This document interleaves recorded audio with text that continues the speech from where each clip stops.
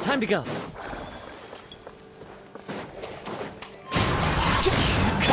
Watch out! Attack! Follow my strength! Fallen leaves, adorn my night! Don't blink! Wind strike! Watch out! Attack! Coming at ya!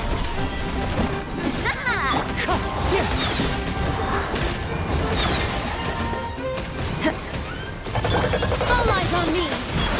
Here! Wind strike! Incoming! Hey! Cut to the chase!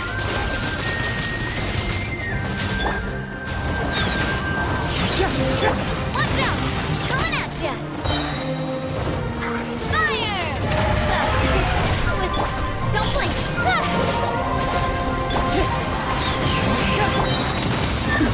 As one with wind and cloud! Speed of light!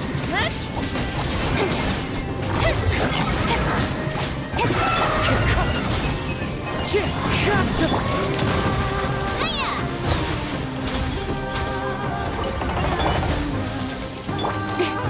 Hey!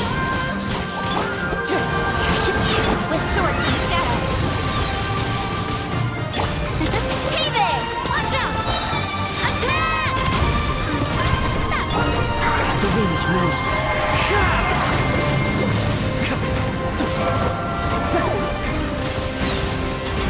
Positions! Don't blink!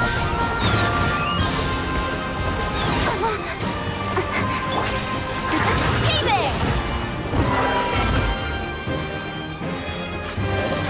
Hey there! Into the wind. Watch out! Clouds high. The birds. Stronger than I thought.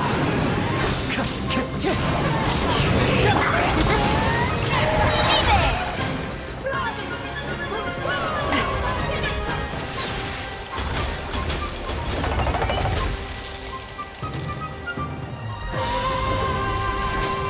Attack!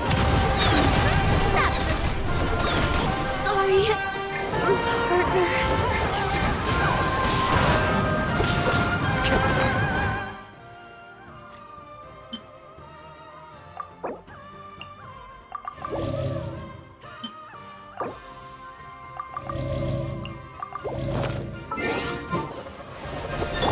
Speed of light. Here. Yeah. This dance is for you.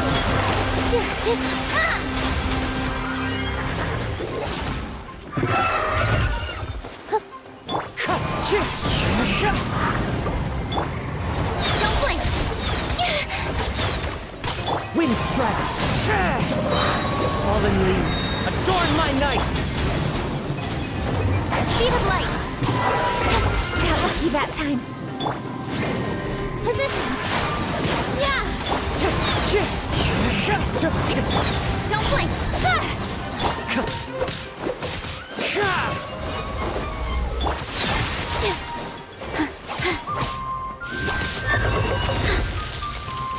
Nowhere to hide. Wind strike!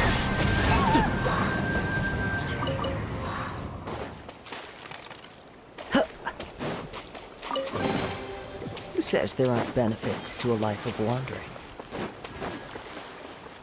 Time to go.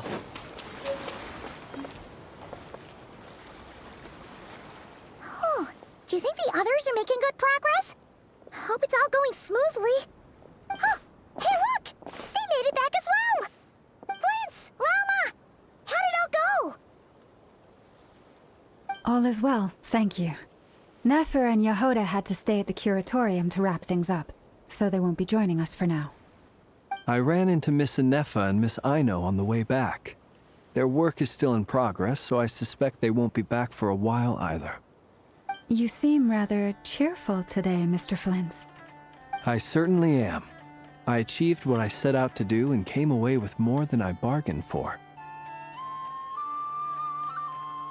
Fighting alone can get quite tedious, but I had the good fortune to run into a pair of brave young warriors. We meet again. How have you been? Albedo! What are you doing here? Thankfully, tracking you down turned out to be a lot simpler than we envisaged. These two courageously lent me a hand while I was fighting the wild hunt. When they told me they were Servarka's colleagues, it all made sense. And given how people of outstanding talent tend to cross paths, it's no wonder you're already acquainted. So, who's your travel buddy, Albedo? Why don't you come and introduce yourself?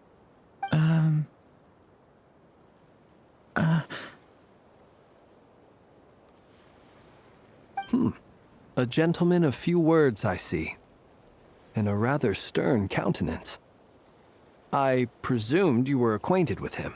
Is that not the case? It's nice to meet you. Again. We've technically met before. Wait a sec! You're Minnie Durin! That's right. It's me. I'm glad to see you again. By the way, he says it's okay if you drop the mini. Yeah, I'm not as mini as I used to be. Interesting, isn't it? The first step towards blending into human society appears to be reflecting on whether one's name really reflects who they are. Wow! You look so different! In a good way, of course. It's great to see you looking so healthy. Thank you, Paimon.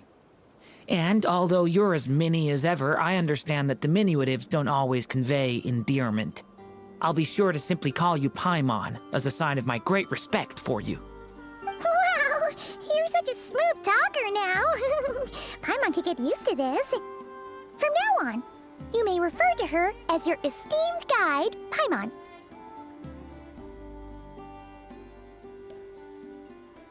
Personally, I think our little Paimon is the perfect size. When people call her Little Paimon, it's just because she's so adorable that they can't help themselves. If that's not a sign of endearment, what is? You're absolutely right, Miss Lauma. My brother still has a long road ahead of him when it comes to understanding human relationships. Anyway, speaking of long journeys, didn't Columbina, leave with you? How come she isn't back yet? She's been catching up with old friends. Wouldn't be surprised if she stopped for a cup of tea or a 10 on the way back. Uh-oh. People are talking about me. Hope it's nothing negative.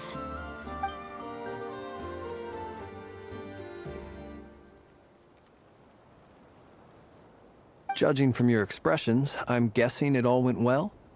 It's getting crowded here. I'll go grab some chairs. No need. This is a job for an alchemist. I'll whip some up momentarily.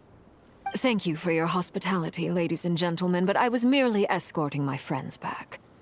I'll be meeting Zendrone shortly, as we still have some things to discuss. It's been a pleasure, everyone. But this is where I'll say goodbye. We really appreciate your help. Oh, come on. Spare the formalities.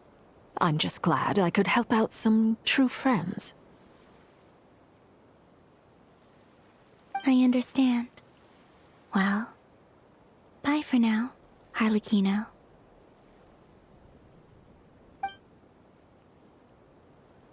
Oh, this place is hopping. It's probably a good thing one of us left. Otherwise, we might not fit all these people in. Are you saying we're about to run out of chairs? As a matter of fact, I am. Come on in and see for yourself.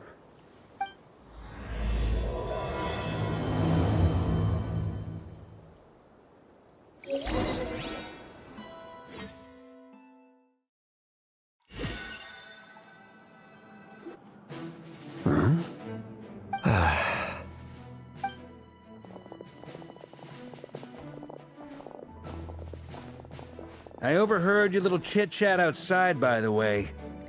With Miss Columbina's colleague gone, we should be back to the original crew plus the other colleagues I brought in. Though, it looks like we have another new face. Someone else managed to rope in a colleague, too? Frankly, you and Paimon are the only people I know here.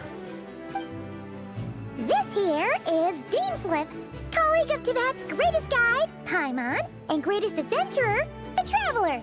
Well, not exactly colleagues, more sort of friends. When someone else jumps in to do the announcing, you know you're speaking to someone important. Let's hear what he has to say. Note to self. Once Paimon knows your name, the rest of the world will soon follow. When he comes looking for us, it's usually something important. Paimon's guessing you've heard about the Wild Hunt, then. From the looks of it, you're about to hold a meeting. If I were to say that the Wild Hunt is our mutual enemy, would that earn me a seat at the table?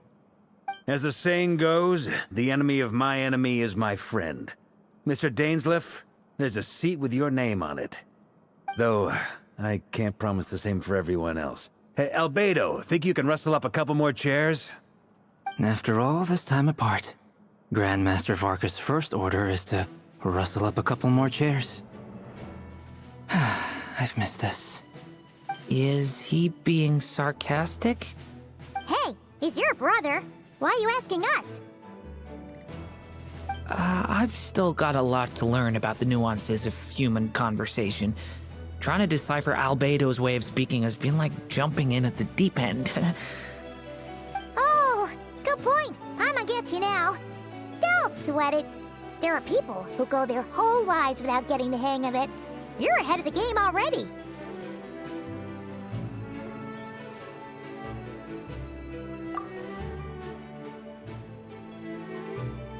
I wonder what's taking Nefer so long.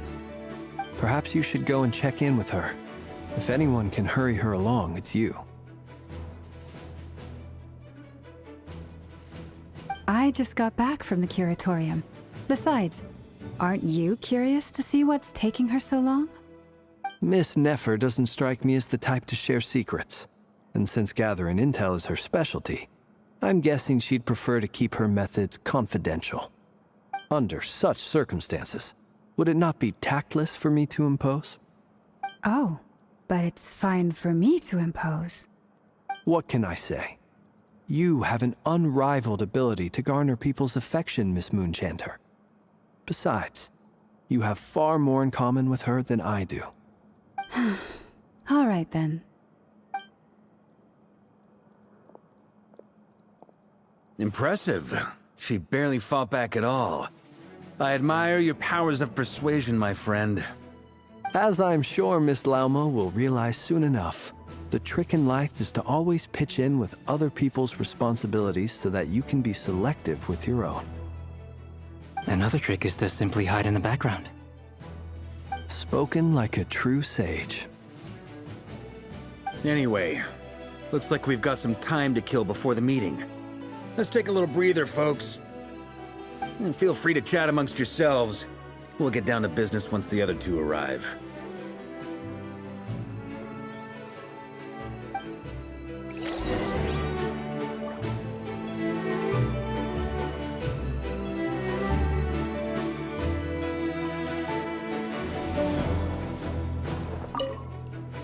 You're both awfully quiet.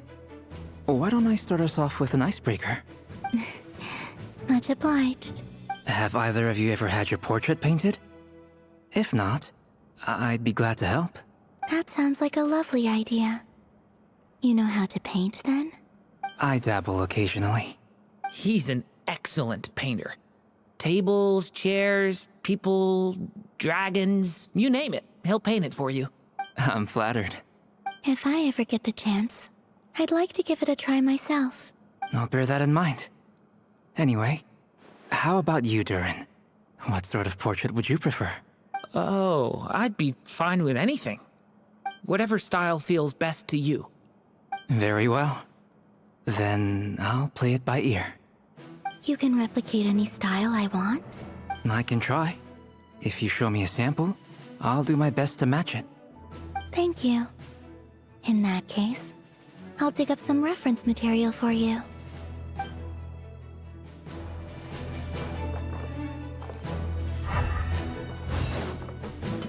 Is there something you'd like to say to me? Yeah! For starters, why'd you just show up here without even giving us a heads up? If you think back to our previous interactions, you may recall that that's hardly out of character for me. You do have a point there. Oh yeah! You'll need to find somewhere to stay the night too, right? Want to tag along with us? You never know. We might get a group discount. Sure, let's do that. Great! Paimon will handle it! And in return, we can get Dainslift to be our very own personal bodyguard. If that's what you had in mind, you should have said so sooner. I'd be happy to help. Oh, okay then. Paimon was only kidding, but good to know. Anyway, since we're all here together, we might as well watch each other's backs. That's just what friends do, right? Indeed. Thank you.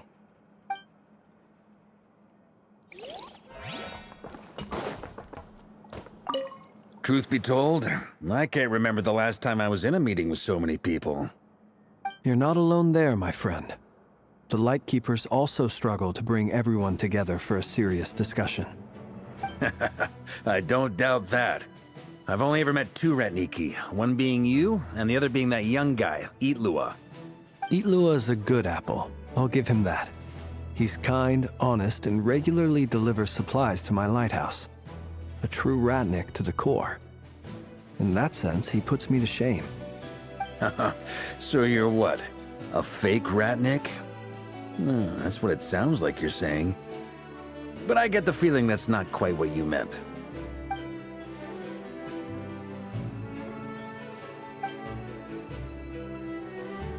Come on, why the awkward silence?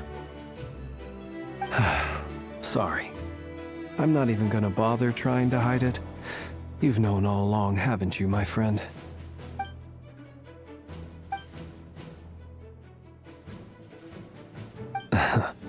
Now that was an awkward silence. Let's just keep this between ourselves. Probably best if Eloa doesn't know, huh? That goes without saying. Gotta be careful what you share with youngsters, after all. Anyone else in the know? Let me guess. The Traveler and Paimon? It's dangerous being too sharp for one's own good, you know.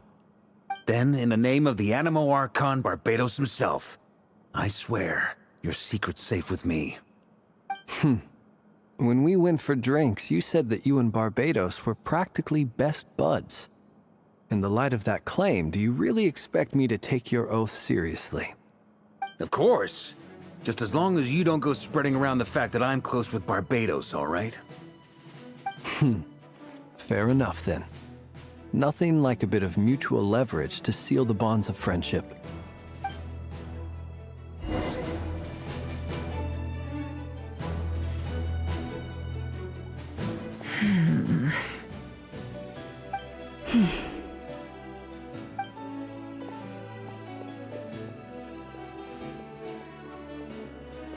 Ah, Miss Nefer. You made it after all. But what about Yehoda? I'm here to give you an update on how things are going on our end. Once this is over, I'll be heading straight back to continue my work.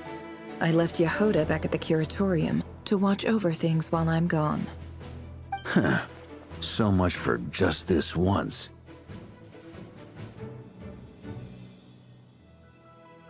Shh! Not so loud! she remembers and suddenly decides to back out. Did you say something, Mr. Varka?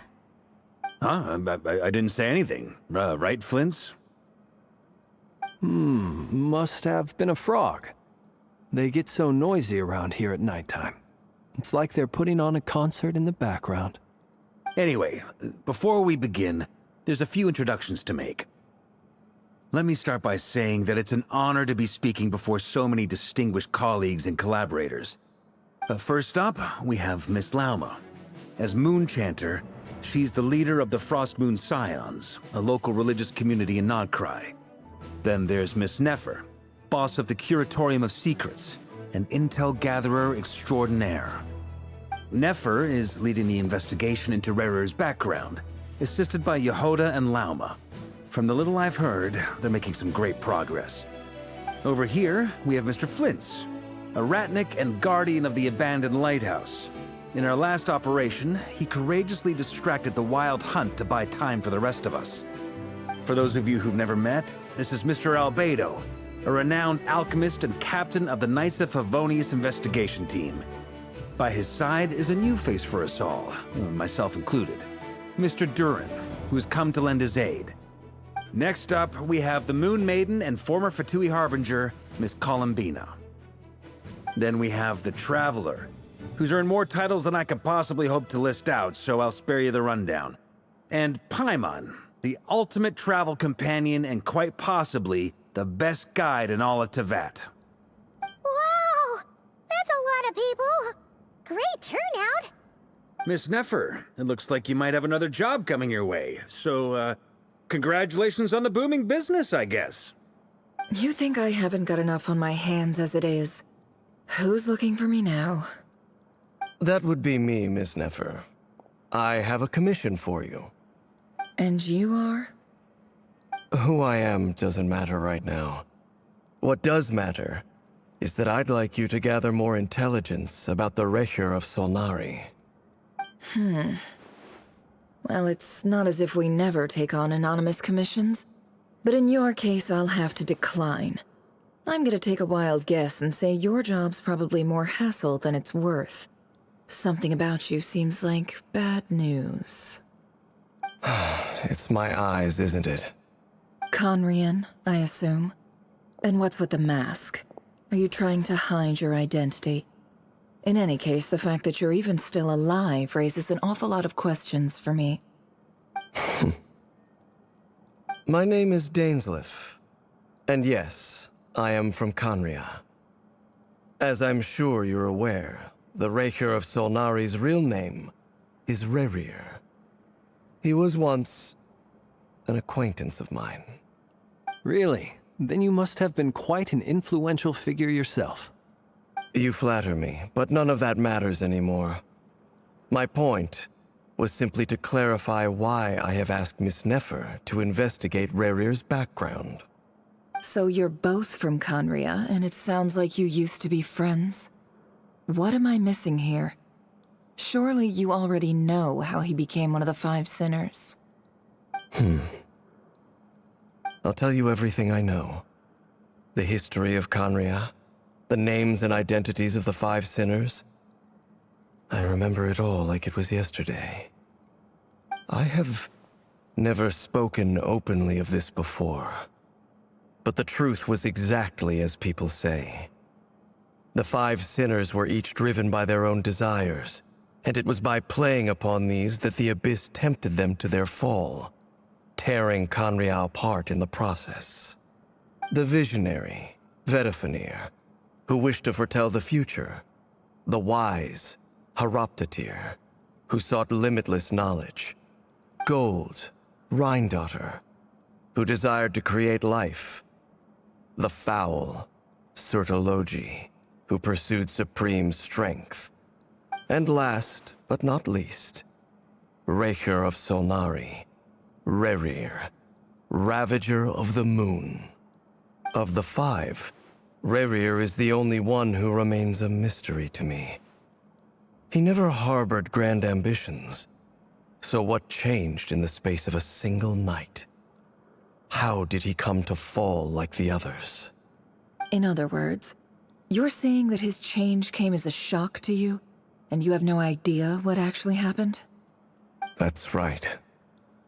You mentioned how the Abyss tempted them, which led to their fall. But what did that look like in practice? And what other context can you give me about the events of that time? The more detail you can give me, the better. Strangely, now that it comes to it, I hardly know where to begin. The fateful night took place during the era of the Eclipse Dynasty. One day, my elder brother, the visionary, Vedifenir, was summoned to the palace by the Vinster King, only for the king to gouge out his eyes and cast him into the dungeons. When I came to hear of this, my fury knew no bounds. I gathered together every ally I thought I had, and together, we set a night to storm the palace and free Ved. Centuries on, the memories of that night still haunt me like a never-ending nightmare. We broke through the palace gates, just like we had planned, each striking towards our separate targets. But then, I was betrayed.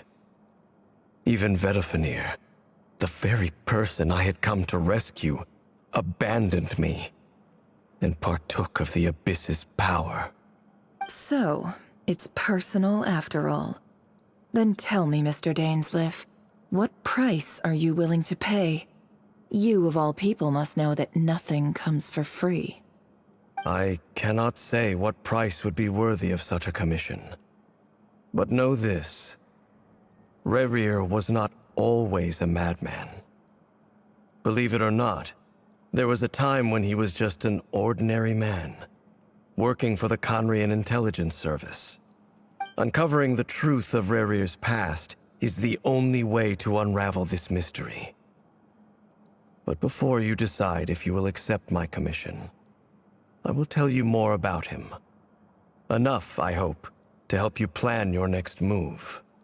Sounds pretty good to me. Feels like we just flagged down a random passerby, only to discover he's actually a master strategist who has a score to settle with our enemy.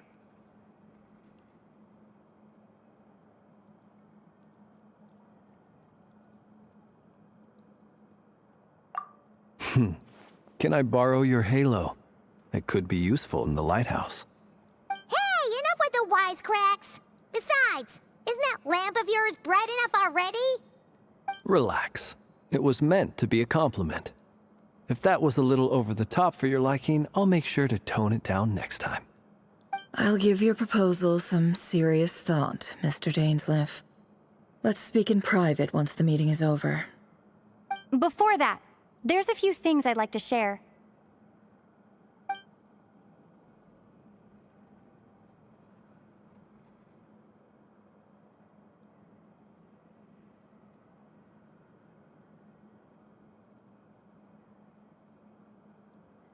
Now that we've united the hearts of the three moons, your power should be greatly enhanced. But it seems like that hasn't happened yet. I believe it will take a little longer. You've done so much for me, so I want to be completely honest with you all. Even though I'm doing a lot better now, the truth is, my recovery will likely be an ongoing process. From the moment I was born, my power has been slowly ebbing away. And that is because Tevat has never accepted me. Even with the moons united as one, it seems my rejection cannot be undone. So far, I have yet to find a solution. It may turn out to be a problem that will plague me until the day I finally leave this place behind. Even so, I will do everything in my power to help you drive out the Rehir of Solnari. As Arlecchino put it, this is not about chasing the spoils of victory. It's just a gesture of heartfelt gratitude. Kutar.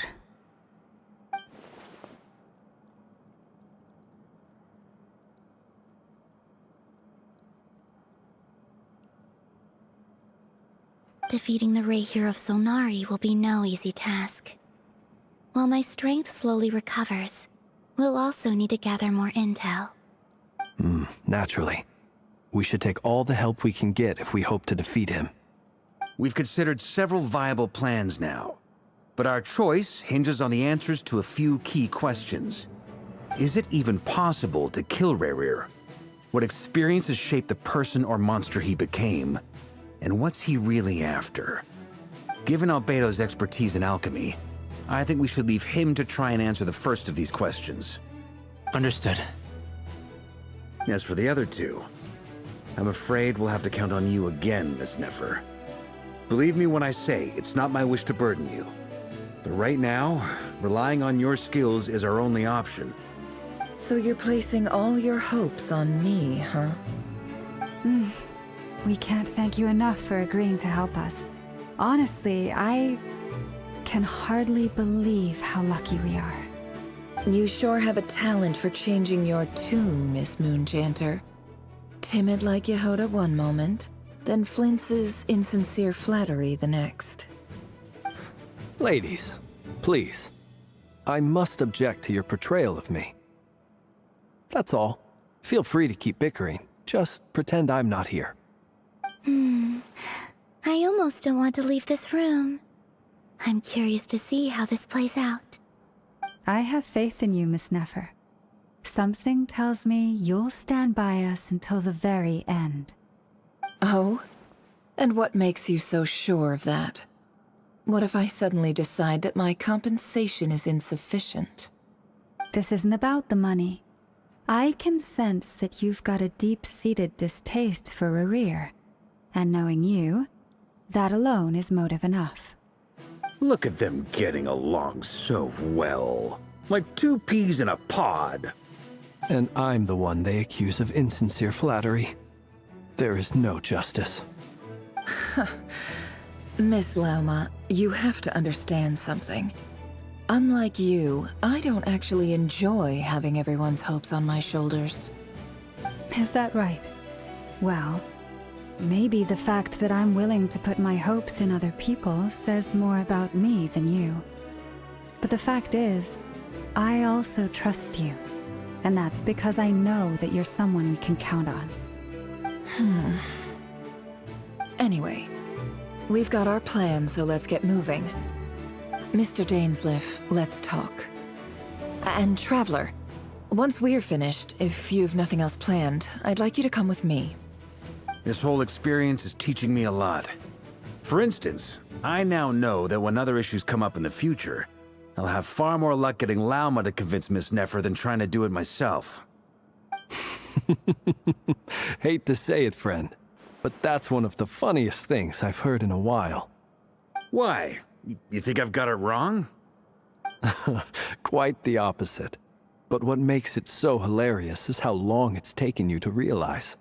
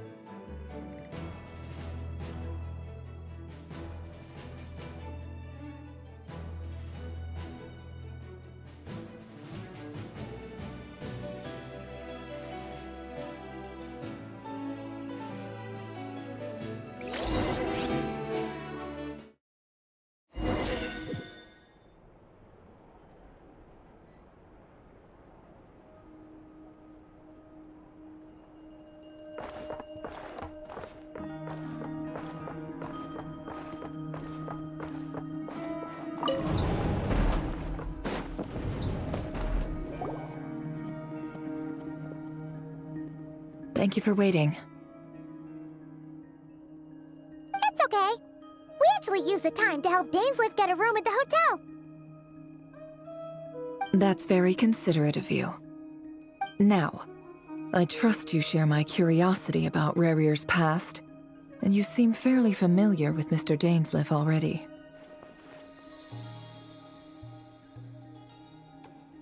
We spoke at some length after the meeting. He was the one who suggested I should invite you to join this operation. He feels confident that these secrets will be safe with you. Dane has a lot of faith in us, that's for sure. Likewise. I appreciate that you got right on board without interrogating me about why I invited you. It shows that you trust me to explain everything in due course. That's because we know what you're capable of. We appreciate you too, Nefer. You might have been forced to help in the beginning, but this time, it was your choice. That's one way to put it. Another is this, that once a decision's been made, it's set in stone. After that, my only goal is to see it through. Alright, so here's how it is. I'm going to access Rarier's thoughts again using my confidential method. Now, I'm sure you've seen things like this before on your travels, so you're surely well aware of how dangerous it can be. The reason I've gathered you all here is to ensure my safety during the proceedings. I plan for us to enter the fragment of his consciousness together, and once inside, I will focus on searching for information. Think of this as a diving expedition into someone's brain. If I'm the diver, you are my safety equipment, tasked with keeping me alive while I'm under the surface. Once the ceremony begins, we will all be spying on privileged information. But in the interests of safety, you must remain absolutely silent at all times. We will discuss our observations after the ceremony has concluded. Lastly, any individuals of a weaker constitution are advised not to partake in the ceremony. In any case, Paimon has her own job to do, which requires staying in the room but not joining the ceremony.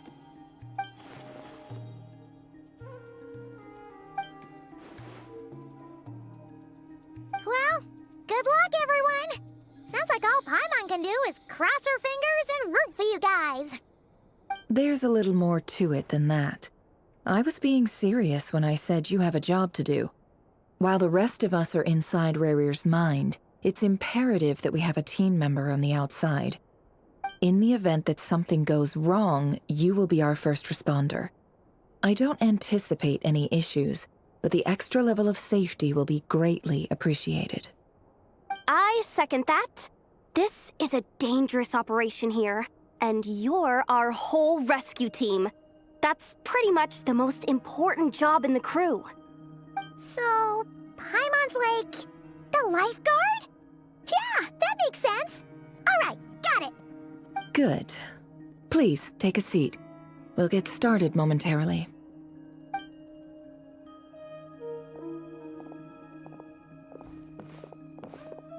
So, did Mr. Dainsleif tell you anything else? He told me that he believes Rarier kept some big secrets in his life. He's not sure that they were the cause of his eventual downfall, but he's asked me to uncover what those secrets were all the same. But surely you're not planning to go through with this, no matter the cost. If you think that, you'd be overestimating me. I'm a businesswoman, not a mercenary. But I do have my own professional reasons for taking this job. You think I'd turn down the opportunity to get a first-hand glimpse into Conrian history? No chance. Well, as long as you don't let morbid curiosity get in the way of safety concerns, we're good. We'll do whatever we can to help you. You're such a killjoy.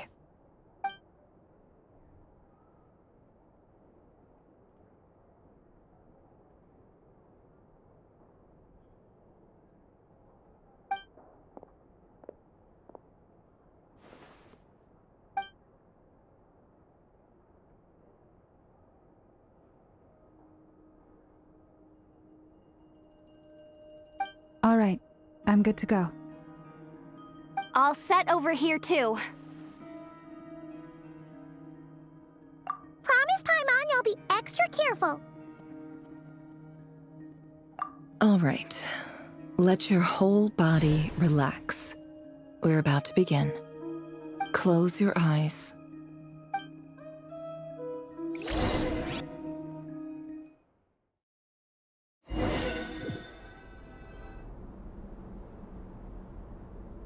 Phew. Could this be his office? Pretty standard setup. Bookshelves, paperwork, files. According to Dainsliff, Rarier used to be an intelligence operative. Chances are there's plenty of top secret intel stashed away in this room. Is this where you keep your secrets, Rarier? Can't say I'm not looking forward to this.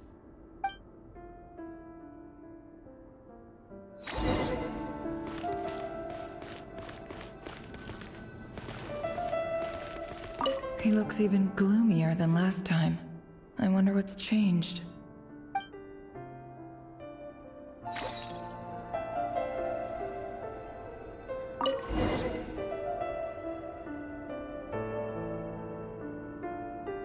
Today's files are in. Time to wade through them just like usual. Male, 51. Occupation, cook. Confirmed Crimson Moon descendant. Has maintained frequent contact with other descendants over the past year. Poses a threat to the dynasty. Neutralized.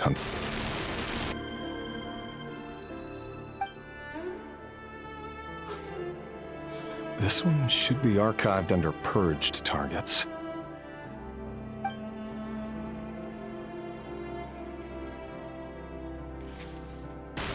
Female, 23. Occupation, office clerk. Confirmed Crimson Moon descendant. Has maintained frequent contact with other descendants over the past year. Poses a threat to the dynasty. Neutralized.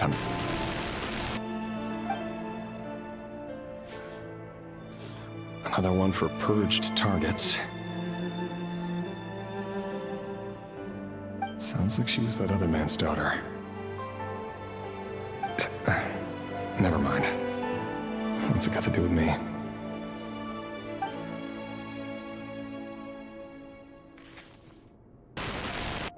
Male, 40. Occupation, teacher. Confirmed Crimson Moon descendant. Has been observed making contact with other descendants during the past year. Poses a threat to the dynasty. Neutralized on...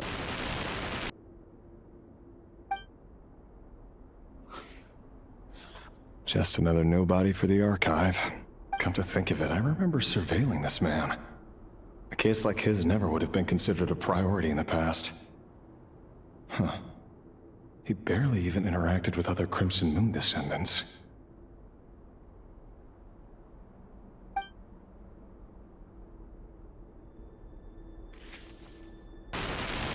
Female, 16. Occupation, none. Orphan and confirmed Crimson Moon descendant. Has been observed making contact with other descendants during the past year. Poses a threat to the dynasty. Neutralized on... Filed. I have no recollection of this girl. None whatsoever. She doesn't seem to be anyone important, but then again, how many of them really are?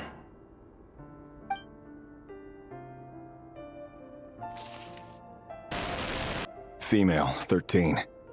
Occupation, none. Orphan and confirmed Crimson Moon descendant.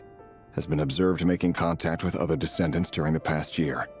Poses a threat to the dynasty. Neutralized on...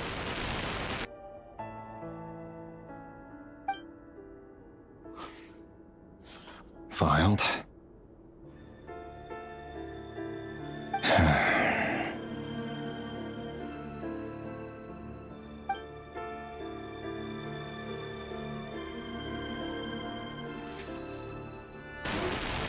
Male, 11. Occupation, none. Orphan and confirmed Crimson Moon descendant. Has not been observed making any contact with other descendants during the past year. Poses a threat to the dynasty. Neutralized and...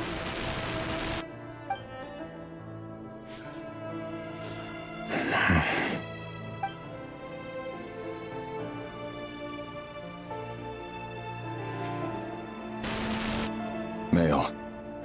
6. Occupation, none. Orphan and confirmed Crimson Moon descendant.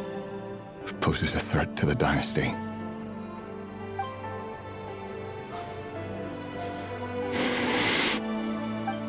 It's funny, isn't it?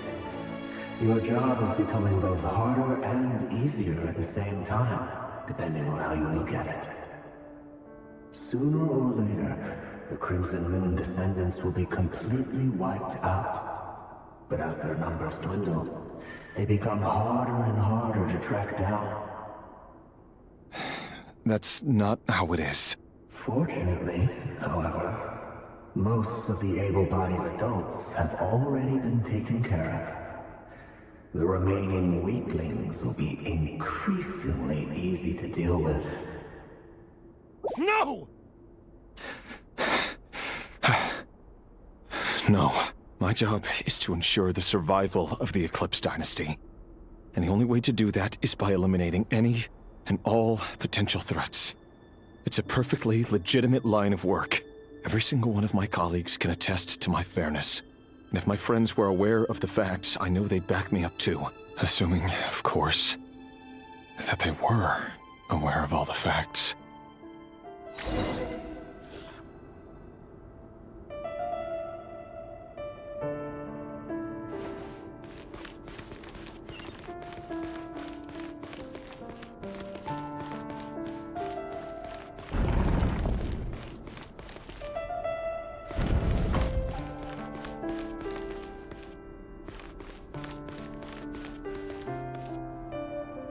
Mr. Vedelfnir, it's been quite some time since we last met.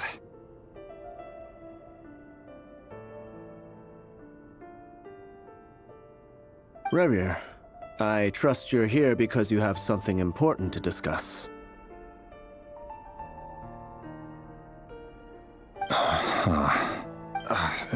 Forgive me. I wasn't tuning out, it's just, I noticed you didn't even phrase that as a question. As if you knew I was coming.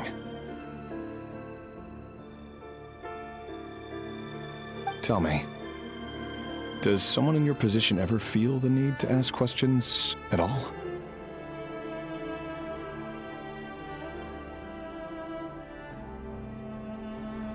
It is indeed within my power to foresee certain things. Things like your arrival. I was just thinking.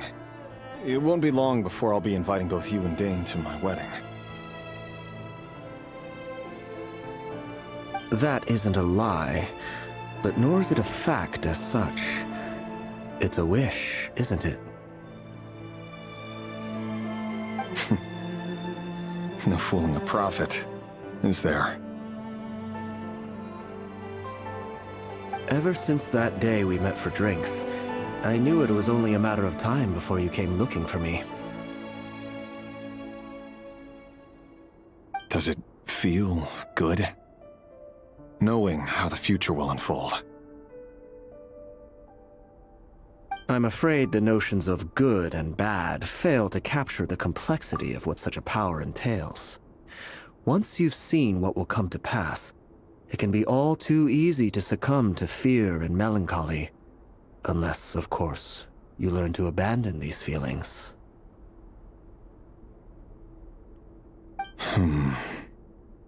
You fear my silence, and long to hear the words I left unspoken that day. That's right. You must have noticed my reluctance to broach the subject. And the reason is simple. Because the truth could never have lived up to your hopes. For both our sakes, such words are better left unsaid. The burden of prophecy was never meant for your shoulders. So who exactly do you deem worthy to hear your prophecies? None but our exalted king? Or rather, our king as he once was. You're closer to His Majesty than I am. You must know better than anyone how much he's changed. You say that as though it is to my benefit. Yet precisely because of that, I dare not speak rashly. A king can turn out to be the most virtuous of rulers, or a tyrant more terrible than the most vicious of dragons.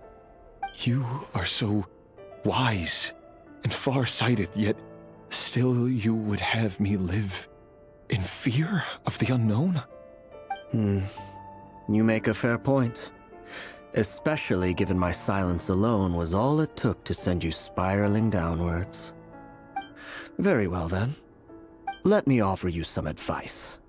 And I say this not as a prophet or a visionary, but simply as the brother of your friend. For many reasons, there is very little chance of your marriage ending in happiness. If happiness is what you seek, you should find another fiancé.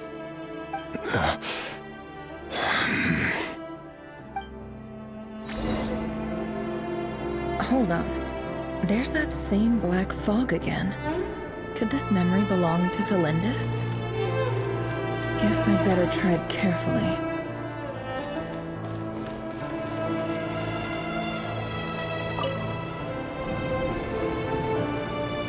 Wait. Hear me out. This time we finally got a clear look at his face and learned his true identity. His name is Rayrir, and he claims to be one of the king's guards. What did you say? A cruel irony, isn't it? The man you're set to marry leads a double life as a brutal executioner. Why are you telling me all of this now? Simple. It's because I want you to kill him. You are the only person he would never suspect. No, absolutely not. I would never dream of doing such a despicable thing. So you'll just stand by and watch him slaughter us to the last? Do not forget that the blood of the Crimson Moon flows in your veins too. The blood of the Crimson Moon? What does that matter now? The dynasty has long been dead and gone. You think that alone is reason enough for me to throw away everything I have? Why wouldn't it be? You two were once a child of the Crimson Moon, just like me. Don't tell me you've never felt so much as a flicker of fury for the way we were trampled into the dust.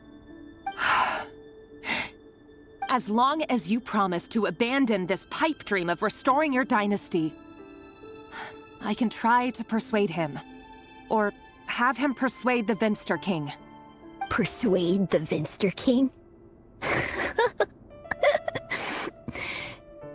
Do you even know why he's so obsessed with hunting us down?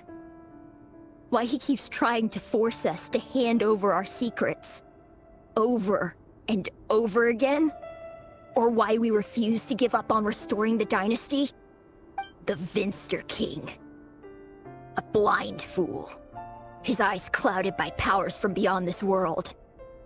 A petty little man with a miser's heart. And he dares to sit upon the throne? Mark my words. Sooner or later, Conria will fall. And it will be his doing. If you can't bring yourself to do it, so be it. Just you watch. It won't be long before calamity descends upon us all.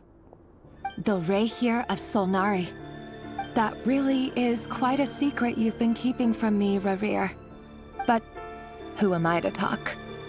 Am I really any better? I've kept my own past a secret this whole time, too. Love should be built on honesty. But ours was born from lies. And yet, is it really so wrong to hide things that would only make life harder?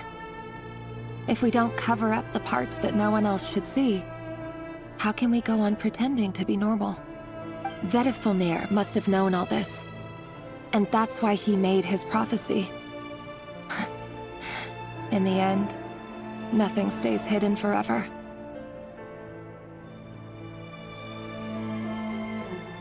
But I won't just sit by and watch this disaster unfold. I'll do everything in my power to protect what I cannot afford to lose, no matter who I have to face.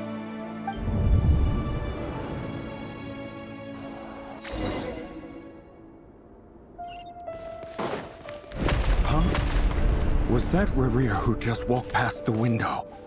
Doesn't it give you the chills that he still takes the same road to work every day, as if nothing ever happened? Those people at the deli. Enough already. They're clearly pretty taken by their own disguises, so just smile and play along. Pull the rug from under beasts like that, and you'll risk having your throat torn out. Oh. They're talking about those people from the opposition. Right. I'd almost forgotten they used to run a deli. People of no consequence always vanish so easily. And no one even remembers them.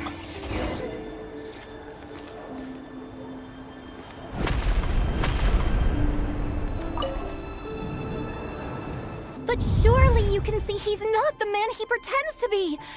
So many have died already, and they say that the king's madness grows with each passing day.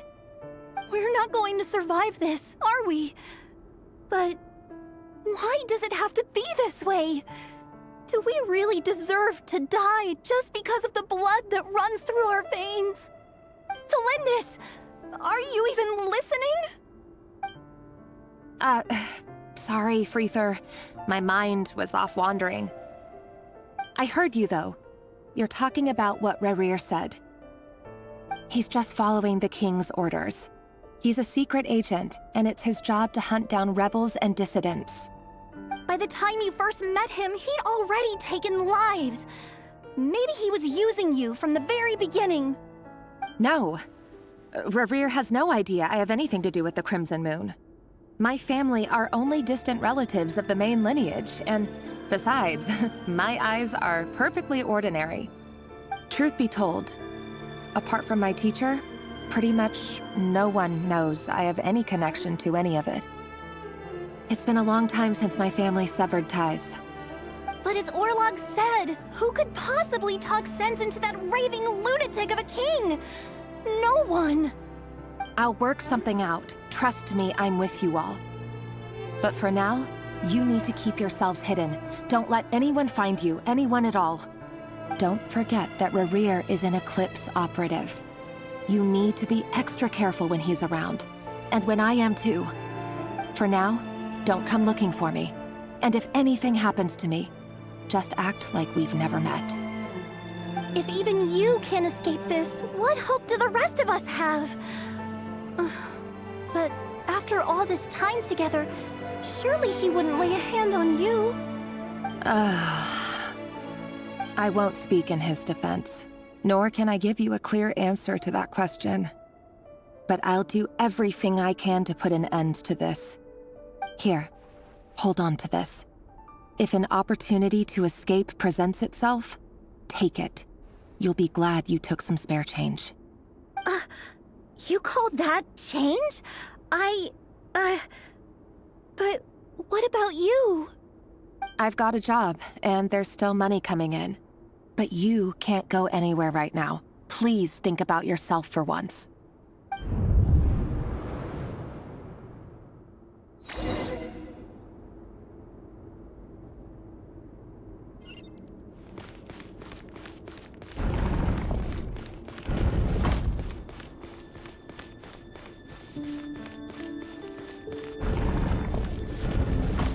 Another day, another round of assassination training. Training ground is just beyond this hidden passageway. When you kill a person, doesn't it bother you when you end up covered in their blood? Why would it? Aren't we all just walking blood bags? But not everyone is accustomed to hunting down others like prey. You've been a hunter for so long now, you seem to have forgotten that most people don't just go around killing one another. Leave me alone.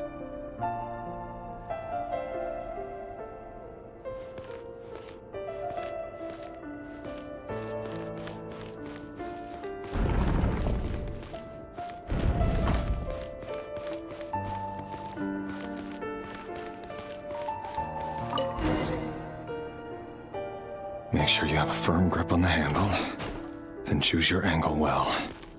Keep your movements light and brisk.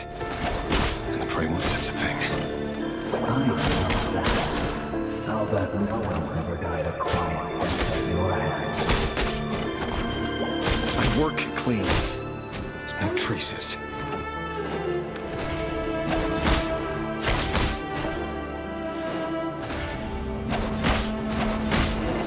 That doesn't make it open and above board, though. The king just happens to need you now. Something doesn't. That won't happen. Please change. Ever since you fell into the flow of that power, you only had to take a but now. The ones I've dealt with have always been guilty. And I've carried out my work flawlessly.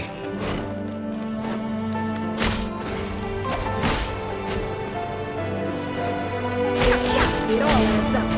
Can't hide the truth.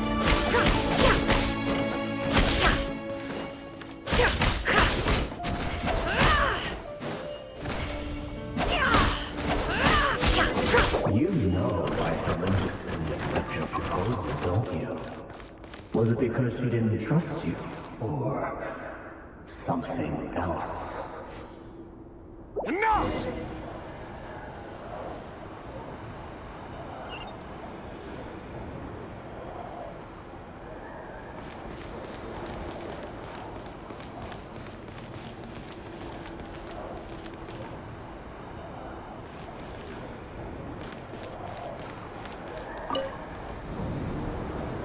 Delindis, do you still remember Orlog? Orlog. The boy who was pretending to sell flowers. You spoke for quite a while, didn't you? Yes, we did. What about him? He was arrested 2 days ago. Chances are he's already dead. He... I just don't get it! After everything he's done, why do you still stand by him? Or does it mean nothing to you that people keep dying? No, that's not... Just hear me out. I need to go now, Thelindis. They're looking for us. You take care too. If you ever need a place to hide, come find us.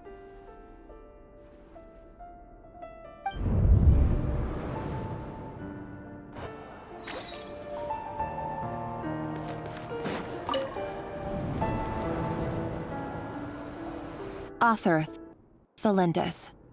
Over the course of this week, the research object was subjected to interference for a total of 47 hours for experimental purposes. The results are as follows.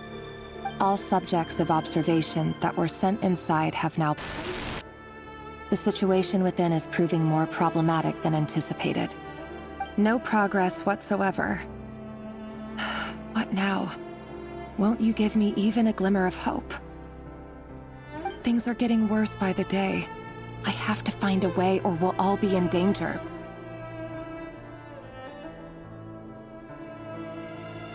But I...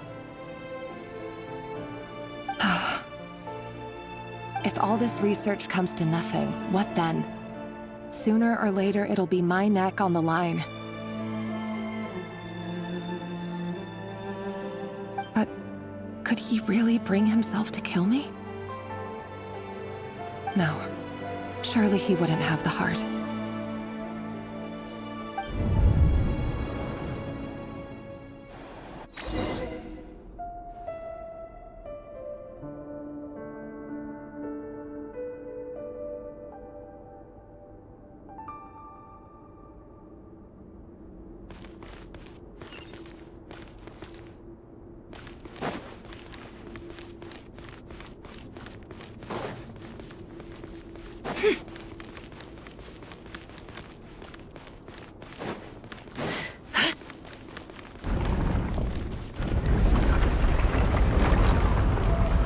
Why won't you just let us go?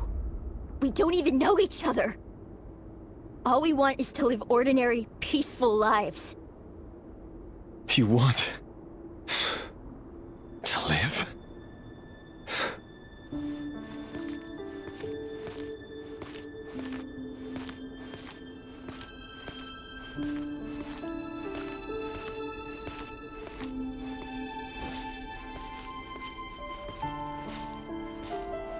Yes. I just want to go on living. Is that really such an unforgivable crime?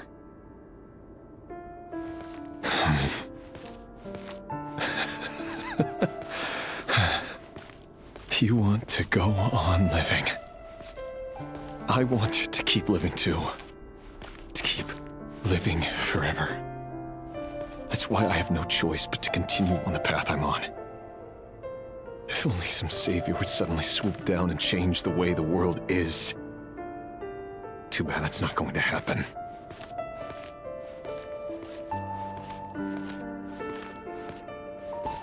Imagine that. If there really were such a person, you and I wouldn't be standing here like this, would we?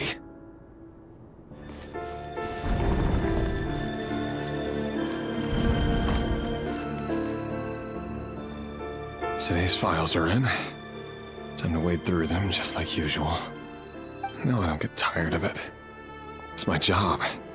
And not only am I lucky to have it, I'm good at it too.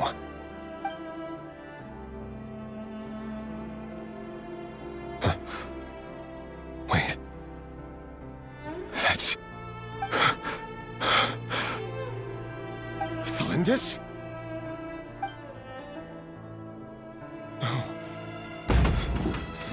No. No! Why? But you bear no mark of the Crimson Moon. How could you possibly have anything to do with them? It cannot be! A diluted bloodline. Carefully concealed. I see it now. You've been living in the shadows just like me. What a fool I've been. Numbing myself with talk of justice. Even imagining my friends would back me up. But in the end, Irminsul. Finster King! How far are you going to take this? From the direct bloodline to secondary offshoots? And then what? Today it's the descendants of the Crimson Moon. Who will it be tomorrow? Will you not rest until everyone down here is dead? No. This cannot go on.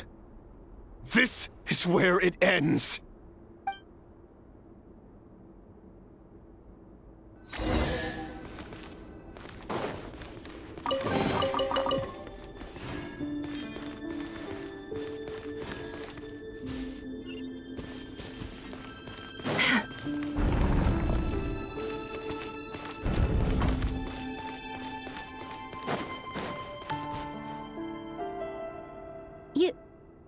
You're really letting me go? I am. As long as you can guarantee that no one will find you. Don't worry, I'll be extra careful. No one will know I was here. But what about you? Me? If you let me go, you won't be able to complete your mission, will you? Good point. In that case, maybe you should stay. No, please! I just want to see the outside world again. To... Go on living? Yes. I know you're a man of your word. So please, just let me go. If I let you leave, what will become of me? Just kidding. Go, now. But remember, don't let anyone know you were caught. We'll be seeing each other again very soon if you do.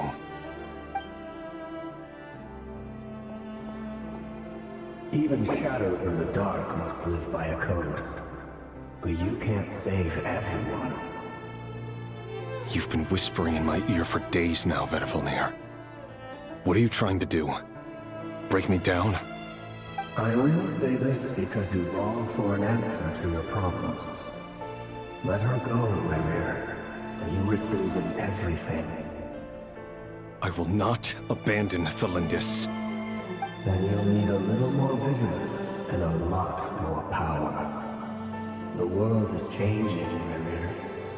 Keep your eyes peeled for your moment of opportunity. That voice used to be so unclear. But now I know exactly whose it is. It's Vedalfnir. He won't tell me how to actually resolve any of this, but he keeps trying to manipulate me like a puppet. What's his game here? Tell me then. What will this moment of opportunity look like? And no answer. He's like a ghost. Always disturbing me when I'm on edge, but never answering when I need him most. So, the Eclipse Dynasty was purging, well, massacring the descendants of the Crimson Moon. And it seems like it was all connected to the Vinster King's research.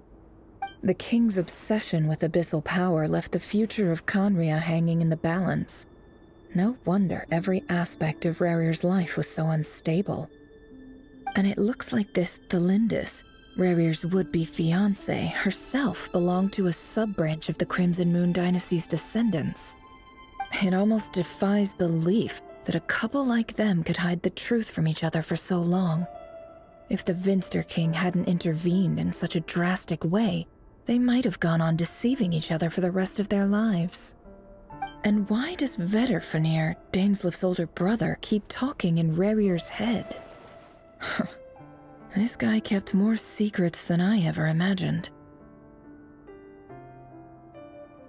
The human mind is like a vast desert of shifting sands. When you follow the flow of someone's memories, you only ever see the parts they're willing to let surface. Time for something a bit more creative. We've been inside Rarir's mind this whole time, building up a picture of his psyche. There's already enough clues on the board to start reading between the lines and mapping out the rest. Now, we can finally begin to put the pieces together. Sure, it'll only be a reconstruction, part simulation, part reasoning, but it's usually pretty accurate.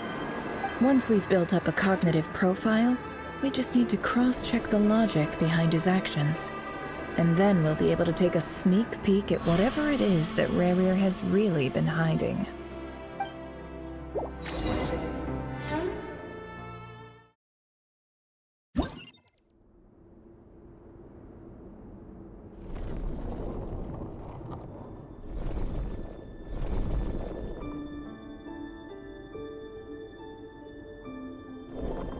Rarir, are you there?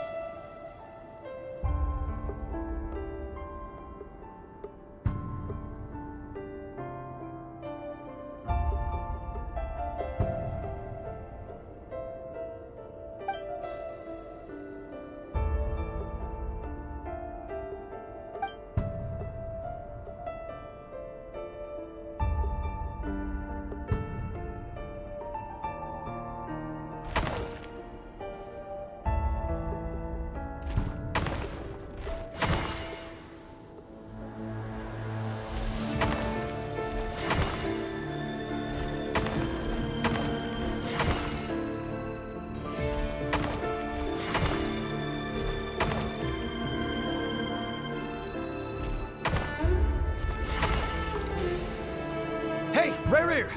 Come out, it's urgent! Dain? What's wrong? Quick, come with me. I'll explain everything once we've met up with the others. Okay. I'll come. But the Lindis is still over at the Universitas. I'll need to leave her a note. All right then, but make it quick. I've never seen Dain so worked up before. Whatever this is, it must be big trouble.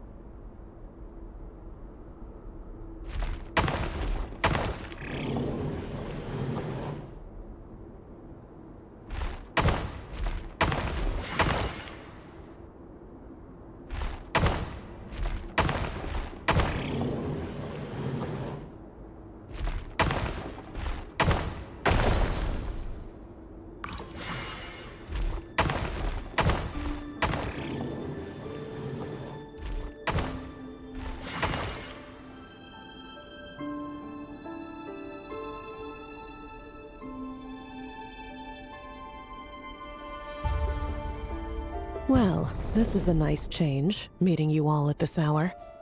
When men and women of ambition can speak face to face in broad daylight, I say that's a big step forward for our dear Conria. Don't be ridiculous. We do not fear the day. Why would we seek refuge in the night? You might ask your blade that same question. I'm told it prefers the cover of darkness. The word on the street is that Sertologi only strikes when he has an unfair advantage. But that is patently false. I see you're missing an arm and a leg. Surely only a fair fight could explain that. If this is your way of offering me replacement limbs, believe me, I'll take them. Oh, we can certainly discuss that. With bioalchemy, anything is possible. Assuming I have your full support in my research. Lunatic. Robtatir, what brings you here? Why, Dainsleif, of course. He invited me. Please, cast aside your apprehensions, Miss Rhindaughter. Whatever the rumors may say, I am but a humble servant of the king, and I can assure you he affords me no greater convenience than he does you. Well, the Universitas Magistrorum won't stop fawning over you. So at least some of the rumors must be true. You're clearly doing well for yourself, so drop the humble servant act. It endears you to no one. You're president of the Universitas Magistrorum, the chief royal mage known as the Wise by royal appointment, and by far the most favored among the 4 pillars of Conria. Vice President Veet doesn't even try to hide his envy when he sees you. My success is the product of hard work and good luck. It's as simple as that. Were the king not such an extremist, I hardly think I would have received a senior post at my age. Of course, no job is without its gripes. Serving a king like ours can be a challenging task, as I'm sure you can imagine. And as for Efterveet, in missing out on the presidency, he's dodged a mountain of stress. Like everything else in life, it comes with pros and cons. You're all here. I apologize for the short notice, but it was an emergency.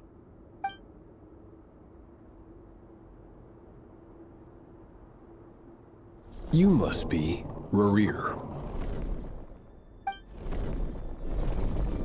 Mr. Sertologi. Yes, I handled your case file during your sentencing. Nothing personal, of course. I'm pleasantly surprised that you remember me. You're clearly a person of substance if you've been invited here. But Dainsleif, you'd better have a very good reason for convening this little gathering. It's my brother, Vedalfenir. After he spoke at the court this morning, the king was so infuriated by his words that he had him blinded in both eyes and thrown in prison. Vedalfenir in prison? Strange. I thought the king trusted him and Horoptatir more than anyone else in the world. Does this mean the king's circle of trust just got even smaller? It has nothing to do with trust. It's about what the king wants, which is as clear as day to anyone paying attention. I simply appease him, because it's in the best interests of the Universitas Magistrorum. And also because you're slimy. Vedalfenir, perhaps less so. But still, a visionless visionary? It rather inclines me to think that qualifications are not what get you ahead in Conria. Do you honestly think this is an important discussion to be having right now? Dane, what are you planning to do? Rescue Vedalfenir, I assume. Correct. It will mean storming the palace by force. Tonight. I need all of you on my side. That's far too dangerous. And don't forget, Dainsleif, you're captain of the Royal Guard. You swore an oath to the throne. You've been planning this for a while, haven't you? I have no desire to commit treason. But whatever critique the king may have of Vedalfenir, disfiguring your most loyal subject for putting the best interests of his court and nation first, this is not the conduct of a wise ruler. My blade will force the king to see the error of his ways. So, Vedafilnir's prophecy enraged the king. I'm sure it wasn't what he wanted to hear, but if he won't take counsel even from the visionary, that is deeply troubling news. The extent of His Majesty's madness is now all too clear.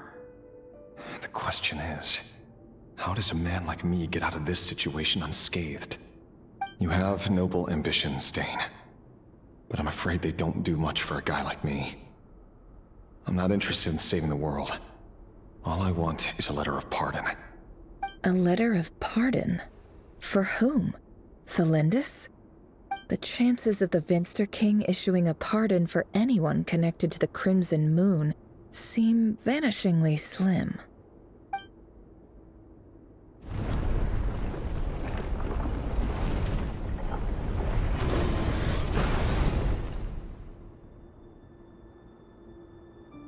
This black fog over the board must have some connection to Thelindis. But why is it taking this form? Does it have something to do with Rerir's past? Another mystery I'll need to unravel.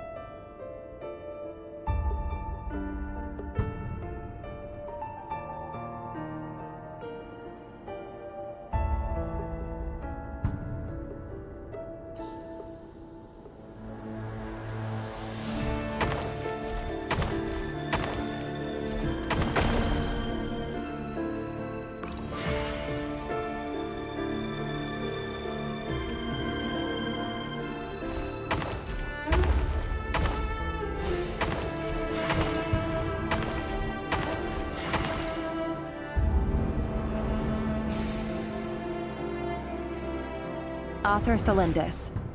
Over the course of this week, the research object was subjected to interference for a total of 60 hours for experimental purposes. The results are as follows. Research dating back to the Crimson Moon dynasty has established 2 points regarding moon marrow. Firstly, its origins have something to do with a god's power. Secondly, it serves as a portal to an as-yet indeterminate location. Moon marrow can thus be defined as a spatial gateway. However, there are a number of hurdles to overcome before we can answer the question of where it leads to. To start with, opening the gateway requires a specific power source, which the relevant literature indicates. An enormous amount of power is then required to keep the gate open. Currently, the total power output of our instruments remains in the single digits. To make matters worse, I am now the only staff member remaining in the Moon Marrow lab. The Universitas Magistrorum recently decided to move most of its personnel into abyssal energy research, which has stymied all Crimson Moon-related projects. This is not a wise move. I have always maintained that placing all our hopes in a single source of power is risky, especially one as poorly understood as this. As well as making ourselves overly reliant on a single resource, we are neglecting other promising technologies. I apologize if this comes across as disrespectful. But as a Moon Marrow researcher, I desperately want to see the world beyond the gateway. If we really made it there one day, what would we find? And how would we go about taming the unknown? My imagination is endlessly fueled by questions such as these.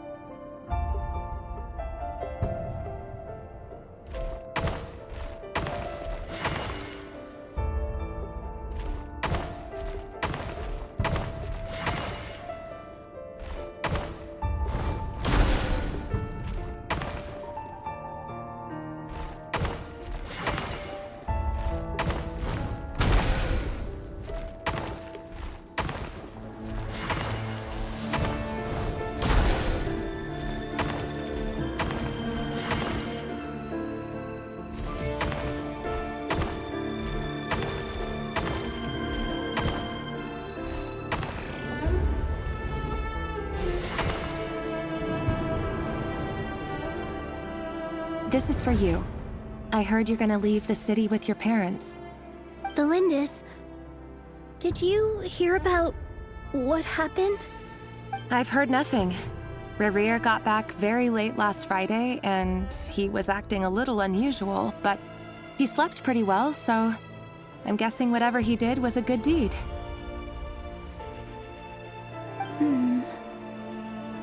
You never saw him, and I don't know what he did. And this conversation never happened. You understand? What if he finds out that you pried into his secrets? Don't be silly. I don't know what secrets he does or doesn't have. All I know is he's just a normal guy who happens to run some errands for the king. Are you scared of him? I don't know. The Rerir I know doesn't match the person you all describe. Logically, I should be scared of him. And yet, I don't want to lose him. But enough about that. You should get going, and be careful with the package I gave you. Keep it secret. Keep it safe. What's in it? A piece of the moon. All you need to know is that as long as you keep it safe, then in the future, everyone will be able to see a red moon. A red moon? You mean our moon? That's right. Our moon. Promise me you'll look after it. I promise, Thelindis. The Crimson Moon bloodline will never die out. Its light, the color of blood, will become like a fire that flows in our veins, no matter how long it takes.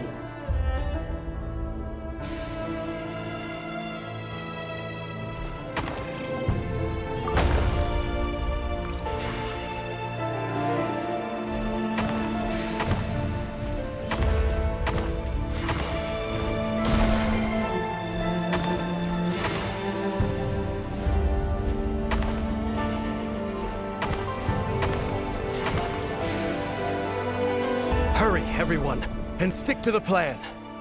Sir Dainsleif, what are you? Is this treason? You know what happens to those who betray the throne. Please, don't do this! It is the king himself who has betrayed the throne. He has betrayed all of Conria. If you have any love left for justice in your heart, you should join me. It's showtime. Dane and his group will handle the troops in the palace. Then Hraptatir and Rhindaughter will disarm the security measures. My job is to enter the prison and rescue Vedifalnir. Stay safe. Wish me luck. Look after my brother. Draw your blade. It is time for justice to prevail.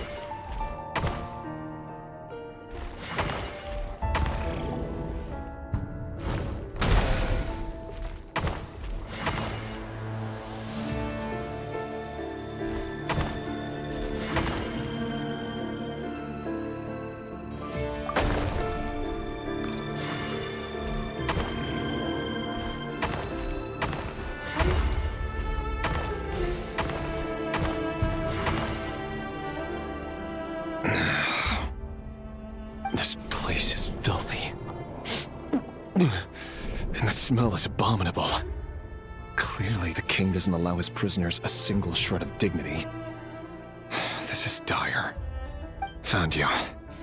Hello, Mr. Vedifalnir. Ah, it's you. Surprised? Oh, wait. I guess surprise isn't an emotion that prophets feel very often. I certainly felt some surprise in the moment when I was blinded. Surprise at the king's sheer ignorance. Surprise at just how unfairly this world responds to words of earnest remonstration. I'm curious. What did you prophesize this time? It wasn't a prophecy. It was a word of warning. Someone had to say it. The king has forsaken all reason in pursuit of his obsessions. I simply told him that if he continues on this path, Conria will surely fall. But he didn't listen. Worse still, he stabbed you in both eyes and locked you away. Dane asked for my help. The court is in complete chaos now, but I'm sure you predicted that. Everything is transpiring as I foresaw, yet I am powerless to change it. Fate is an immutable force. I can but lament as the inevitable unfolds. I do wonder whether giving a man the power to see the future does nothing more for him than slowly crush his spirit. Forgive my curtness, Vedifalnir, but the king did not suddenly turn on you today. His suspicions have been brewing for a long time. You can't have wisdom beyond the reach of your fellow man without attracting his fear and suspicion. There are things the king does not want to see. So, he doesn't want you having visions of them either. He blinded you because he thought this would make the visions stop. He wasn't entirely wrong. I did indeed lose my power to see the future. Right up until... Until what? Just now. I believe I saw something new. Well, tonight could go a lot of different ways. 5 of us banded together to storm the palace, also we could rescue you. This will go down as the most tumultuous day in Conrian history. I sense hatred in you. but also hope. A desperate hope that with the tyrant deposed, that will be the end of the story. But this is not the end. It is the beginning of a new chapter in a whole new story. There are many men of honor and courage in this world, Rerir. But you are not one of them. You're not here for justice, are you? You're here for yourself. Is that a dagger? Interesting. Why not the polearm? It was always your weapon of choice. With your abilities, I don't doubt that you were able to recover some of your sight. But I also doubt that you want to make an enemy of me right now. Of course not. We're on the same side, aren't we? We could be. But I need you to be honest with me, Vedafalnir. At this point, you're my only hope for the future. You mean your future? With your beloved, Thalindis? Yes. And I know there are bigger things at stake here. A dynasty, a nation, maybe the entire world. But forgive me, I care first and foremost about myself. I can't abandon the one I love to save myself. I just can't do it. But you see a broader picture of the future than I. You see the solutions to the biggest problems of our age. So tell me, what is my solution? What's the answer? In matters of fate, answers are either right or wrong. What will be, and what will not. Maybe you are willing to pay a certain price in the pursuit of happiness, but unfortunately, fate does not negotiate. That is the cruelest thing about fate. It is unmoved by your sacrifices. That can't be true. I know it's your voice that I keep hearing in my head, urging me to see how the world is changing, to seek more power, so I can protect the things I love. You show me disaster, but you won't show me how to avoid it? Why? Why are you doing all this? My voice. In your head.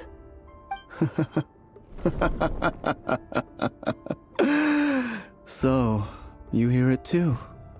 The voice that steals your mind, gains your trust, and drives you crazy.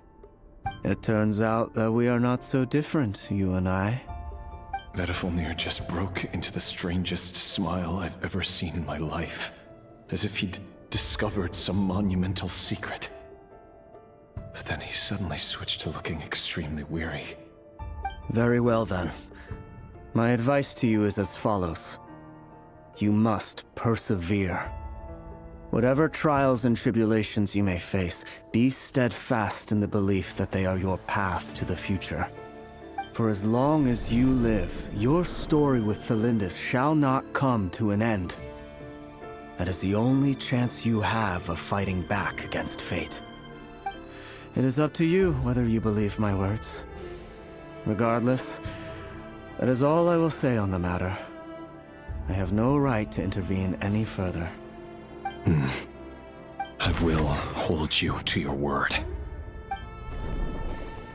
Thank you for setting me free. In return, I will tell you one more thing that you cannot afford to ignore. Just then, a strange wave of energy rippled through the city. We had no idea what it could mean. If I were you, I would head to the Universitas Magistrorum. The Universitas? Oh no! I'm sure we'll be seeing each other again very soon, Rerir. Whatever Vedafalnir said, I didn't catch it. I didn't even help him out of the prison. There was no time to lose.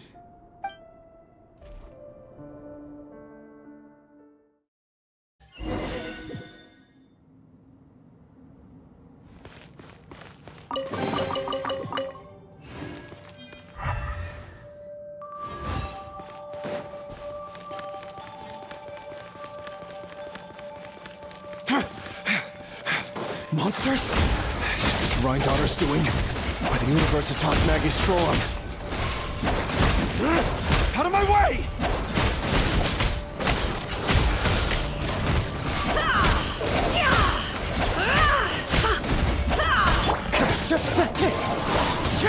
Incoming! Hey! It all adds up.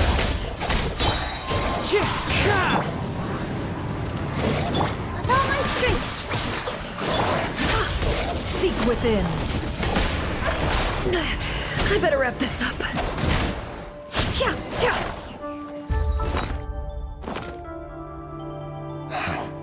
The Universitas. That reminds me of a rumor I once heard. Allegedly, the king installed secret mechanisms in the palace and around the city. No one knows where they are or what kind of power they hold. But if they were ever gonna activate, it would probably be on a night like tonight. Help! Help! Hold on! Don't let them anywhere near you! Save me! I can't! Ah! That sounded like an explosion. So, the rumor is true? The king really went through with it? What other means does the king have at his disposal? They must run on power from the Abyss. And given it's a major center of Abyss research, anyone over at the Universitas will be in grave danger. I have to hurry!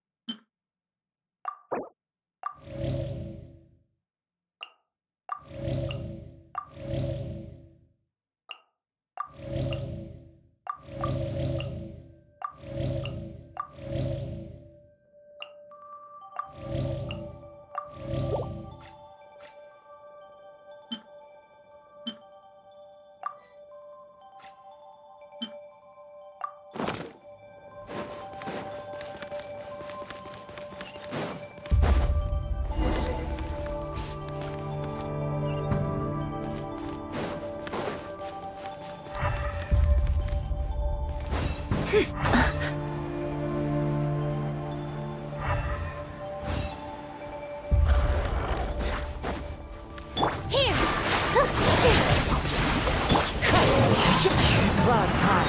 The burden? Speed of light. Cut to the chase.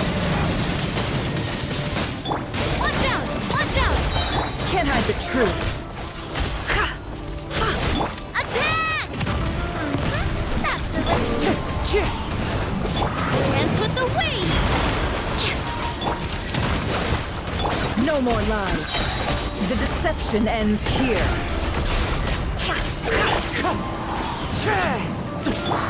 Don't blink! Haha! Watch out! Wind strike!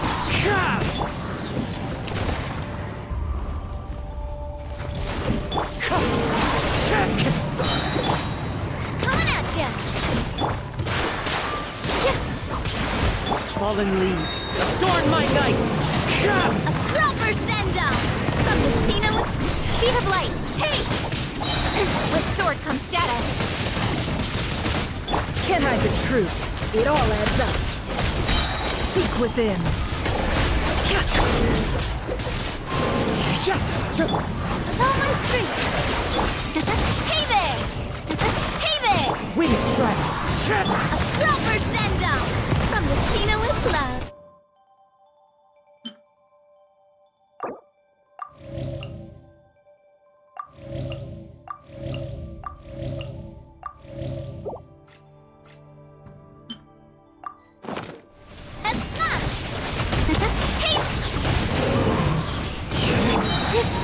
This dance is for you! As one with wind and cloud!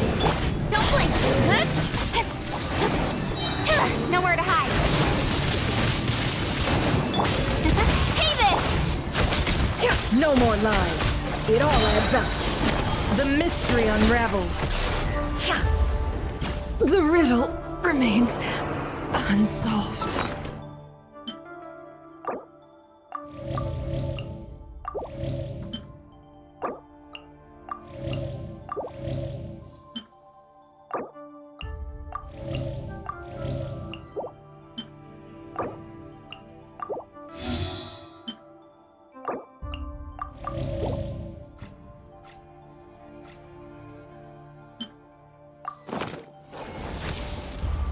Positions!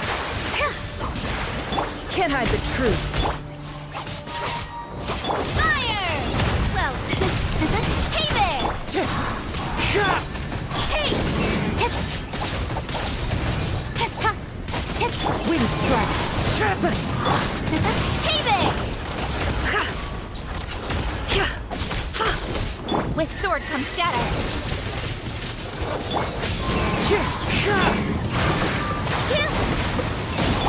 Clouds high. The birds come. No more lies.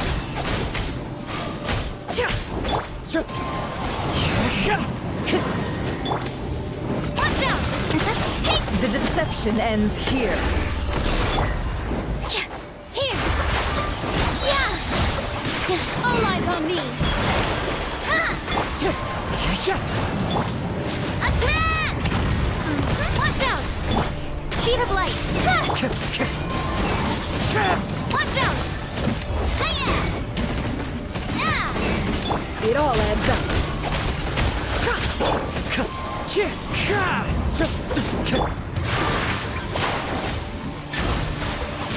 Cut to the chase! Incoming! Hey!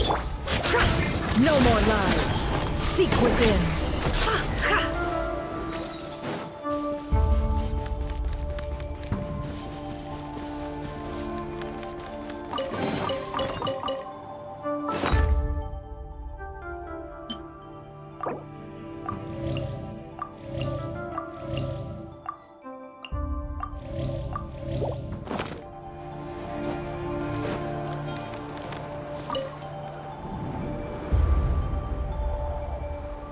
Monsters!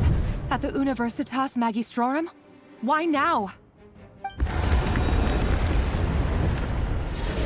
Oh no! They're coming! It's no use. The table won't hold out much longer. The weapons. Where are the weapons? Of course. All the lab equipment was upgraded after the inspection last week, but the new weapons haven't been allocated yet. I'm done for. Is anyone there? I need help! Ah! Stay back! Please stay back! Please!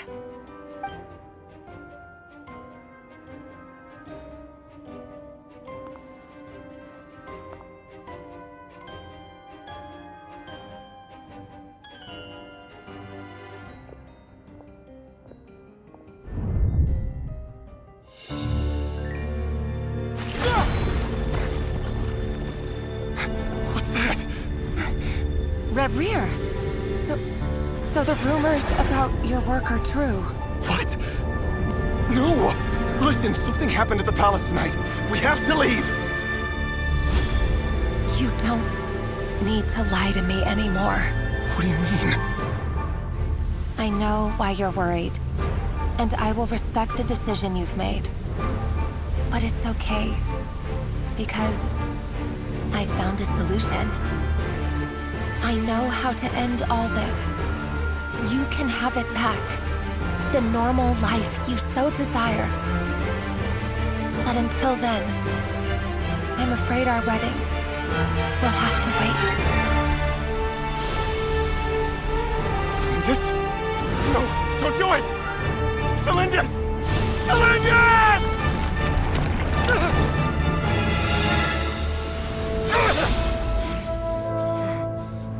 I told you, Reverie. Let her go.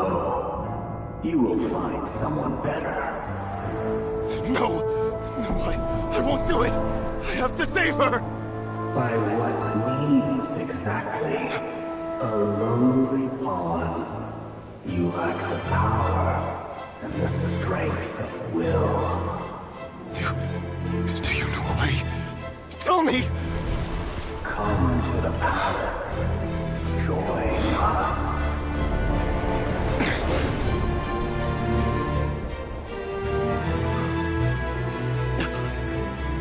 Reverie, thank goodness we... Step forth and take your share. You made it. Not you too.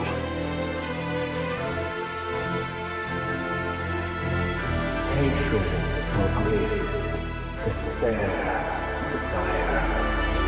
We all have our own.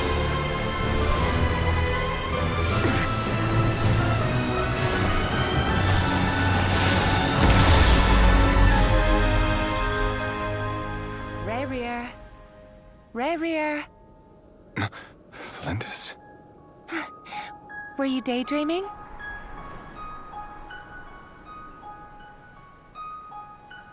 You still remember, Rerir? That question you asked me a couple of weeks ago? Oh. You mean the proposal? Yeah. I'm wondering, where do you think would be a good place to discuss it? Maybe in the garden? Or were you thinking a fancy restaurant? It's your choice.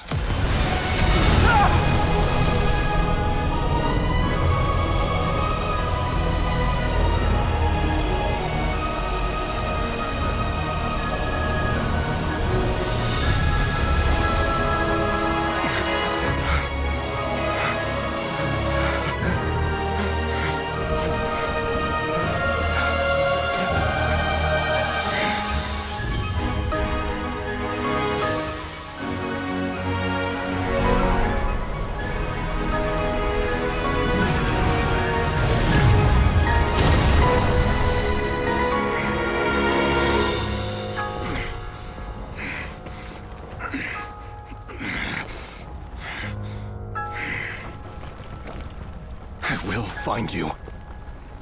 And then, you can give me your answer.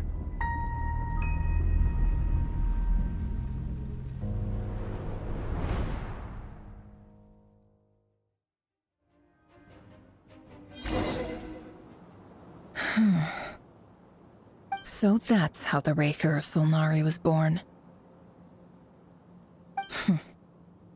A monster created by circumstance is a monster all the same. Viewing other people's thoughts for too long can get uncomfortable. Right now, I'm feeling a strong sense of loathing. In a nutshell, the story of Conria is what happens when the truth falls by the wayside. Everyone tells little white lies, and before long, you have a huge pack of lies that destroys everything. Whew. Time to get back. His past is filled with sorrow, but the tale of any fallen civilization is one of endless tragedy. Cruel as it may be, that was Conria's fate.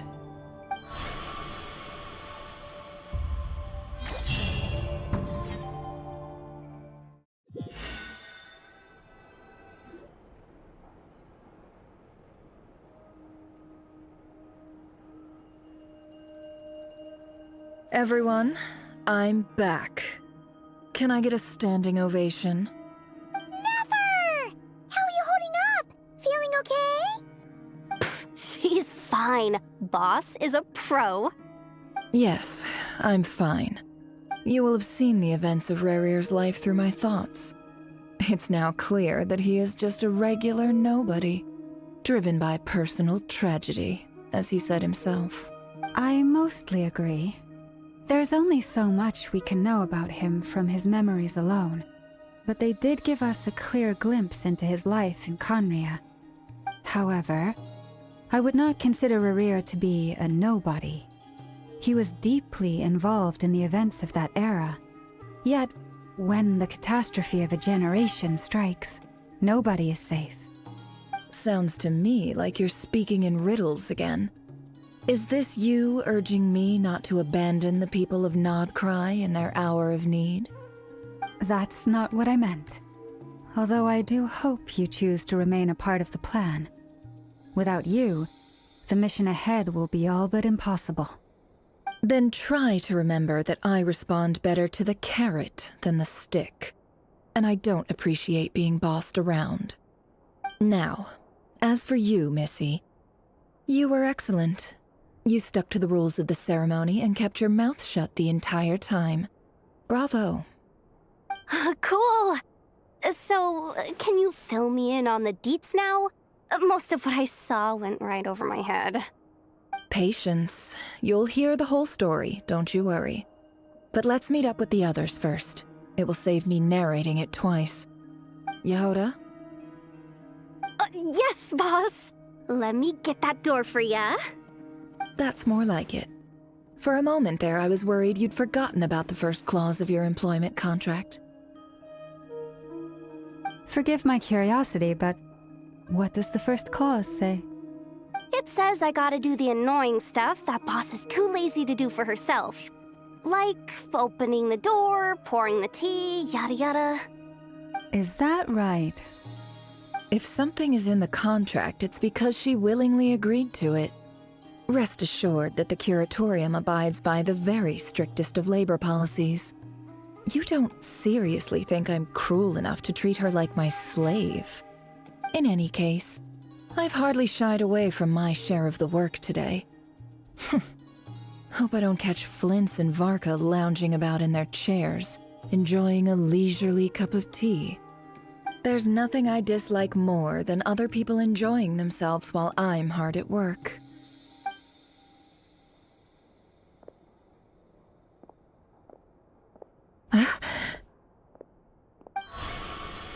Oh no.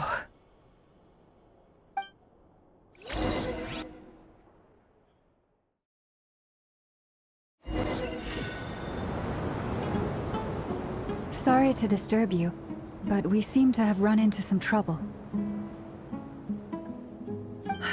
Evidently so. Don't worry, I'm not about to leave you to fend for yourselves. I'm not that kind of boss. And it would go against the Curatorium's labor policy. I'm sorry. What did you hear me say? I wasn't talking about labor policy. Wait. How long have I been standing here? Not long. You just appeared by the door a moment ago.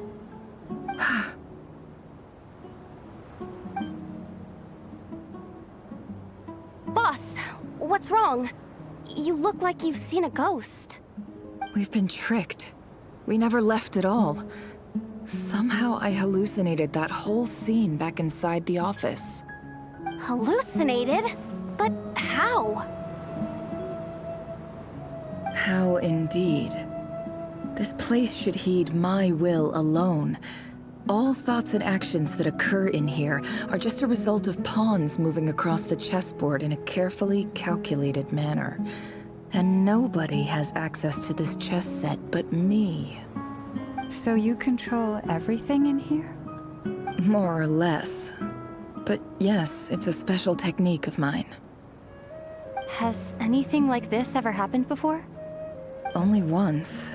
It was the first time I used the chess set. Is there any similarity between what happened then and what's happening now? I suppose my thoughts are a little turbulent, which was also the case my first time. Is there anything I can do to help? The first clause of your contract clearly states that I only need your help with things that I'm too lazy to do myself. Meaning, you're not feeling lazy right now? Meaning, this is not something Yehoda can help with. The chess set is a personal treasure that I alone understand. I must be the one to find our way out of here. Boss, it's fine. Really. Let me do something useful. Oh, listen to you. Whatever would I do without you, Yehoda? What? Really? Yes, really.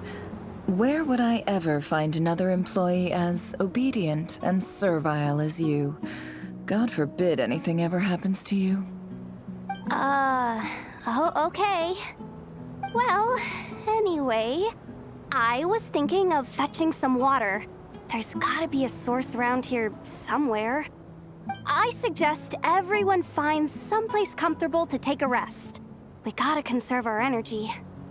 Even though all this chess malarkey doesn't exist in a physical sense, mentally speaking, it's all real. And so is our tiredness and fatigue.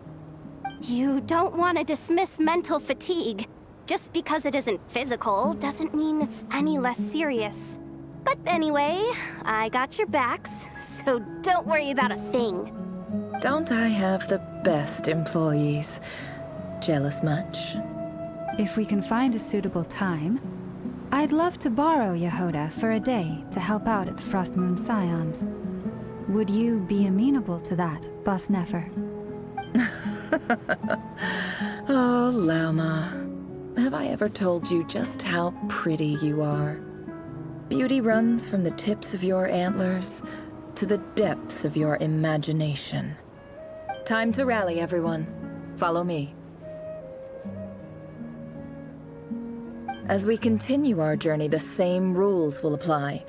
That means stay focused and no talking no matter what we encounter. And don't disturb the chess pieces. You have my word that I will get us all out of here.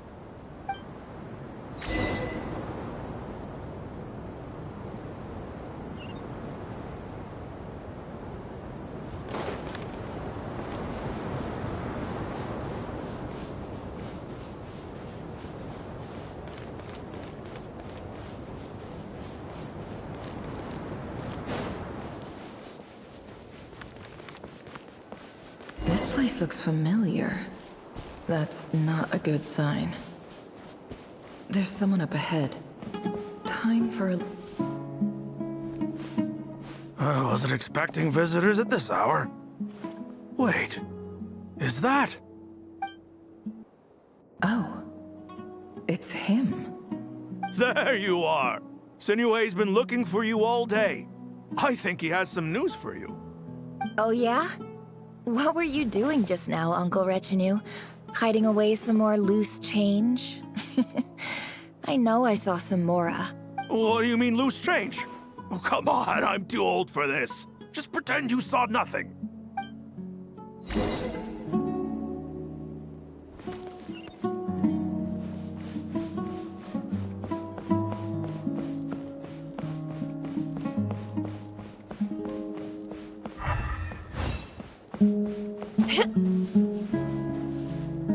Hey, kid. Mind telling me what Sinuhe's been up to recently? I'm trying to get in his good books and I need a way in. Get in his good books? Why? What do you want with my dad, Uncle Apepe? I've written a new song. I was hoping to showcase it at the next festival, but I'll need his approval. A new song, huh? I'd love to stay and listen, but unfortunately, Uncle Retinue says my dad's looking for me. Well, there's plenty of time and I'm not going anywhere. See that pile of stones? I'll be sitting there warming up my vocal cords. Come find me when you're done. Pile of stones. Got it.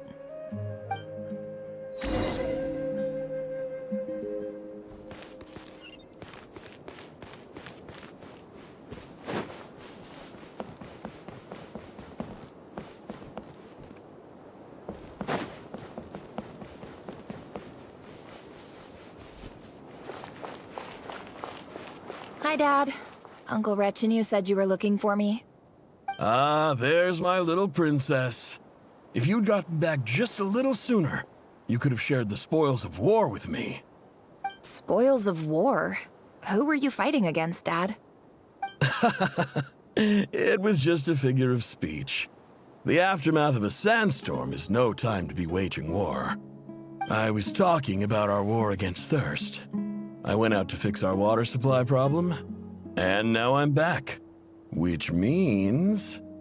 We have a well again! That's right. I found a new one and brought back as much water as I could carry. It should last us for a good while. If it wasn't for these blasted sandstorms, our wells wouldn't be caving in. And you wouldn't be spending all your time out searching for new water sources. As the chief of our tribe, I'm supposed to be leading us out of hardship and poverty, onto better things. You know how prosperous our ancestors were. I've told you all the stories. And look at us now, squeezed into these hovels. No one would choose this, if it wasn't for the endless wars over the years. But things are looking up. I started working with some folks from the academia a few months back. They gave me some contacts in return for my assistance in the desert. So you're the Academia's helper now? Special ambassador, they call it. Think of it as a partnership. It's nothing bad, okay? We've been isolated here in the desert for too long. Seeking opportunities elsewhere is the best thing for us, and the fastest way to progress. So, do you get anything good out of being a special ambassador? Of course. My luck's improving all the time. One day, I swear I'm gonna lead us out of this place. We'll find somewhere new. Somewhere better.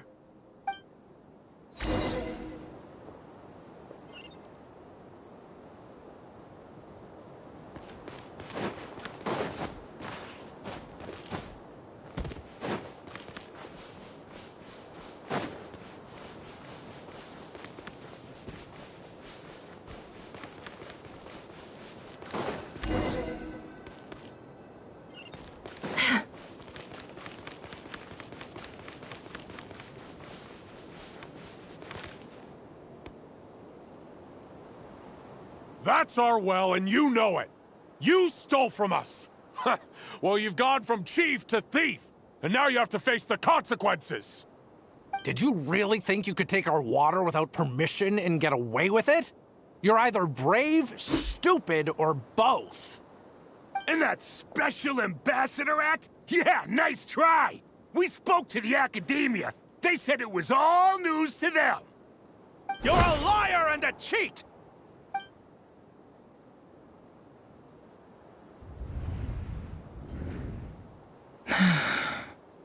I heard Yehoda gasp, but I don't blame her.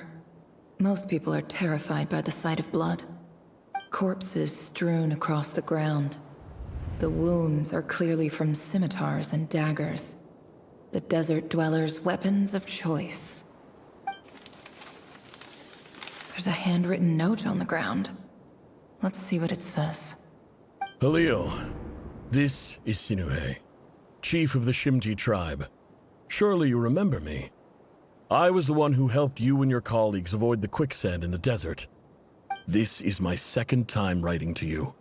I assume my last letter must have gotten lost in the mail, as I didn't receive a reply. I hope this one makes it to you safely. I'm writing to you because I need some help.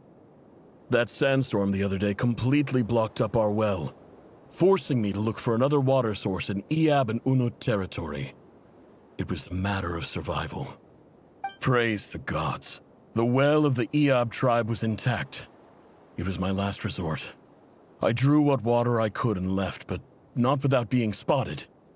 I fear they will retaliate. You told me to write to you if I ever needed help. You said you'd be my ally in the Academia. I urgently need you to formally recognize my title of Special Ambassador and send some of your people to assist me for a few days. It's the only way I can convince them that this was the Academia's decision and prevent them from retaliating. This is an emergency. Please send help as soon as possible. Looks like this letter never got sent. The writer died a grisly death, and the letter was trampled into the ground. It's badly defaced. Some parts are barely legible. What a ridiculous lie the surviving Shimti tell. Their whole village was butchered over a sip of water.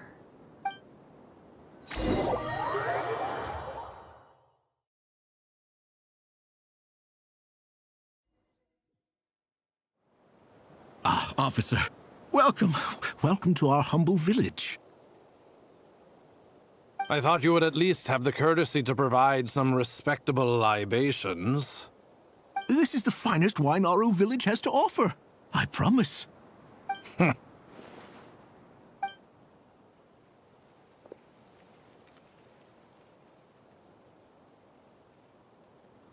The Academia has agreed to reserve a single space for a candidate from your village.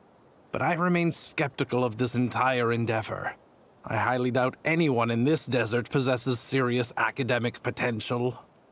Please, have faith. If not in us, then in our god. The child we found shows great promise. I beg you, take her away from this place. Give her a chance. Don't let her talent go to waste. I don't recognize her. New arrival? She showed up here a few days ago and we took her in. She's a really bright kid. Please help. I'm begging you. So, where are you from? Nowhere special. Just a sand dune. What about the rest of your family? How many of you are there? Just the one. It's only you? Correct. So, no brothers, no sisters, no mother or father? Any who have slept on a bed of sand, I call my brothers and my sisters. Apart from that, I have no family. All right. Get over here. Sign your name on the form.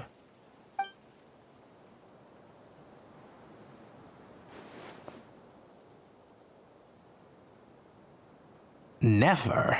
You're rather fair-skinned for a desert dweller.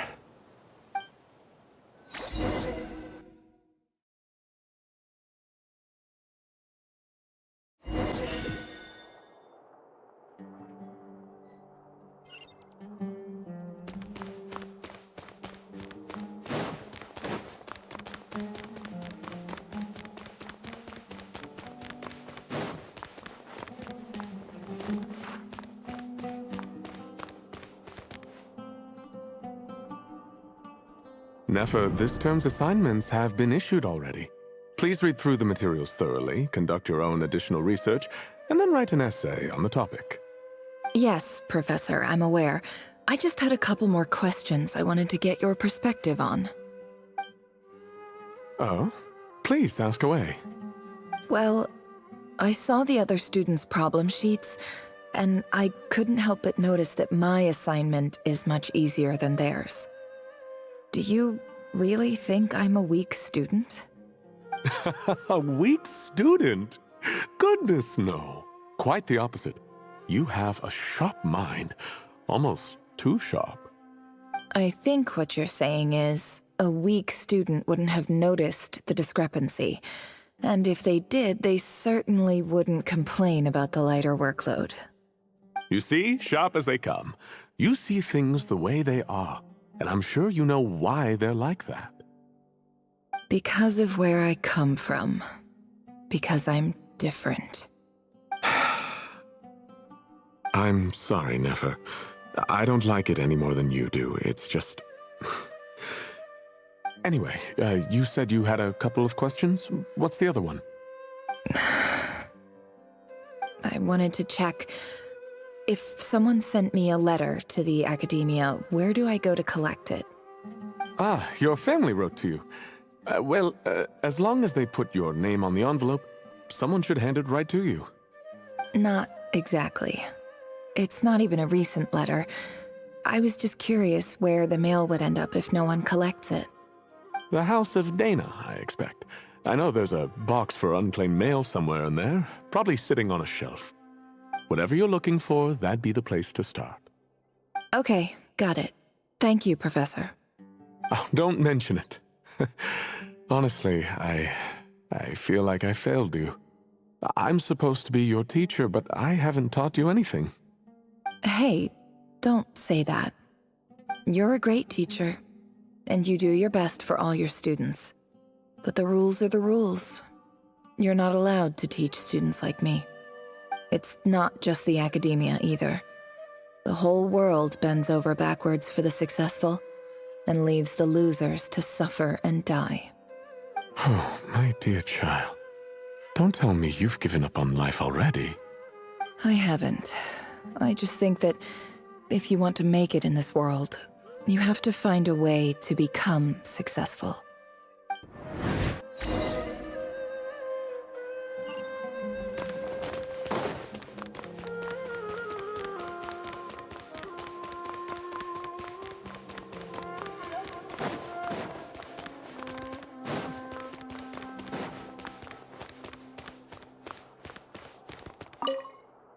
This must be it. A big cardboard box full of unclaimed mail. And probably some letters that ended up here by mistake, too. Let's take a look.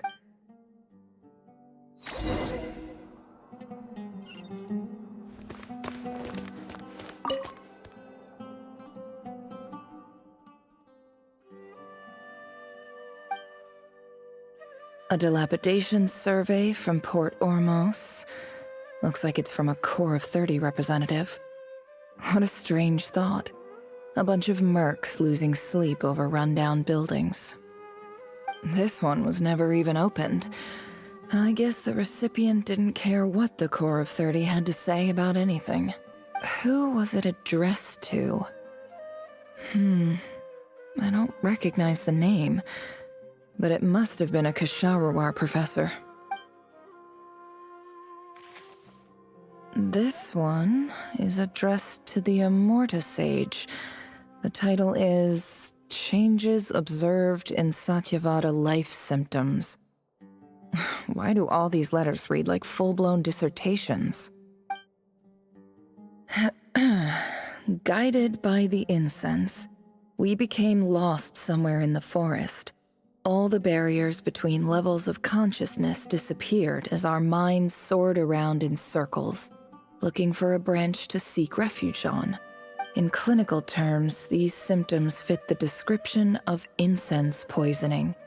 The Immorta Darshan strictly prohibits the use of hallucinogenic substances, but I believe there are still people getting away with it. For example, my neighbor who always breaks out into song and dance after using incense. This seems like something the academia would want to know about. Why wasn't it collected? Wait, what's this written on the back? It's so small. The note says, "The sender authored this letter while under the influence of mushrooms. I would send it back, but no return address was provided. Stamped by the Grand Conservator of the House of Dana."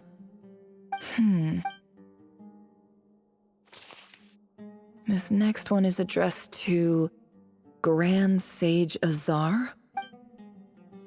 A few words of protest regarding recent changes in Sumeru's educational policy.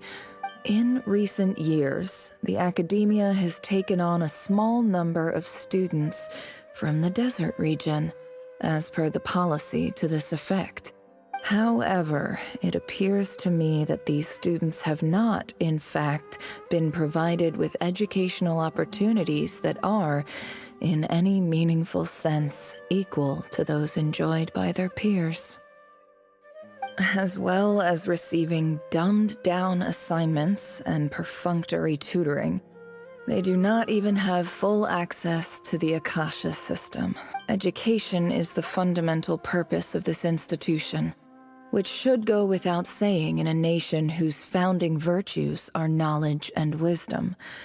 I ask you, is the lip service we pay to the policy of education for desert students truly the standard of pedagogy to which the academia aspires? As Grand Sage, policy decisions are your prerogative, but do not forget your roots. You and I were once students too, as was everyone else in this institution. I do hope you will give some serious attention to this matter. I encourage you to discuss issues like this with myself and others, and listen to some alternative opinions. Great letter. Shame it didn't get to where it needed to go. And the sender is... Huh? Sage Cyrus of Spontamod. I didn't realize anyone else even knew how bad students like me have it in this place. So this is where letters from the Sage of Spontamod end up? Nice one, Grand Sage. Really enlightened leadership. Whatever. This isn't what I came here for. Moving on. I'm not exactly holding out hope that a letter sent from the desert would even make it here. But if it did, where else would it end up if not in this box? I can't believe how much discarded mail there is. Must have been years since someone last went through it all. And this is just one box. The whole House of Dana is boxes on shelves. I don't believe for 1 second that any human being has sat down and read through all the documents in this place. Who has that much free time on their hands?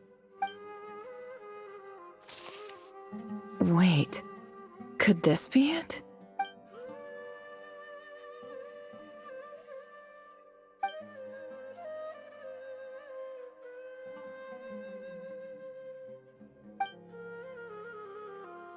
Greetings, Halil. My name is Sinue, chief of the Shimti tribe. I was the one who came to you and your colleague Zaid when you ran into trouble in the Great Red Sand. I don't know how well you remember it now, but I brought you to safety and gave you some water and other supplies. You seemed very pleased and told me your name. In my tribe, learning a person's true name is serious business, and I therefore see you all as friends. You were kind enough to leave your contact details so we could stay in touch. The Shimti tribe lives a harsh, nomadic existence in the desert. You were sympathetic towards my plight, promising to make me a special ambassador of the academia and help us find a way to make a better living. This brings me to my reason for writing. Our tribe has fallen on particularly hard times, and I would like to ask for your assistance. There was a terrible sandstorm a few days ago, which blocked up the well in our land. To ensure my people's survival, I had no choice but to venture into Iyab and Unut territory in search of an alternate water source. The Iyab and Unut are descended from the Thamudians, while we trace our ancestry to Tulatala.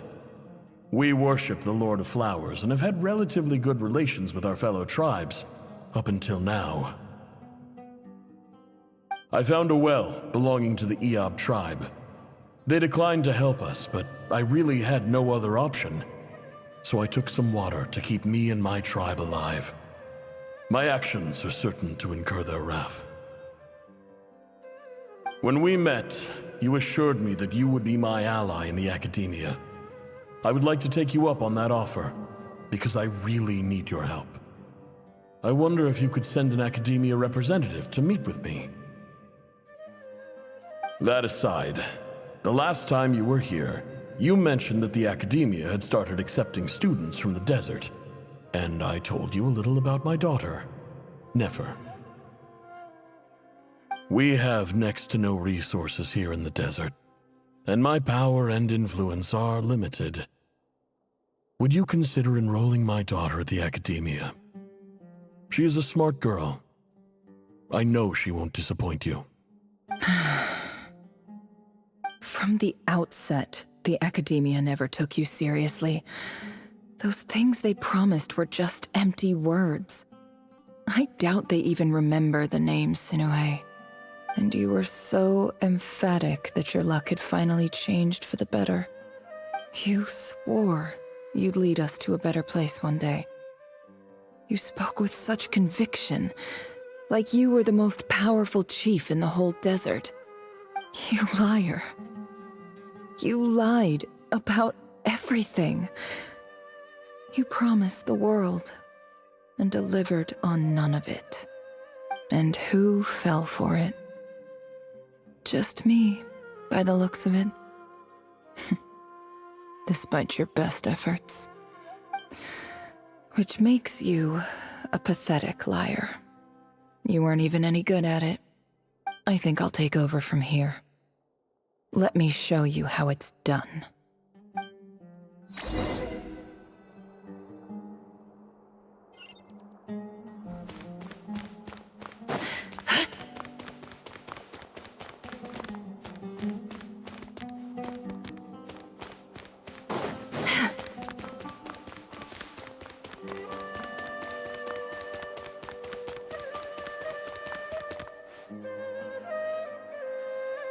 I just came to say goodbye. Thanks for everything you've done for me in my time here. Nefer? You packed your bags. Where are you going? I'm quitting. Something's come up in my hometown. Gonna head back and deal with it. Huh? But this was a hard-won opportunity for you. You know that better than I do. It was, but it doesn't matter. I have more important things to deal with, and they can't wait. Oh, and I didn't want to overfill my bags, so I left some incense on your desk.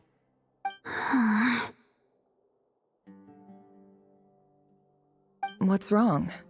I thought you liked incense. Although, I did read somewhere in the House of Dana that it has hallucinogenic effects. Don't use it all at once, alright? Isn't this the stuff you brought from your hometown? You're just letting me have it? But you said it's a rare and valuable commodity. Yeah, about that. I lied. It's not rare at all. There's this bunch of ruins near my hometown that are practically overgrown with this plant. It's not worth much. Keep it, it's fine. But never... Alright, that's all from me. You take care.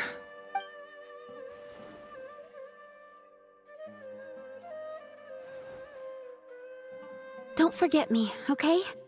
I mean, we're more than just classmates, right? We're friends.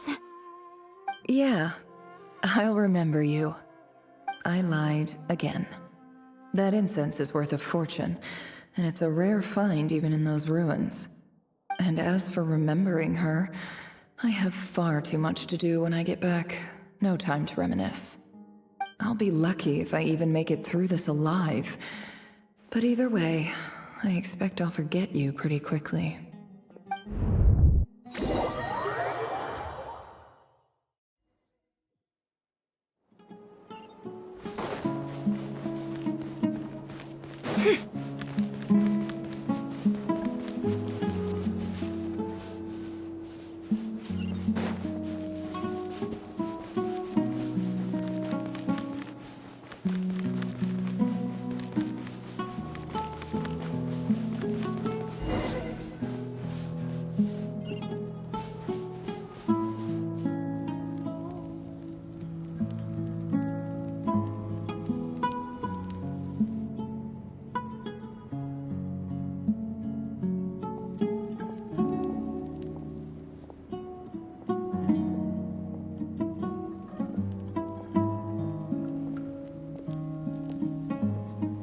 It's a pleasure to meet you, Mr. Arif.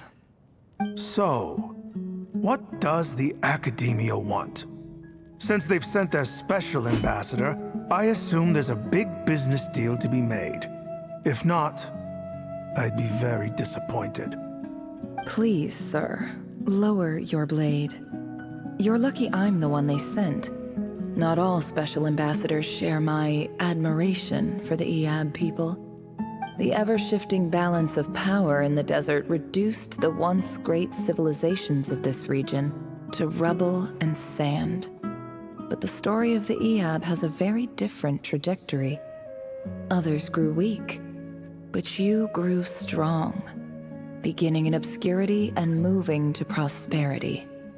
You're the only ones who defied the trend. Huh.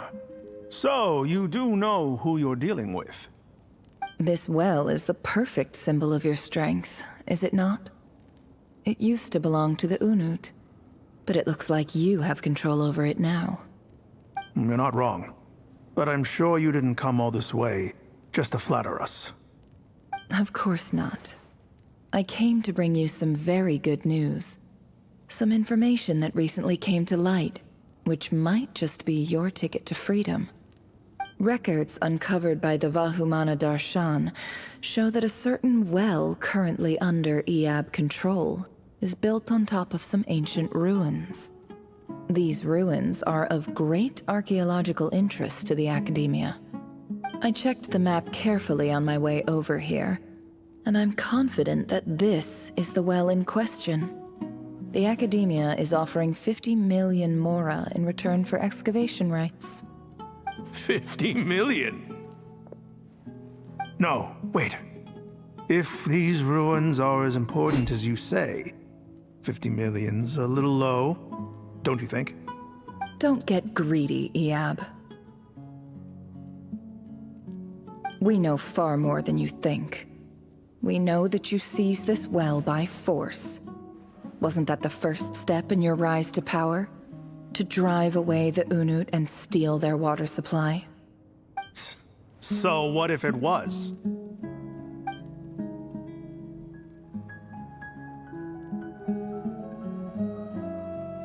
Don't worry. As unscrupulous as it was, it's something we're willing to overlook.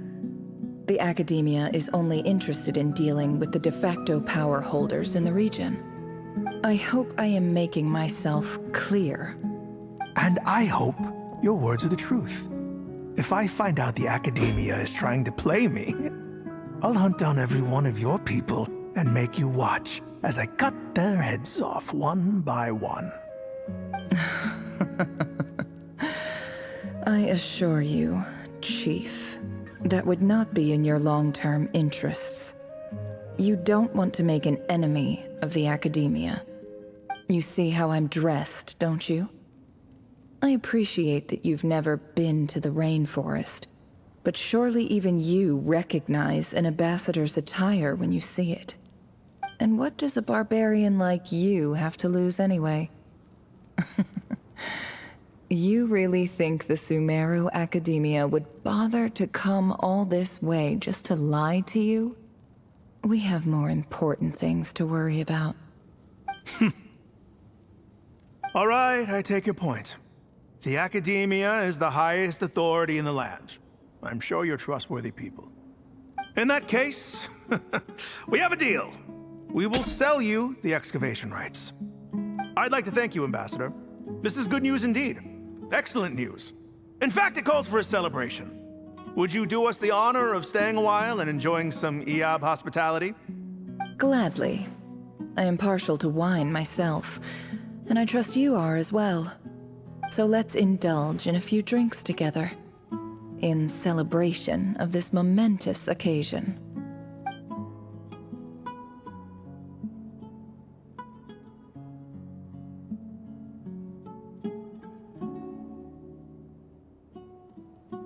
Chief! Chief, it's an emergency!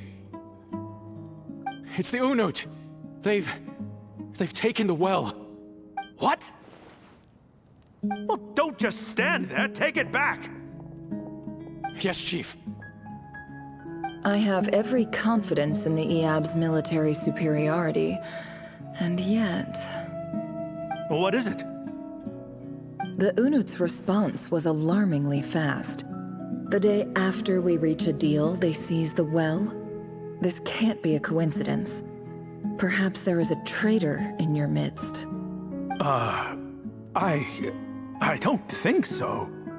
I am obliged to remind you, Chief, that the Academia will only deal with the de facto power holders. If you cannot regain control over the well, I'm afraid you won't see a single mora of that 50 million. No! Please, Ambassador, just give me some time. I swear the Unut will not get away with this. That well is ours, and so is the mora. Glad to hear it. I will wait here for an update. If there is a traitor, I will find them. In the meantime, make yourself at home. I'll report back as soon as I have an update. Much obliged. Wow. All it took was a few words and I've got him wrapped around my finger. What an amazing feeling. So, in summary, Ambassador, the Academia would rather negotiate with our tribe instead of the Eab, yes? The Eab are ruthless murderers who don't listen to reason. And now they have the gall to interfere in our research projects in the desert region. So let me ask you, Chief, if you were the Academia, what would you do? Kill them all, of course. Precisely. The Academia does not tolerate those who stand in our way. The Eab have held back our academic pursuits for too long, and our patience is wearing thin. At the same time, there is simply no way that the Academia can be seen to be intervening in desert affairs. I'm sure you understand where I'm coming from. We have our own rules out here. If the rainforest dwellers raised arms against a desert tribe, it'd start a bloody war. Right. We can't confront them ourselves, but we can support their enemies. The Unut have always had strained relations with the Eab, which makes you our natural allies. Natural allies. Weren't the Eab your allies once? You were quick to send them after us to protect your interests back when we stole that water. And now look at you. You're at each other's throats. Let me be clear. The Academia wishes to collaborate with the legally recognized rulers of the desert in this matter. We are asking for excavation rights to that well, and our offer is 50 million mora. Say no more. I believe we have an understanding. Good. Then I suggest you get to work. Get us access to that well, and the mora's yours. You see, Dad? Lying is easy when you know how. People will believe anything.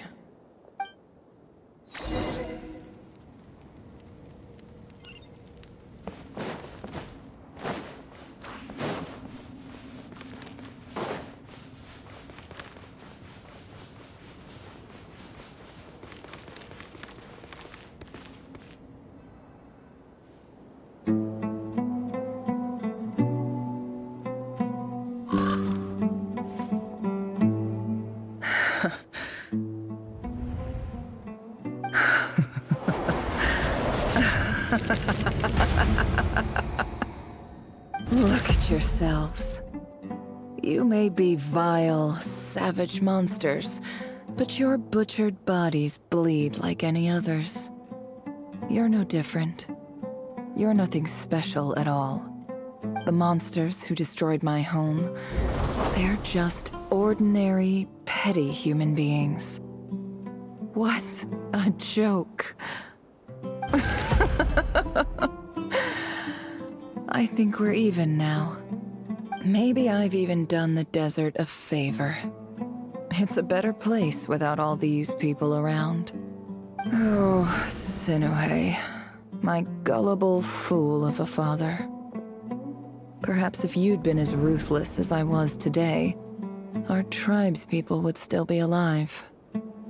In this dog-eat-dog world, a chief needs to be tough to survive.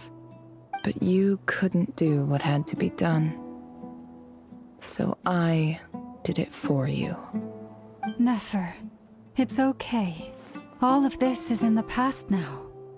I believe I remember you promising to remain silent. Yeah, but even so... Yehoda, is there anything you can do to ease the tension?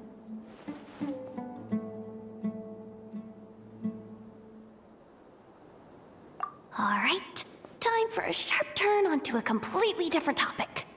So, anyway, that's enough of that. When are we getting out of this place? Feels like we've been walking forever. I'm getting pretty tired. Oh, Alma, you tired? Yes. If we can find somewhere to sit down, I could certainly do with a rest. It's not far now. There should be a temple just up ahead. Yes. Really? A temple? That's where this story ends? I guess that's how things go in the desert. Desert dwellers can never escape their destiny. Or so everyone says. I never wanted to believe it, but looking back now, I'm as desert as they come. You mentioned a temple. What's waiting for us there?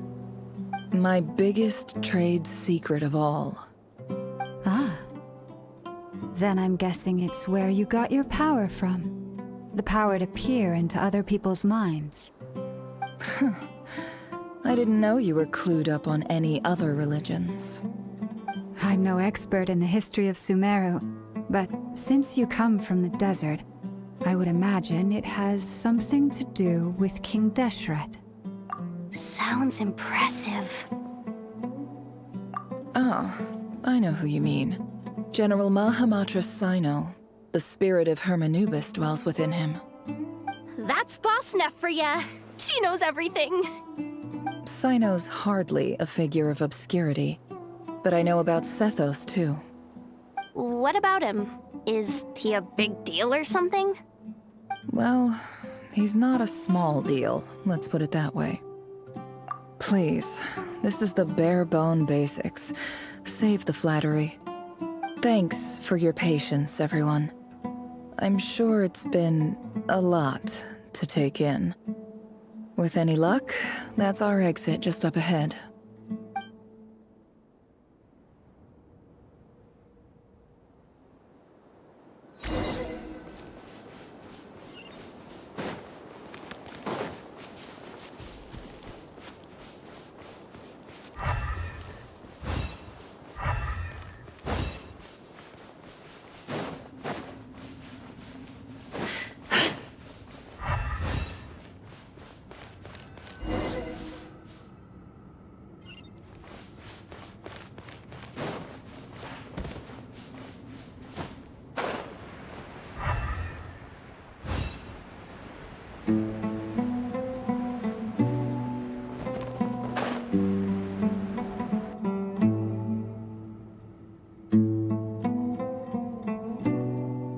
Uh-oh.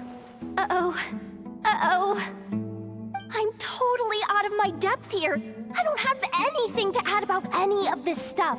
Like, look at that statue, for instance. I want to do the whole name-dropping, this girl knows her stuff thing too, but I've never seen anything like it before.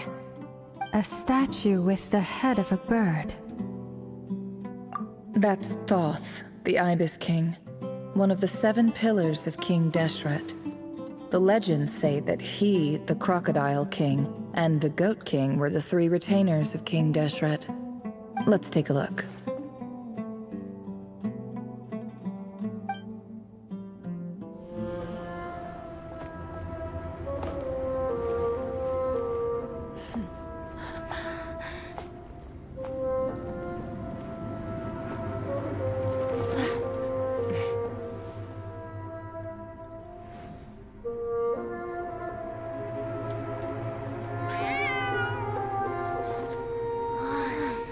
It's just Ashru. So, all is well?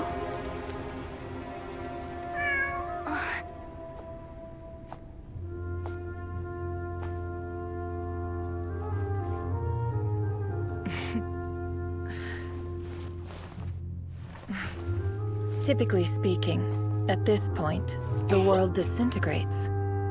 Then we find ourselves back in the outside world. Besides, these are my memories. There's nothing to fear. You're sure? Of course. It's almost over.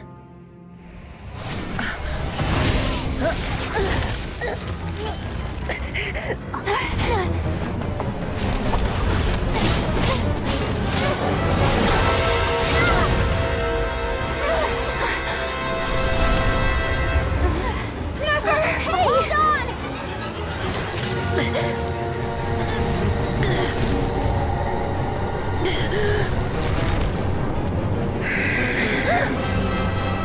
Knowing too much is always a death sentence. Speak for yourself.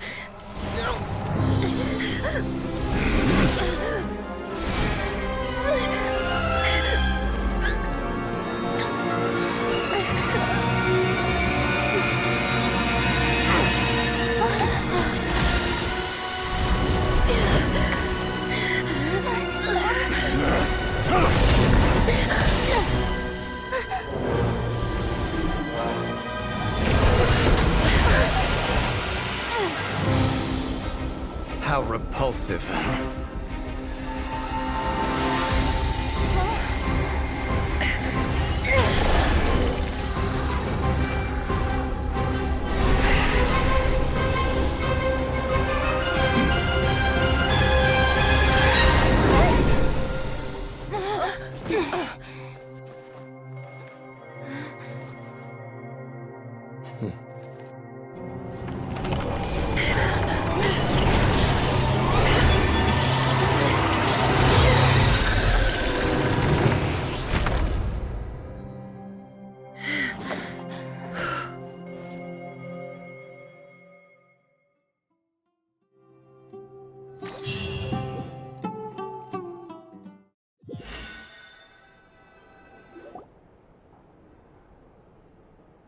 timed that pretty well, didn't I?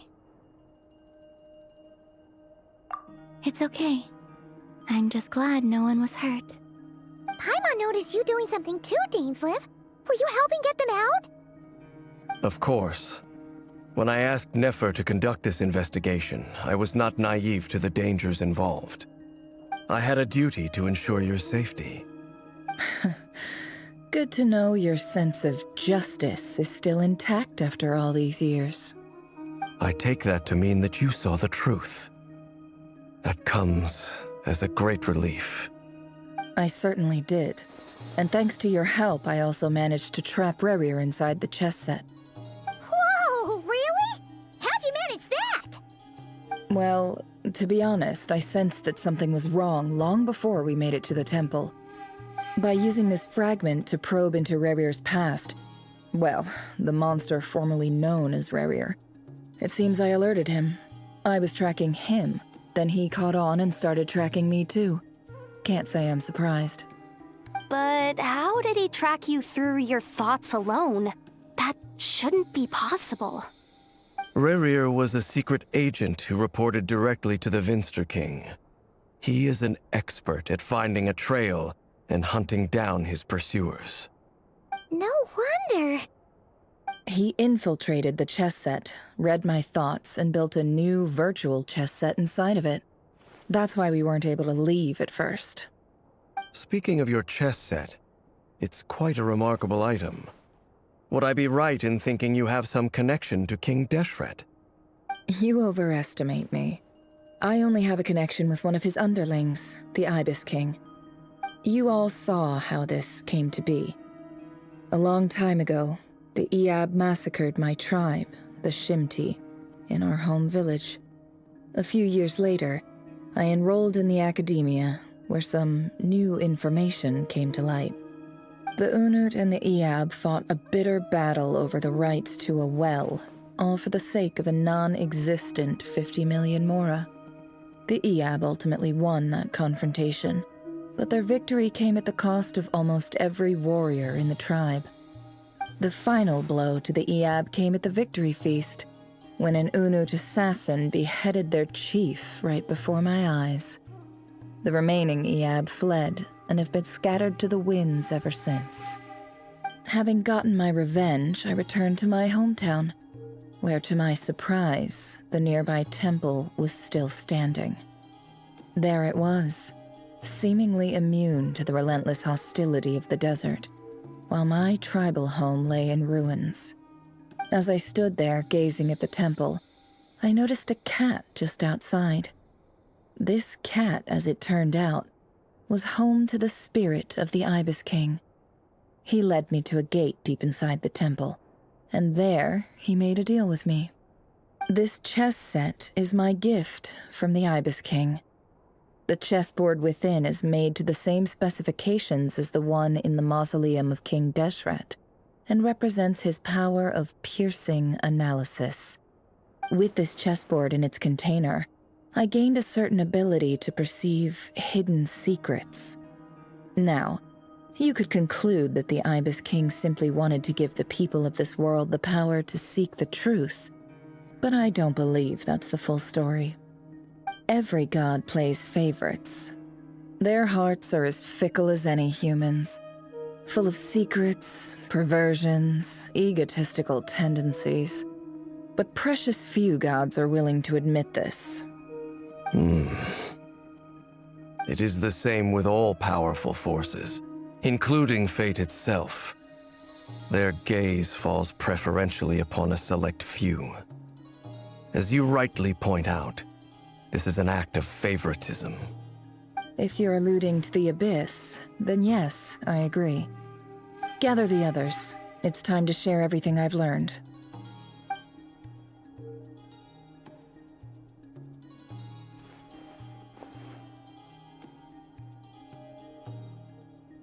Thank you all for being here.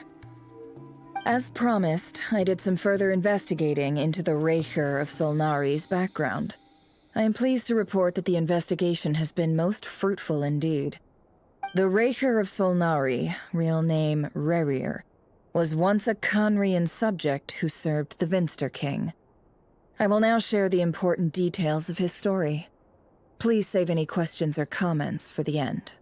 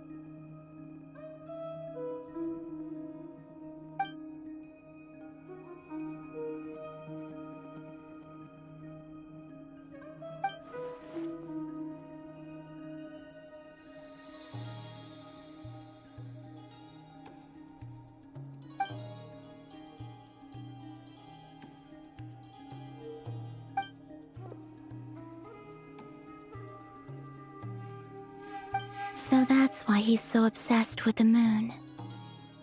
A tragic tale, to be sure. But it does not excuse his many transgressions. No matter how much Rerir suffered in the past, the fact remains that he is what we know today as the Wild Hunt, wreaking havoc upon innocent lives in Nodcry. He becomes more dangerous with each passing day. If left unchecked, it is simply a matter of time before all of Tevat suffers the consequences. This is a threat that the Knights of Favonius cannot ignore. A question for Miss Columbina. Forgive me if this is presumptuous, but have you ever seen the spatial gateway that appeared in Rerir's memory? Never. But I have heard stories of something called the Moon Gate, and this seems to fit the description. Miss Lauma, any thoughts on this? In the lore of the Frost Moon Scions, the moon is believed to hold many secrets. Some sources speak of ancient knowledge, others of a gateway to the unknown. The term Moon Gate is one I have heard before, but as is the case with all of our legends, there are no records of any first-hand witnesses. We cannot know whether it truly exists. Then back to Miss Columbina. As a moon goddess yourself, do you have some idea of where the Moon Gate leads to? Not at this stage, sorry. I do hold the power of the Frost Moon, and my strength is recovering well. I can sense that the gate would open at my command, but... But there's more to the power of the Frost Moon than that? Yes. A moon goddess has the right to open the Moon Gate, since it is a path to the moon. But as never mentioned, holding open a spatial gateway takes a huge amount of power. And right now, I need to conserve my energy to fight the Rahier of Solnari. I'm afraid this is one mystery we may have to leave unsolved for now. I agree. Better to save your strength. But if you'll humor me for a moment, I have a bold conjecture of my own regarding the world beyond the gateway. I highly suspect that neither Tholindis nor Rerir made it through unscathed. The evidence pointing to this is the fact that the Rahier of Solnari exists in the form of countless fragments. With the abyssal power he wields, no ordinary foe can touch him, let alone tear him to shreds. And yet, the Wild Hunt proliferates wherever his scattered fragments lie, drawing hordes of monsters to many different locations across the land. So your theory is that Rerir was physically torn to shreds by some powerful force? Hence, why the Wild Hunt is a distributed phenomenon, rather than a unified one? Makes sense to me. Explains why the Wild Hunt is so pervasive, and why he's been trying to piece himself back together. He was whole to begin with, and he wants to be whole again. Without the power of the Abyss on his side, he almost certainly would have perished the moment he was torn apart. But the Abyss, much like a curse, has kept him alive. I could not agree more. The power of the Abyss is most surely a curse. It is a compelling explanation, and one that accords with my present understanding of Abyss creatures. whether the life form in question is primitive or advanced, if a curse has extended its lifespan unnaturally, it will continue to survive in spite of everything. This raises some interesting questions. I will run some experiments and see if there is any validity to my suspicions. That being said, regardless of whether my research bears fruit, I would like to thank Miss Nefer for conducting such a thorough investigation. Already, it has greatly enriched my understanding of the entity we face. My pleasure, Mr. Albedo. I too hope that the information I have shared today proves useful as we look to formulate the next stage of our plan. Hey! What is it, Dainsleif? You look really upset! It's just... when I think of the man I once knew as Rerir, I struggle to understand why things had to turn out like this. The two of you used to be friends, didn't you? I don't know if these words will bring any comfort, but my heart goes out to you. Mine too. We could never know all the hows and whys of the way things are. The moon and stars are full of untold secrets and lies, and the skies are host to many more mysteries than these alone. Yet, none of that can begin to compare with the complexity of human life. Those are the first comforting words I've heard in a long time. Thank you, both. Well, I think this is a good place to end today's meeting. I'm sure Nefer needs some time to recover. She's been through an awful lot today. That's very thoughtful of you, Lama. Of course. Sounds good to me. Take some time to rest and digest before we reconvene to nail down a plan.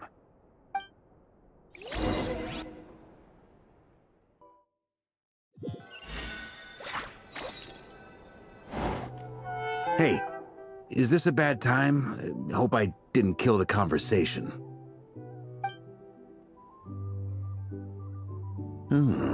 Nice room. Oh, I'm not coming in, though. Why not? It's just a hotel room. If it's all the same, I'll just stay out here. I might not look the part, but I'm technically a knight. Barging into people's private quarters isn't the kind of thing we do.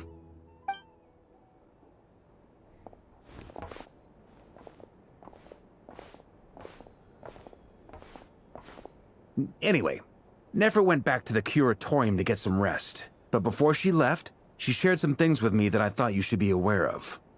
Firstly, although she managed to trap the Raker of Solnari inside her chess set, there's no guarantee that the power of the Ibis King is any match for one of the 5 sinners.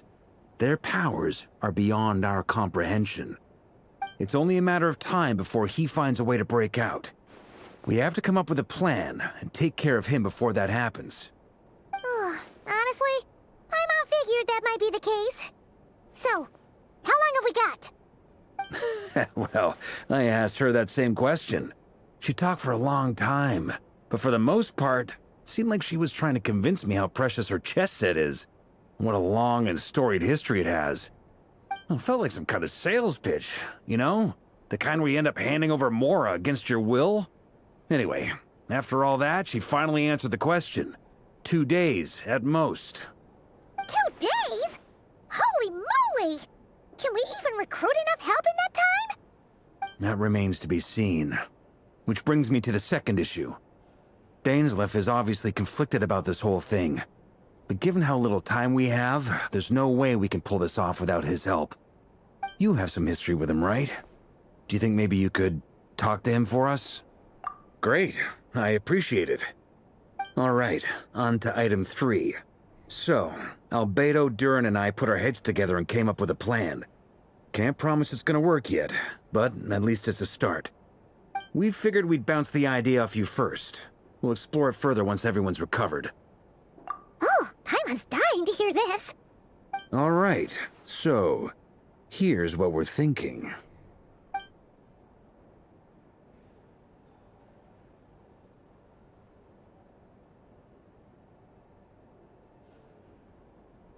We felt a little uneasy about roping you into this. I mean, firstly, you're not locals, and secondly, none of us are your boss.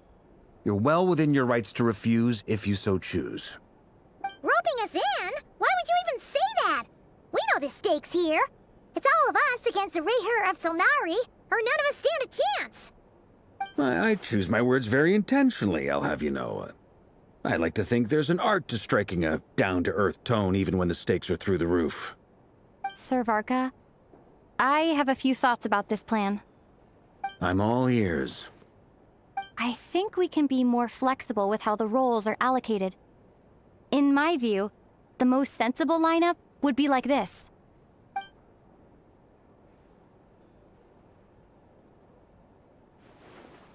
I see your point, yeah.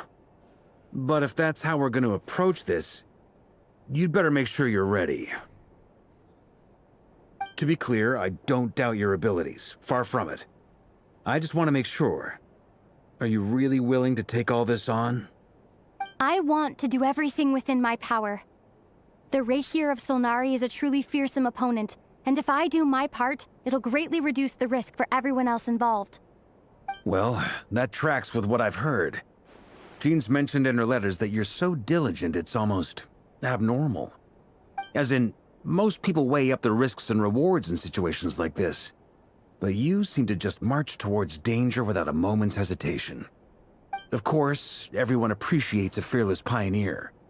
But all that aside, I'm the Grand Master of the Knights of Favonius, and you're our honorary knight. I want to make sure your courage doesn't come at the expense of your safety. Thank you, Sir Varka. I should be the one thanking you. It means a lot to have you on board. I'll give some serious thought to your suggestions.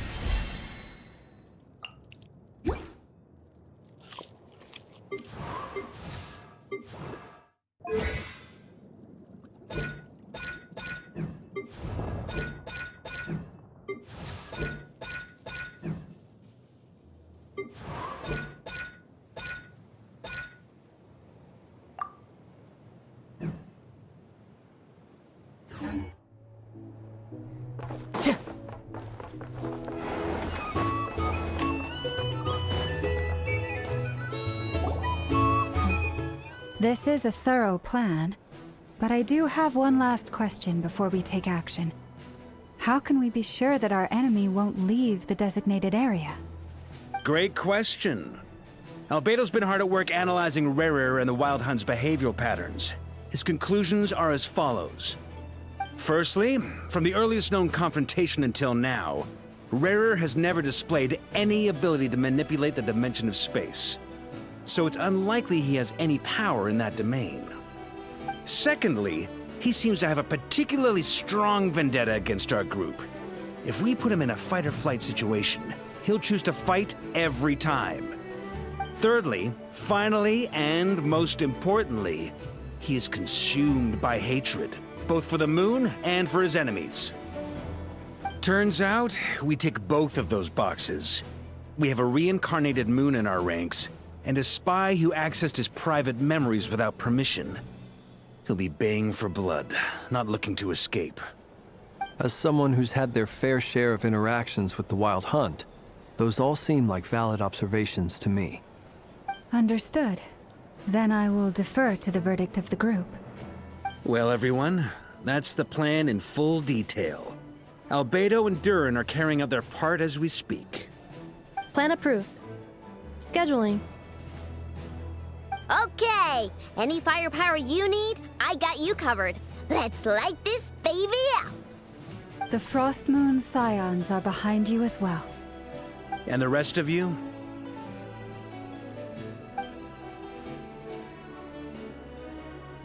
No objections? All right, then it's settled. This is the plan we're going with. Next up, an old tradition of mine. Anyone who wants to back out, now's your chance. Wait, we can still back out of this? Everyone says things they regret, right? I don't want anyone feeling trapped because their mouth said yes before their brain had time to think things through. A very people-first approach. I hear that's common practice in the Knights of Favonius. Heh. Who'd you hear it from? D-Luke? Shh. We don't use people's real names at work. This contact will be known only as Owl, please and thank you. This plan can only work if everyone does their part. Flint's and I will absolutely support it. We shall indeed. You'll be glad you accepted our help. Also, you are the last person I expected to see here, Miss Dory. It's not often I get called Dory in a work context. My peers usually call me Lord Sangama Bay. So, the longer your name, the higher your net worth. Is that the idea here? In that case, Mr. Flint's here must be worth a fortune. That's right, I know your full name. It's... The walls are thin here. I'd appreciate you keeping that a secret. Okay, fine. I'm actually only here as a favor for someone else. Do you have any idea how much it would cost to hire me otherwise? Oh, does this mean someone out there actually has the power to boss Dory around? It most certainly does not. We have a long-standing and mutually beneficial business partnership. She's actually the mom of a friend of yours. Said mom supplied me with a great little trinket, but now that lady's ruined everything. If I don't start building a little goodwill now, my whole business in Notcry is gonna go down the drain! Okay. So what exactly is so special about this pendant? It's a lucky charm that a great mage made for me. We have a business relationship, and she was worried that something bad might happen to me. So, she wanted me to have something that can store power to protect myself with. I finally got it all fully charged up with Kuvaki, and then never went and used it all up at once! Never lost so big in my life! You're right. It was all my fault. I didn't mean to drain all the Kuvaki in the pendant, but I'll make it up to you. You will?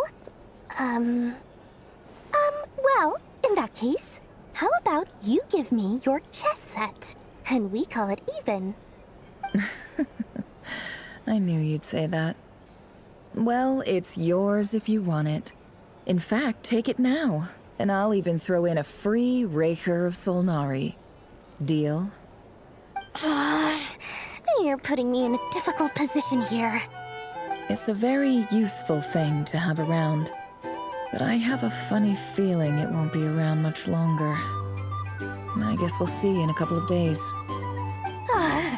Looks like bankruptcy for me. Hey, don't be so pessimistic. See this through and you never know. You might find a new business opportunity on the other side.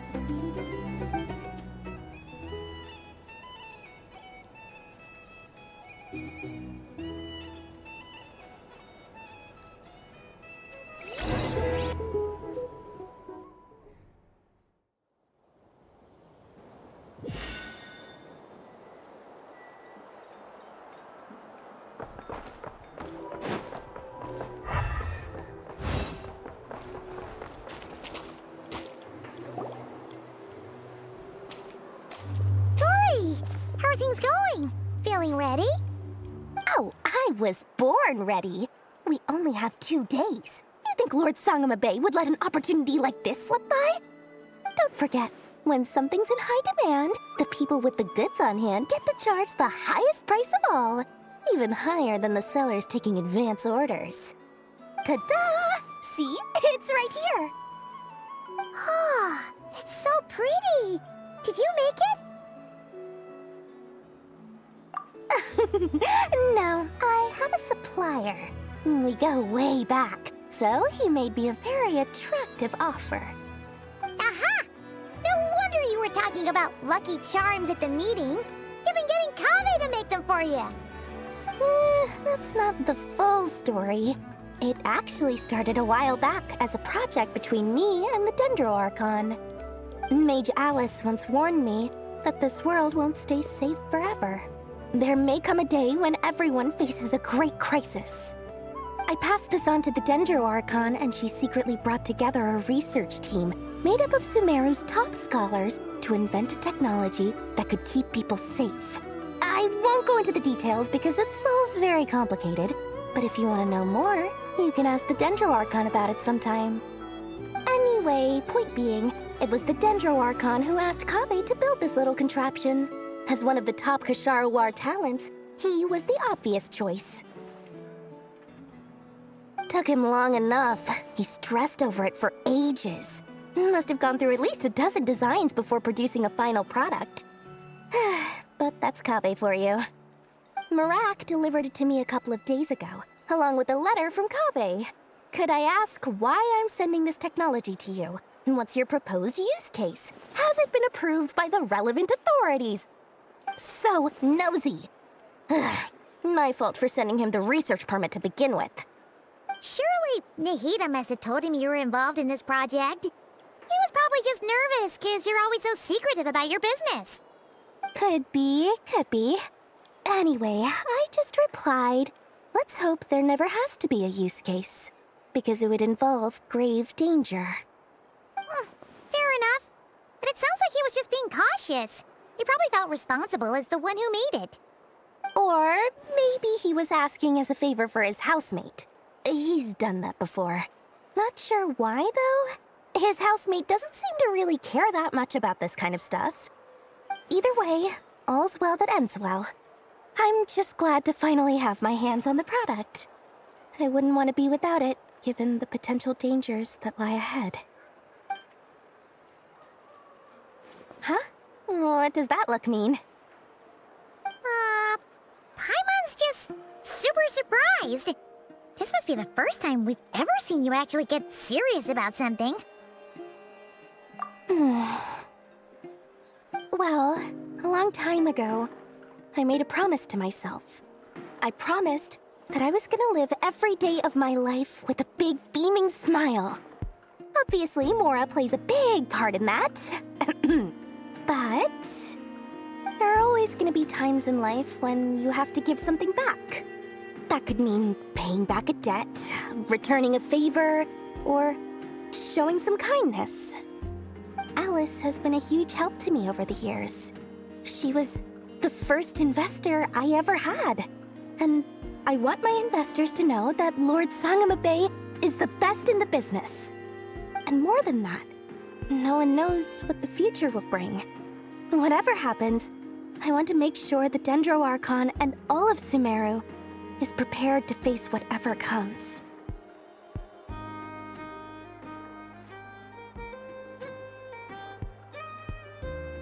Oh, that?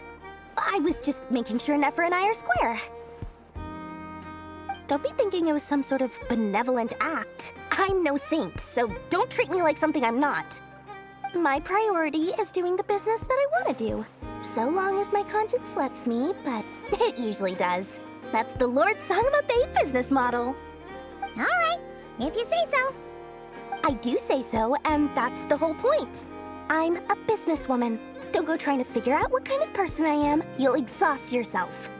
Much easier for everyone involved if you just take my word for it. Oh, and could you two help me get this stuff where it needs to be? Thanks so much. You're my favorite assistants.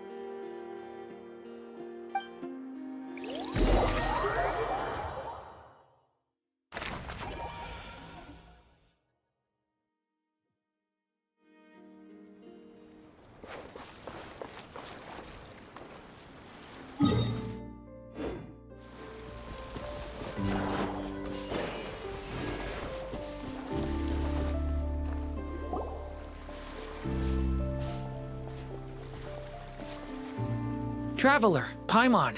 It's good to see you. Everything going smoothly over here?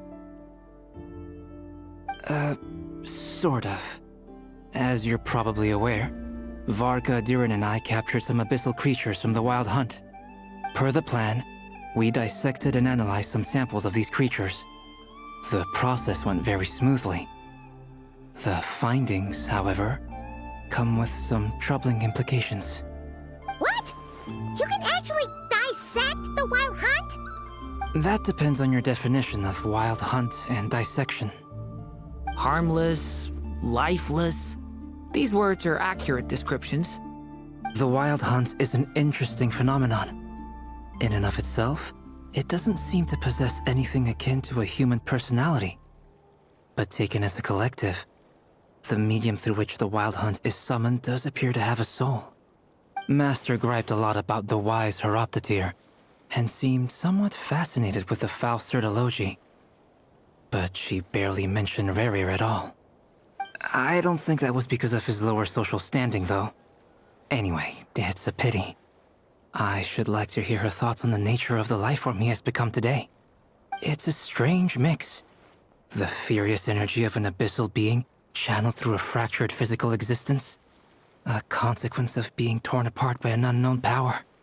Perhaps the only explanation for his survival in this state is that he sacrificed a degree of individuality in exchange for a continued existence.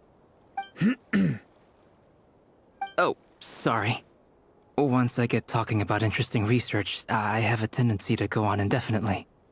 Back to our research findings. Essentially, they confirm my hypothesis. Rerir's corpse is completely contaminated by the Abyss, and the effects are irreversible. You could think of this as Rerir in mutated form. But in my view, even that would be inaccurate. In reality, his whole being has been consumed by the Abyss. In other words, he is now nothing more than a manifestation of abyssal power. Unfortunately, at present, we have no means of completely eradicating abyssal power. Hence, we cannot fundamentally destroy the Rerir of Solnari either. Oh, that's terrible news! So, that's it? We can't defeat him? Not even if we get the power of the Three Moons? Miss Columbina's situation is a difficult one. She can never achieve wholeness when the world does not accept her presence. It's as if her creator banished her to a place she can never be accepted. It means she spends most of her energy just on her own survival. Given the circumstances, it's only natural to despair. But we must see this plan through to the end. Time to kick off the backup plan. Oh, Paimon almost forgot! This is for you. Dory asked us to bring it. Ah, how wonderful. Well, thank you for making the trip. Durin and I will be heading off shortly. I'm sorry I won't be there to protect you in person this time. Please be careful.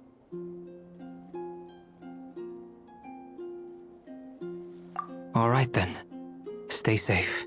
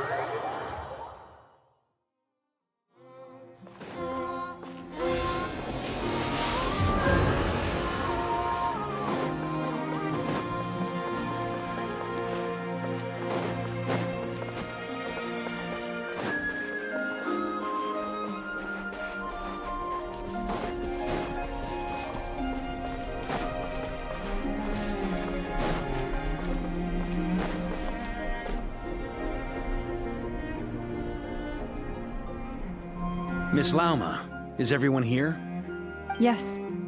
The fate of my flock is in your hands, Grand Master Varka. Please keep them safe. My lady, what are you saying? Within the next 24 hours, we will face the biggest crisis the world has ever seen. This is not a burden that we deserve to bear. But I believe that we reap what we sow in this life. So I intend to act. I must do what I think is right. For me, that means fighting for the future of Nodcry. This gentleman is the Grand Master of the Knights of Favonius, Varka, Knight of Boreas. In my absence, please follow his lead. Hey, everyone. Guess I should introduce myself. Well, to start with, I know my way around a battlefield. Biggest strengths are honesty and hard-workingness. Anyway, point is, I don't intend to let Lauma down. I'm gonna do everything in my power to keep every last one of you safe and sound.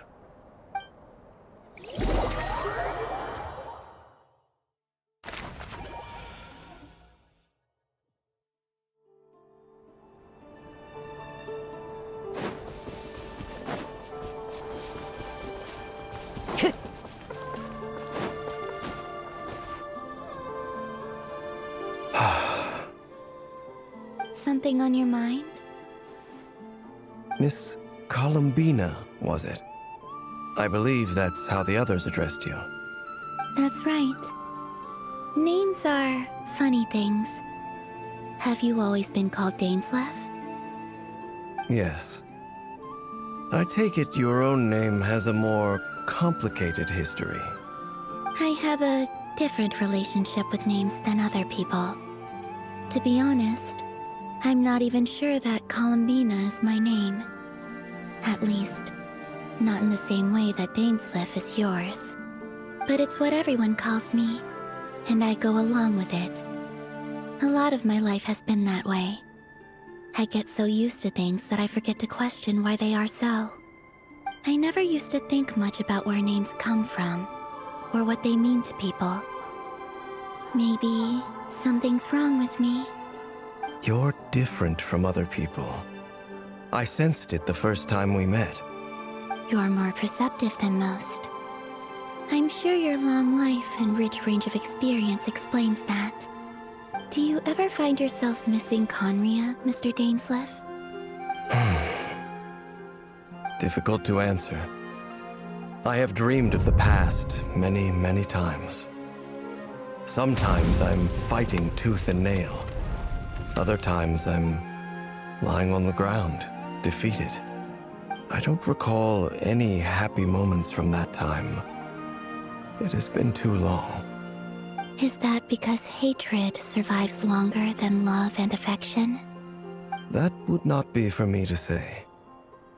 I make no excuses for the grudges I bear. But whatever the reason, I remember little that was beautiful or sentimental. Thank you for your help with the Rerir situation. Without your efforts, I never could have learned the hidden truth of his story. You're welcome. I know he's your friend. Friend? He betrayed me. And I never really understood what he was going through in life. Some friendship, that is. Okay. So, do you plan to fight him with us? You see, you're torn. Now you know what really happened. You see the things he's done in a new light. I need some time. Of course. I completely understand. Anyone else in your position would feel conflicted too. Actually, I went through something similar myself recently. Something happened that changed my perspective on a situation. A situation I took for granted at the time, but now I feel very grateful for it. You mean the Harbingers who still support you, even though you've left the Fatui? Yes. I always thought they were only helping me because Harbingers are forced to work together. But then I abandoned them. A warrant was even put out for my arrest. And even now, they still support me. Which means I was wrong about them all along. Clearly, they view you as a friend. I feel a little guilty now. I regret not seeing her help for what it was, and not treasuring it. I see the guilt that you're feeling now, because I feel it too. Hopefully, talking about it will do us both some good. Have you noticed that the Traveler and Paimon are over there? I think they've been listening. Huh. Shall we say hello? Sure. Hello. Ah! They caught us!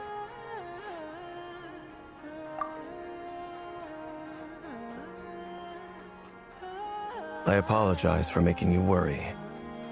No doubt you wish to know where I stand on the plan to take down the Raher of Solnari. I'm afraid I need a little time, but I will seriously consider joining you. You will? Oh, thank you so much! Everyone will be so grateful to hear that! They needn't be. This was something that I was going to have to face up to eventually. That doesn't matter to them. They're grateful to you regardless. You can't control their gratitude, so just accept it. And then, have a think about whether you're willing to join us.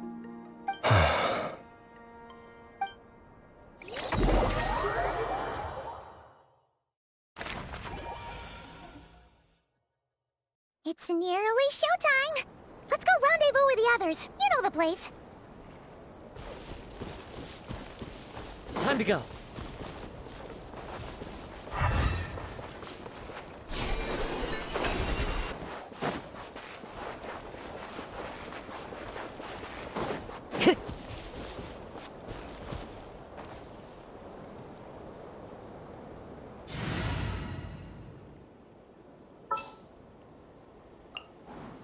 What's our objective?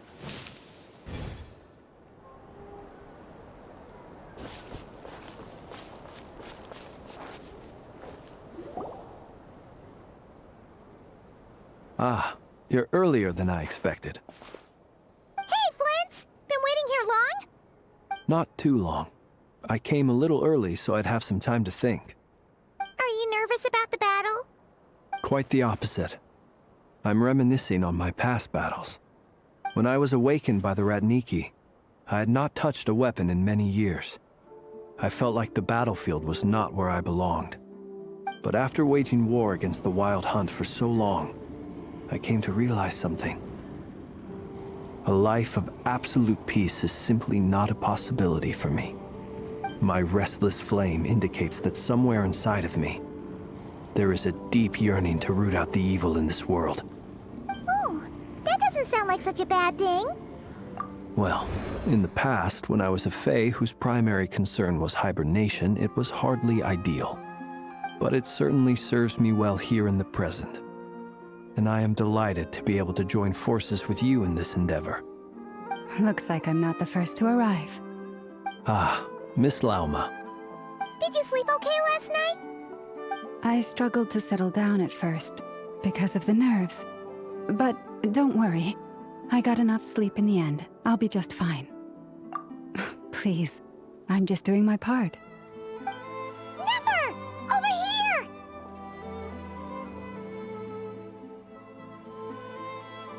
Aino asked me to relay a message. She said Anefa will be on high alert and keep a close watch over all secondary districts where defense is required, providing support as necessary. Meanwhile, Aino herself will provide range support to us directly, using her latest invention. Excellent. My thanks to all involved. The chestnut's looking a little unstable. It won't hold him much longer. We should be prepared to engage at a moment's notice. No sense sitting around waiting. Let's make the first move while we still have the option. I agree. Paimon, find a safe hiding place. Got it! Be careful, Traveler! I will.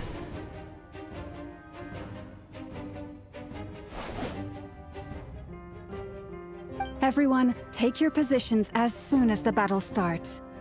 Every ounce of strength we have in our bones, let us bring to this fight. Ready? Let's go. I've seen all your futile ploys before. You have become the authors of your own demise. I wouldn't be so sure about that. You are merely a moment of sport before I tear down the moon.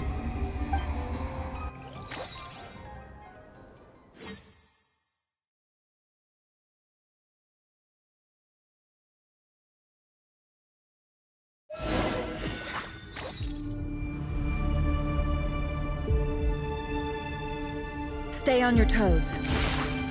Yep.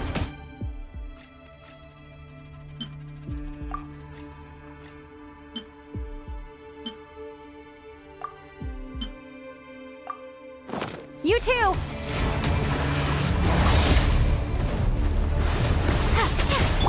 It all adds up. The moonlight. Close your eyes. Observe. Let me help you guys. Hunt him down!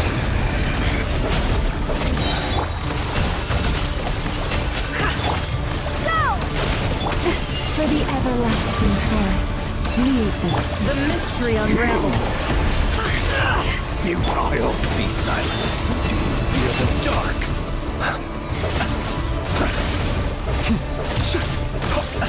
Observe. Night falls. Go! It all adds up. Pathetic! Forest, protect us. Moonlight betrays you. Bombs away! With one heart, we pray. Can't hide the truth. No more lies. Seek within. The moonlight betrays you. Be silent. Night falls. Observe. It began with the moon, and so shall it end. The moon will protect you. Everlast land.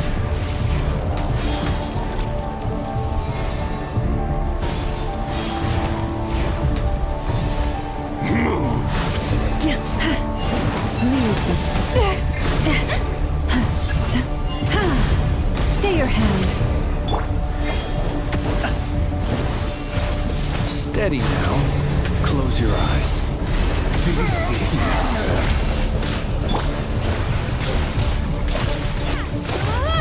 No more lies. From here, when will it be as you foretold? The moonlight betrays you.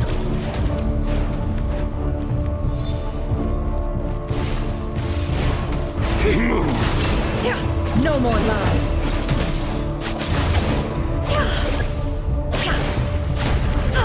Absurd.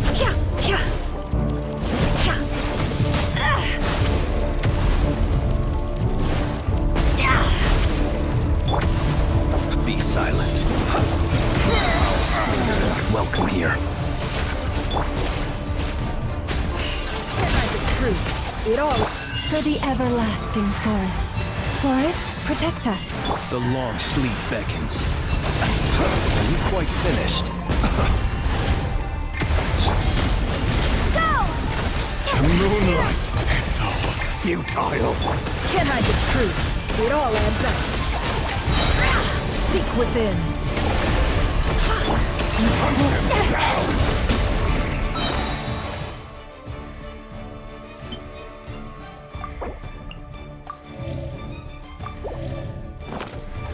By the frost moon of old.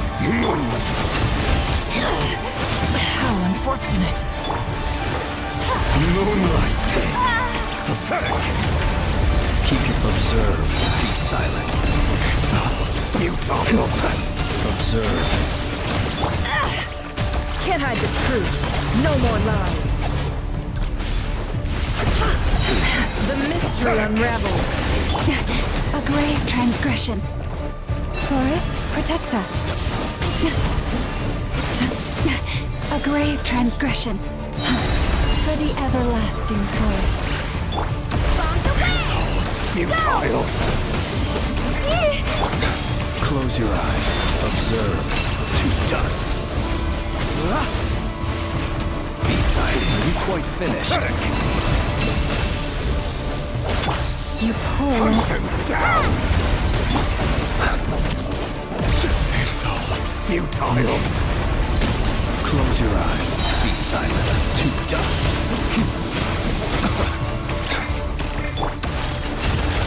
It all adds up. Toys, protect us. Hunt him down! Close your eyes. Steady now. Pathetic Are you quite finished? Moonlight traitor! The heroics is over. Who wants to go first?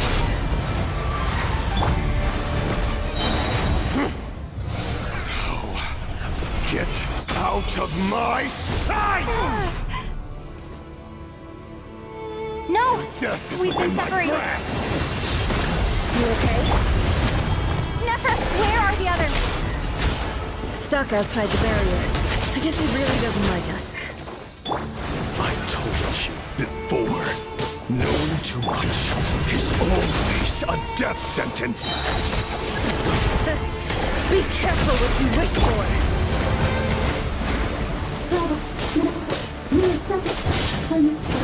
Lauma! Can you hear How me? much power will it take? Silence! Voices are gone, but at least I know they're still there. I need to focus. Stick to the plan. Remember my most important task. Follow him. If I can stall him for long enough, the moment will come.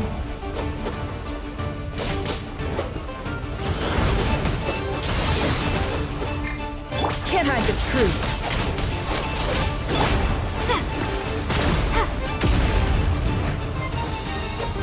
No more lies. The mystery unravels. It all adds up.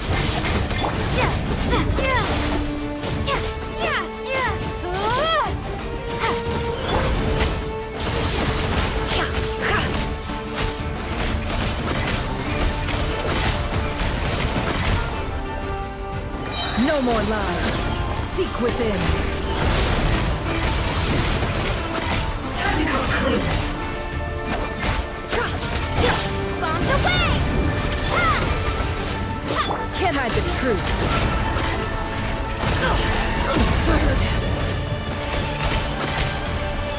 No more lies.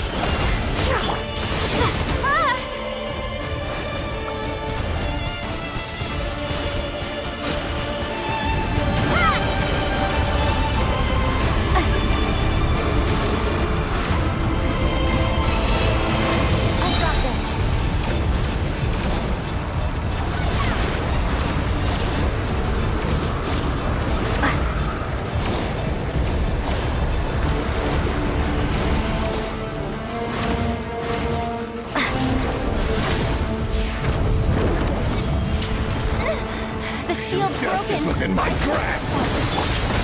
Don't push your luck.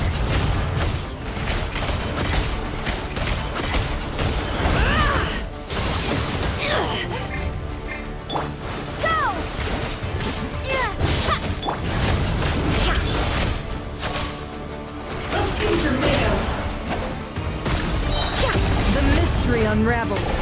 It all adds up. Water jet!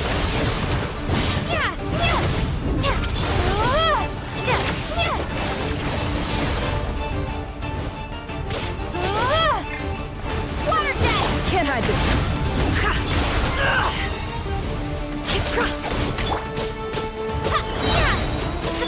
Seek within. Wipe out!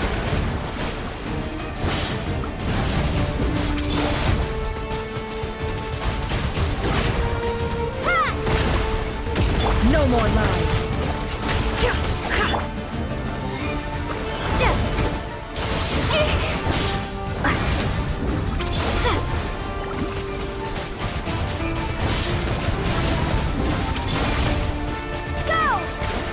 It all adds up. The deception ends here.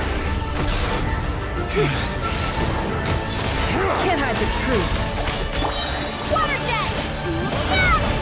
It all adds up. Let's see tomatoes. Seek within.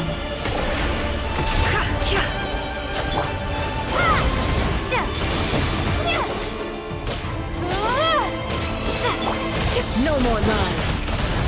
It all falls into place.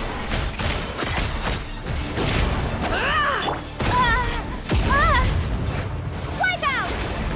Water jet! It all adds up.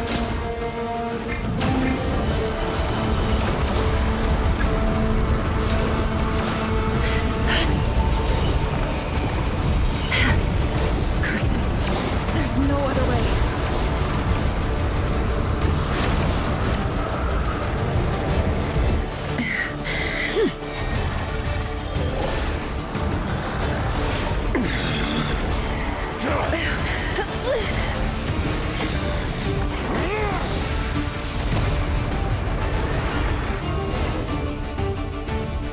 The only way to defeat Rarer is to borrow his own power. That means Columbina will have to disappear while you two bear the brunt of his attacks. You have to hold on. Find a way to keep him focused on killing the two of you.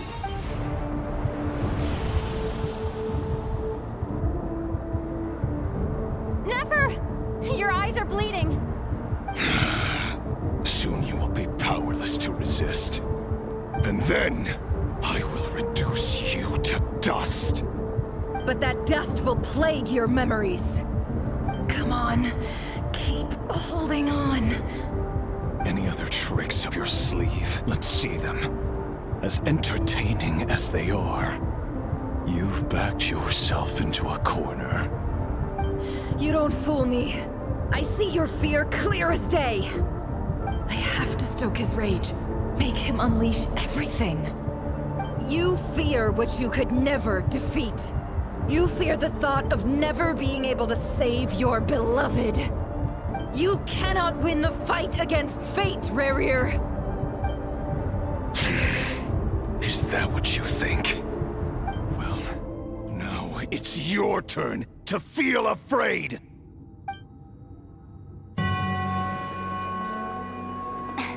You fear the sound of your own name? Is it us you hate? Or is it what you've become? Let's see what becomes of you!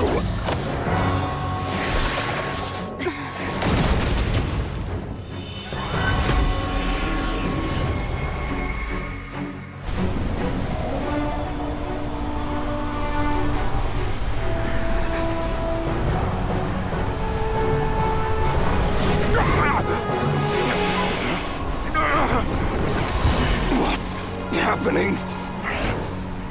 That power. I've seen it before.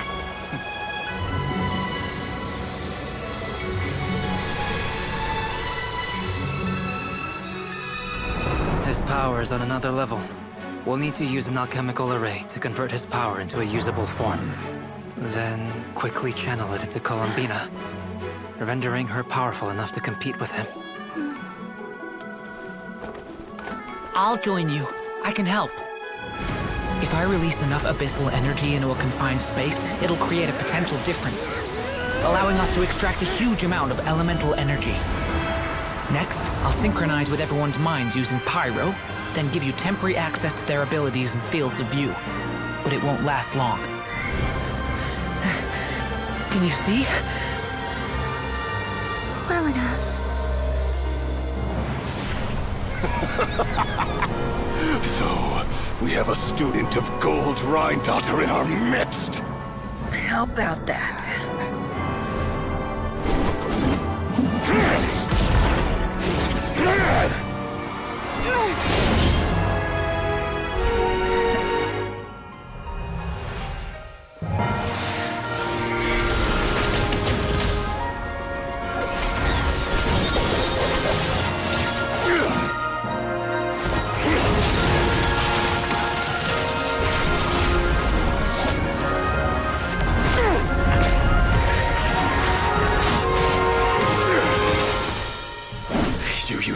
using power against me?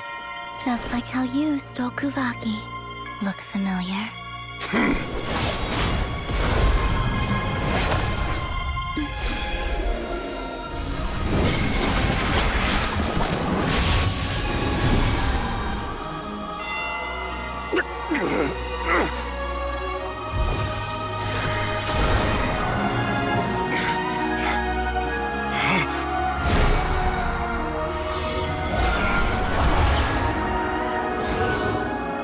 Don't you realize? You don't have the power to hold that gate open! I don't, but someone else does.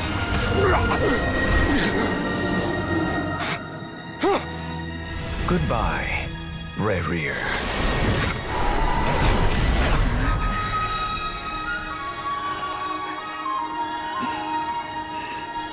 We won.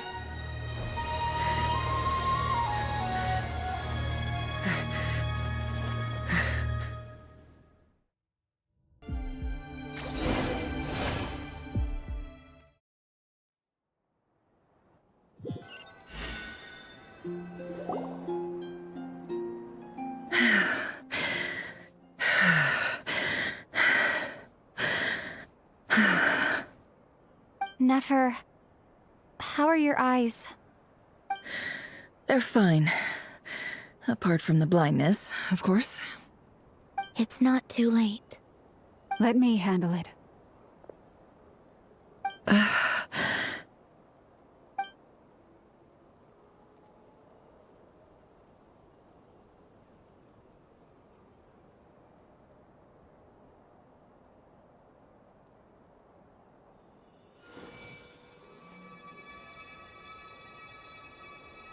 Miss Nefer, it's not like you to lose your composure.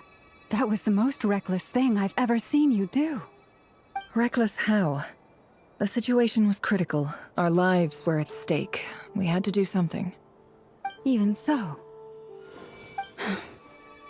Okay. I guess you're right. Under the circumstances, it was a wise decision. You traded your eyes for an incredible victory. In business terms, I suppose that's a huge return on investment. I'd be hard-pressed to argue otherwise. Still, I don't like this outcome, and I don't want you to lose your sight for good. People suffer when they make sacrifices they shouldn't have to make, whether that means faith, strength, or in this case, your ability to even see. I had hoped you could win without sacrificing so much as a single hair on your head. Thank you. Really. All done. Don't try and open your eyes just yet. We'll see how you're doing in a couple of days. Until then, please follow your recovery plan to the letter. I'll send full details through Yehoda. For now, just get yourself home, relax, and rest. My dear friends, we have fought bravely and achieved a spectacular victory. A dark cloud has been lifted from the skies of Nodcry. All in this land will be grateful for what you have done. The moon will remember this day. Thank you both.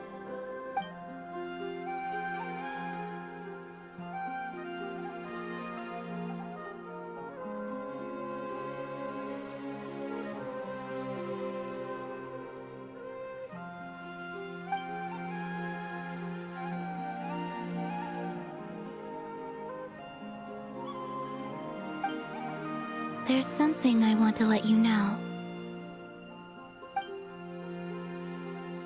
What is it? When Durin connected everyone's minds so I could access their powers, I also felt everything they felt. And since Nefer's eyes were injured, my eyes are hurting now too.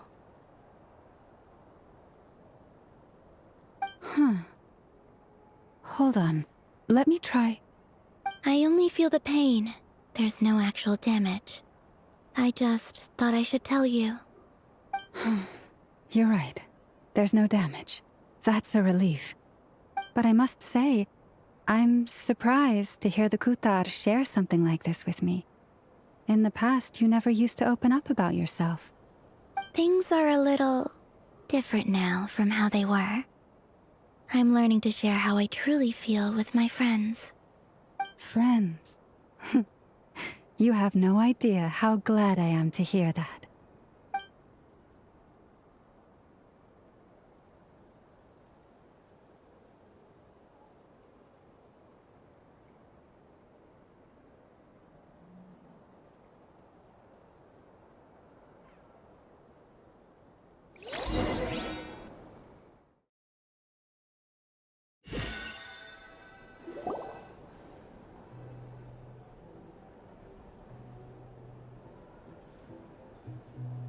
Yay! You're awake! How are you feeling? Any aches and pains? Did you sleep well? I'm doing all right, Paimon. No need to worry about me. Phew! Well, that's good. Paimon's been sitting on the edge of the bed worrying about you for ages. You slept a whole day and night. Poor Paimon had to eat all by her lonesome. Glad to hear you didn't starve. How was the food? Well, it wasn't the same without you there to share it. Honestly, Paimon just can't relax when you're not your usual self. She couldn't enjoy the food and settle down to sleep. Well, I'm back to normal now. Oh yeah, and Albedo swung by earlier. He said to tell you to head to the tavern when you woke up. Varker and the others are organizing a victory feast and they want to celebrate with you. He also dropped off some medical supplies, but you seem fit as a fiddle, so guess you won't be needing those. If you're feeling up to it, let's head over now. Wouldn't want to keep them waiting.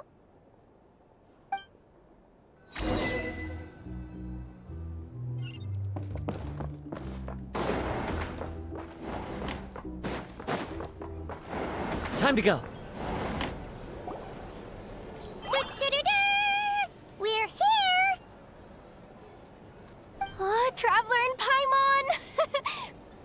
Perfect timing! We were literally just saying how there's no way we're holding this victory feast without you any longer, and we would have postponed it till tomorrow.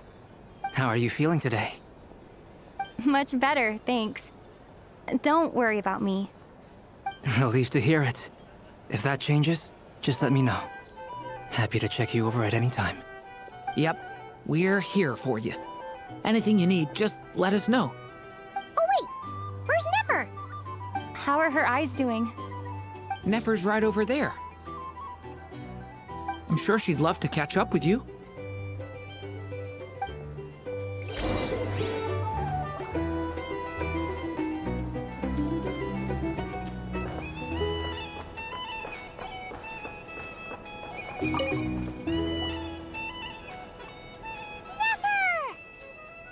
Traveler, Paimon, are you recovering well? Turns out that moon chanter has some real talent after all. My eyes were mostly recovered after just a couple days' rest. I can actually open them again now. Yeah, but you gotta be careful. Lauma says not to strain your eyes while they're still healing. Yes, thank you. I'm well aware. Yehoda, could I borrow you for a moment? I could do with an extra pair of hands. Oh, sure. Coming. Did you hear that? I gotta go help Lauma for a second. You guys chat among yourselves. I'll grab us some drinks on the way back. Paimon, you still like 'em sweet? You bet. Make it extra sweet, because Paimon's earned it. Sure thing.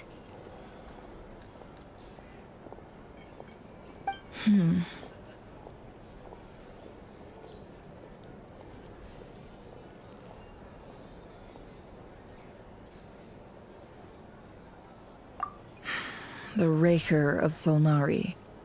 Kind of a snake, don't you think?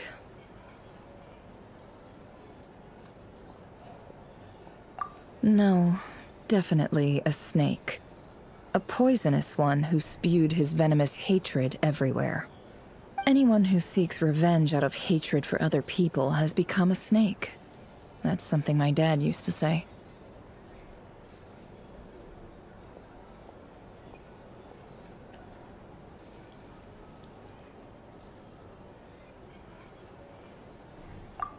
Perhaps. I'm sure it sounds like a very wise and open-hearted perspective to your ears. But me? I think hatred is a perfectly justifiable emotion. What else is left when everything you depended on in life gets stripped away? Something's gotta fuel that drive to keep on living.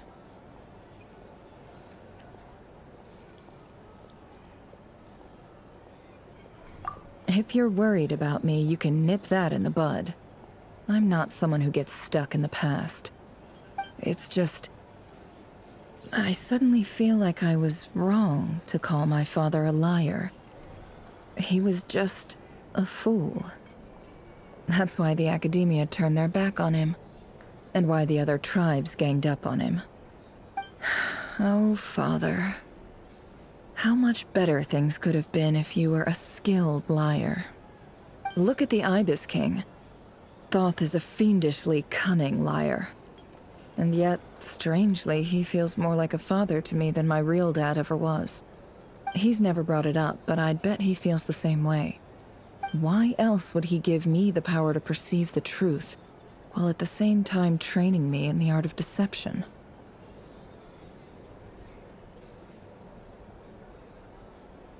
Well, King Deshret banished him to Aru, which is essentially a prison, and posed 3 questions to him. He promised that he'd have his freedom if he could find the answers. His response was to take on a physical form and approach me, hoping that I could become his envoy and search for one of the answers on his behalf. Did he really think I'd fall for that? He's stuck there. He can't make me return what he gave to me. So that's enough for you to decide he's nice, is it? He's a prisoner, and he was scared. So he decided to perform some good deeds to win people's approval. He lives in fear because he's a deceiver. How is Rerir any different? You can't work as a spy your whole life and expect a happy ending. It's preposterous. Yet I can't say I don't understand it. Liars live in the darkness of their own making, but it's still human nature to want to go on living. They say that a liar's soul is the most worthless thing in the world. What do you think?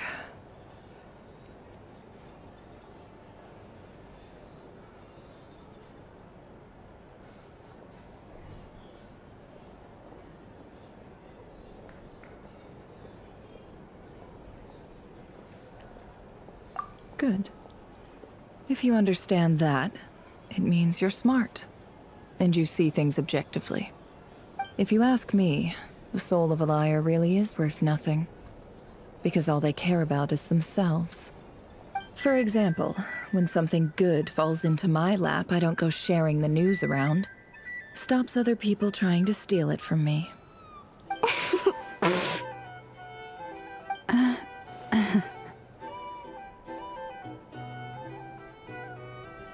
So be it. They have sharp ears. I can't keep anything from them.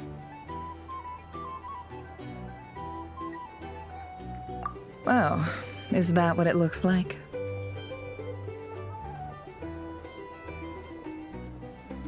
Well, you all know my past now, and I can't simply eliminate everyone who knows too much. So I guess I just have to put up with you. For the foreseeable future, at least. When you find yourself in a situation you can't control, the safest play is to keep calm and start monitoring everyone involved like a hawk. In the intelligence world, you need to have a sense of perspective and play your hand accordingly. If you understand what's at stake, please ensure my secret is safe with you. I trust you'll respect my wishes as a friend. But don't forget, I will also be watching you like a hawk. Very good. Oh, wait! Now that the panic's over and we've all calmed down, Paimon suddenly remembered something. After all that build-up, our mystery ally never showed up even once!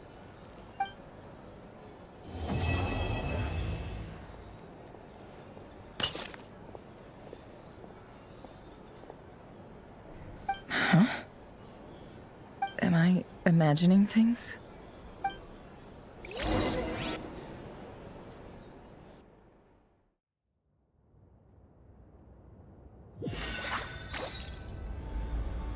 So, that close colleague who stayed behind with you?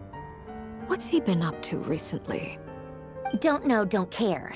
I get more normal human interaction from hanging out with Bosco too than him.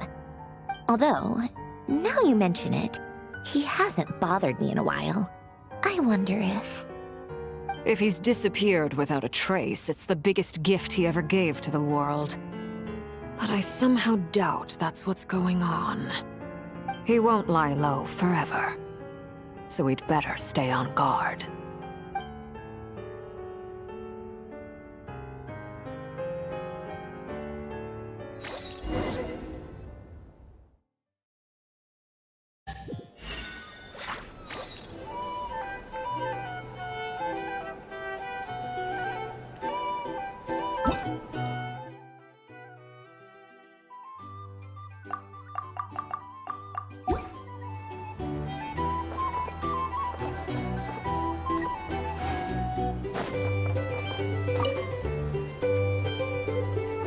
How have you been holding up? Any adverse reactions? If you start to take a turn for the worse, make sure you tell me right away. You don't need to worry about me, Grandmaster. I'm fine. I mean, I barely did anything, so... What? You're too humble, young man. You played an indispensable role in the battle for Nodcry. We can't thank you enough for your support. Sometimes, when people praise you, it's because you deserve it. The best thing is to accept it calmly and with grace. It's important to learn how to respond to words of admiration. Let's do a quick demonstration. Albedo, that was an incredible feat of alchemy. The pressure was on, but you worked flawlessly at lightning speed to get the job done. Thank you. I can't take all the credit, though. Durin played a big part in forming the alchemical array. See? Did you catch that? A masterclass in how to take a compliment. Okay, yeah. I did work pretty hard to help prepare for the battle. No point denying that. Hey, you guys! Hey, look who's bounced back. Looking good, Traveler. Seems like you've recovered. You won't need to take any more medication. Can I get you a drink? Huh? You know how to order at a bar now? You've sure learned a lot recently. Handling a drinks order is ridiculously simple compared to alchemy. Don't worry, I'll blend into society yet. Paimon believes it. You're clearly a fast learner, just like your brother. To be totally honest, though, Paimon didn't quite follow all the details when you first explained the plan to us. Don't worry, that's completely understandable. Unless you're a student of alchemy, it's hard to grasp the principle and how the process works. To put it in the simplest terms, we saw how our enemy stole the power of Kuvaki. And that gave us the idea of stealing his power to turn it against him. When facing an enemy you have no hope of defeating, it's best not to engage them in battle. So, instead of looking for a way to overpower him, we decided to help Columbina get strong enough to at least stand up to him in a fight. For this to work, we had to analyze his modes of attack, confirm who his main target was, and make sure that he wouldn't go beyond the range of the alchemical array. For added security, we prepared a total of 4 arrays. But to mitigate the impact of the battle, we identified one location in particular as the ideal spot, which is where the confrontation took place. The alchemical array absorbed his abyssal power. That power enabled her to do what would otherwise have been nigh on impossible. What surprised me was that Dainsleif actually agreed to join us. Given his history with Rerir, he had every right to sit this one out. But we're extremely grateful for the decision he made. It must have been a painful choice to make. But I'm sure that making a decision was far better for him than staying in limbo. Absolutely. He was torn between 2 paths, but in the end, he made his choice and stuck to it resolutely. He doesn't strike me as the sort of person who'd stay trapped in limbo for long. Anyway, however you cut it, everyone gave a stellar performance. And now, it's time to kick back and celebrate. Hey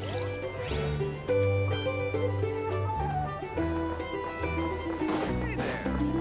Looking for a drink or two? Or perhaps a room for the night? Ah, Lord Sangama Bay. How lovely to see you. I must thank you for the device you provided. It was an enormous help. Would I be right in thinking that it was developed by the Academia? Why come and ask me when you clearly know already? I mostly came to thank you. That's more like it. A little gratitude goes a long way with Lord Sangama Bay. Play your cards right, and you might even stand a chance of becoming my long-term supplier. The chance to work with such a kind and charitable investor as yourself would be a great honor for the Curatorium. Huh? Charitable? Who said anything about charity? First I'm hearing about it. Let's see. The first plot of land you purchased in Nodcry, your desert interests, and... Stop! What do you think you're doing? Exposing my investment history! It's nothing to hide from. They're all perfectly legitimate investments. And some of the land you purchased was with the intent of building a sanctuary? Yes, I heard about that too. How did you... You're a curious case, Lord Sangama Bay. You don't like people finding out about your good deeds, do you? But I'm afraid no matter how hard you try to keep things under wraps, where there's a will, there's a way. You did it for Sumeru, didn't you? It was empty land that was gonna go to waste otherwise. I figured if I built something there, it might at least get some use in an emergency. Disasters are capricious things. They strike without any warning. I've lost family to a disaster before, and I don't want to lose any friends or business partners if I can help it. My elder sister used to dream of finding a sanctuary. Somewhere with plenty of food, water, and medicine. Where everyone could live happy lives. It was something I looked into, but after discussing things with the Dendro Archon, I decided on a more effective strategy. The tech people handled the tech, and Moneybags provided the Mora. It just made the most sense. It's a pity that so few people know the truth about you. Everyone says that you view everything in terms of Mora, and all you care about is growing your own wealth. So, what's the problem with that? Everyone wants to be rich. It's human nature. So yes, I love Mora, and it's nothing to be ashamed of. But surely you have dreams of your own beyond just making Mora. You don't get it, do you? My dream is to invest in other people's dreams. And, you know, make a nice little slice for myself along the way. Just thinking about it makes me happy. That sweet, sweet sound of Mora. Thank you. For the device? And the pendant. Oh, that. I was just returning a favor. Don't worry about it. Seems like we've both been away from home for a very long time. Yeah. So long that I barely remember what my family even looked like. That would be your mother, father, and sister? Yeah, though it's been years since my sister passed away. It's not like I want to forget them, obviously, but memory can be even more ruthless than the most calculating business person. Beyond a certain point, if something isn't helping you, it just gets rid of it. My sister can't help me now. Slowly but surely, her face is fading from my mind's eye. It's become a vague impression. Not everything will fade. When loved ones pass away, the beautiful memories are the ones that last the longest. Yeah, that's true. If you ask me, that's the one silver lining in all of it. Well, that, plus, I'm sure that life is much better now than it was back then. Oh, absolutely. Absolutely. I have tons of Mora, a big beautiful house, business is booming, and I'm as happy as can be. You've got a lot going for you too. Boss of the Curatorium of Secrets? I'm sure there's plenty of Mora to be made in that line of work. I appreciate the vote of confidence.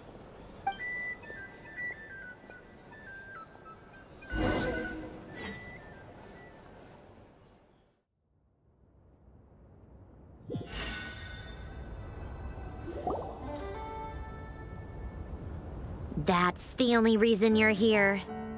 Yes. I've thought a lot about it. And I've realized that you, me, and Arlecchino should be friends. I think this is very important. So I felt I had to come and tell you. Well, this is a new one. I'm so moved. I can't even hold my teacup. If that's all, you can leave now. Do you not want to be friends with me? Or is it that you prefer being co-workers? What is this, Columbina? Are you deliberately testing my patience threshold? Right now, my politeness module is active. But if you say another word, I swear I'll shut it down. If your politeness module was active, wouldn't you say the word please at some point? Polonia, please see Lady Columbina to the door. Will you still invite me to your next tea party? What? Yes, I think you will. Bye-bye, dear Sandrone.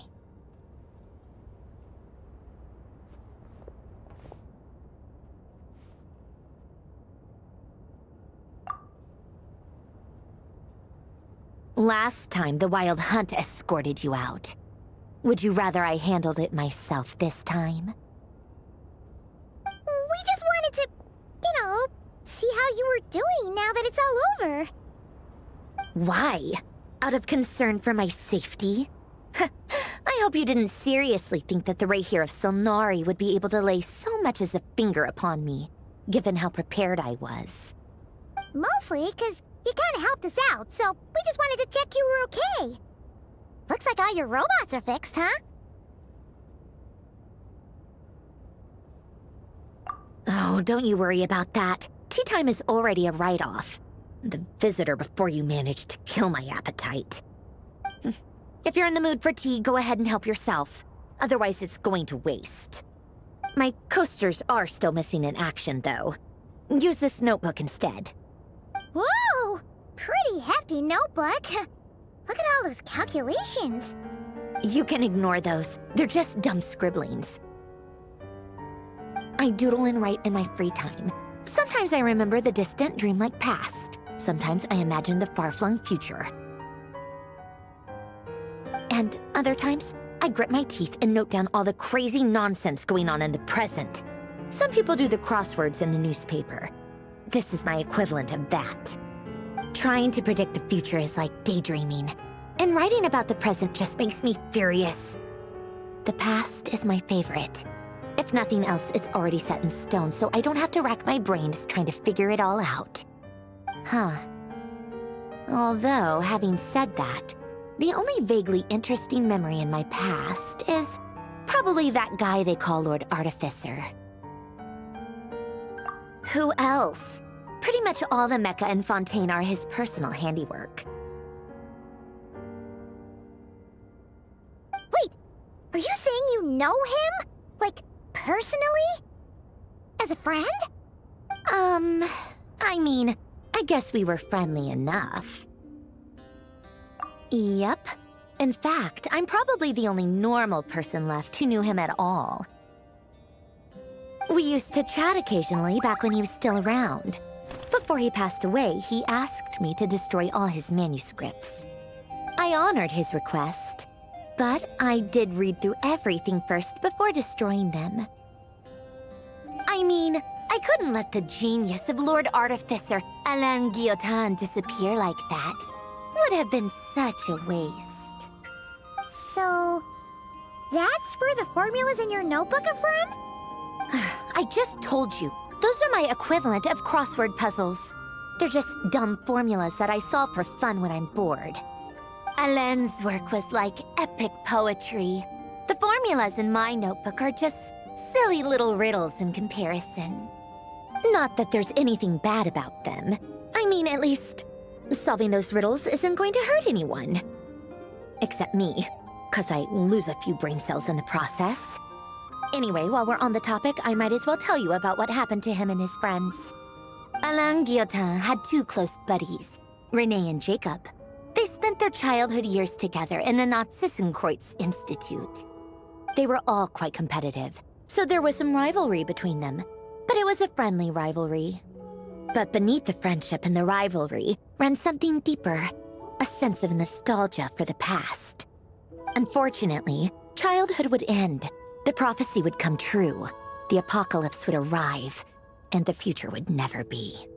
A mad dream that would normally only capture the minds of lunatics begin to take root in their hearts. A dream of saving the world.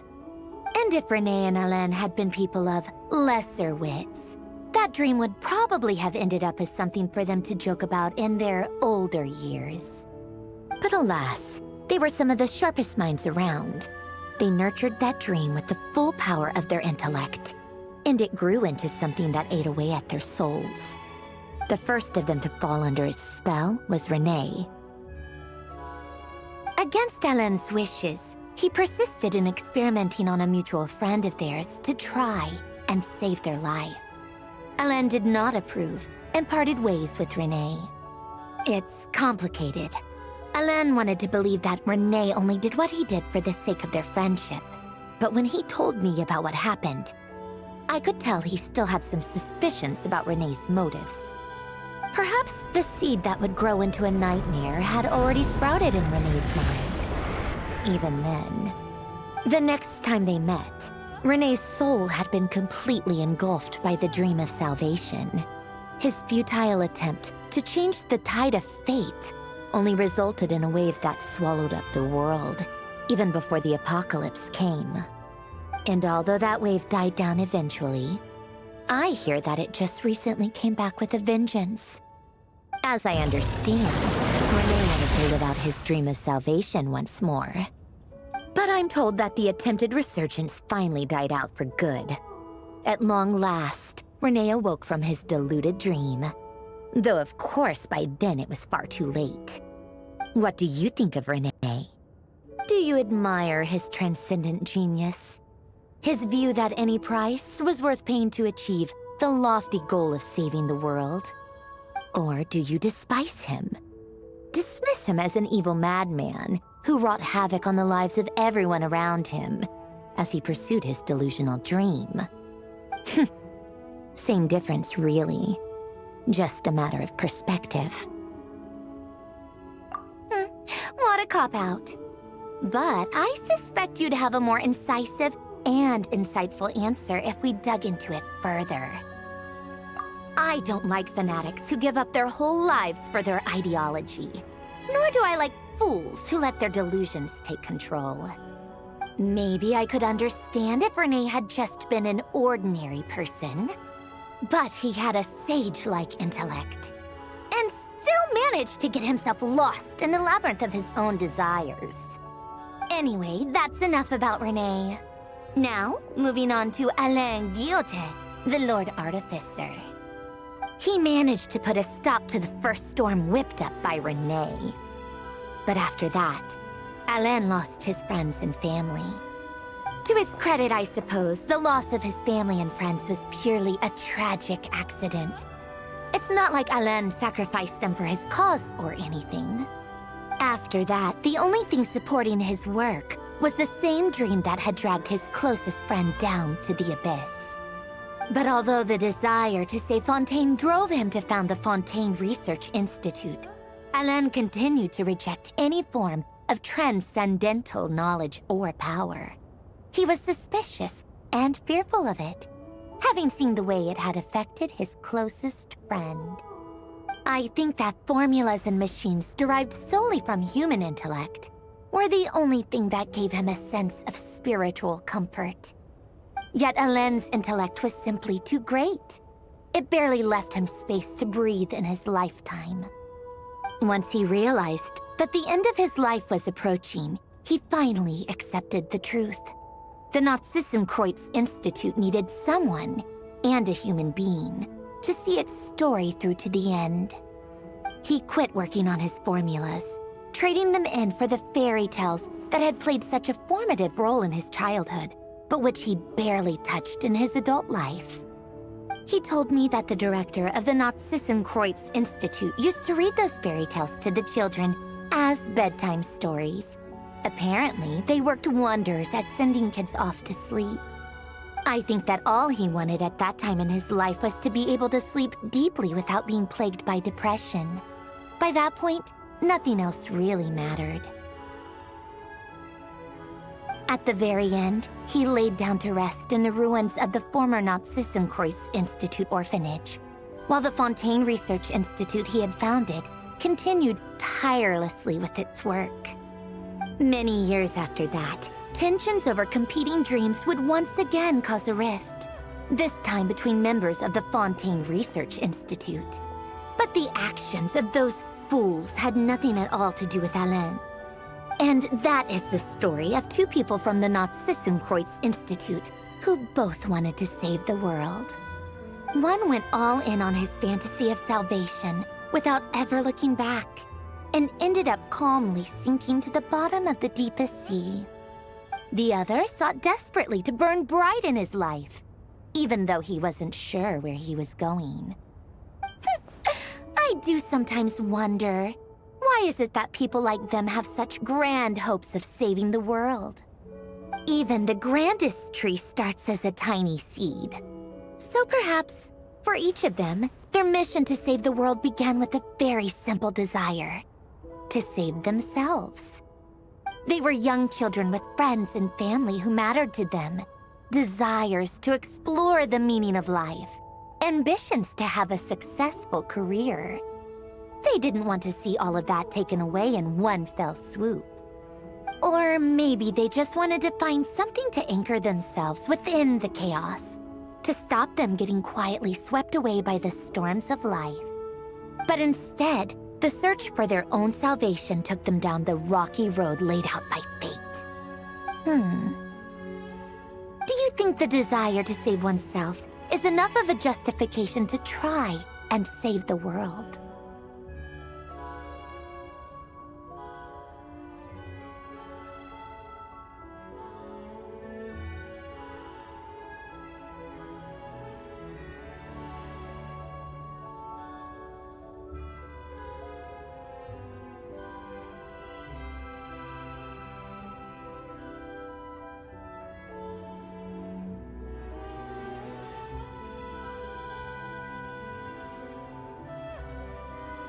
You don't know?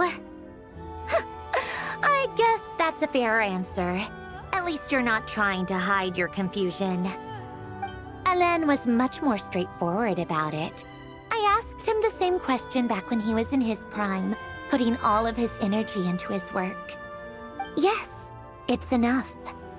That was all he said before getting right back to his work. He was always that way. All right, tea time's over. I owe Arlecchino a favor for telling me these stories. I'll have to bring a whole sack of gifts the next time I visit the House of the Hearth. I'm gonna go tinker with Polonia now. You guys can do whatever you want, as long as it doesn't involve interrupting me. Polonia, exit hibernation mode. Begin diagnostics.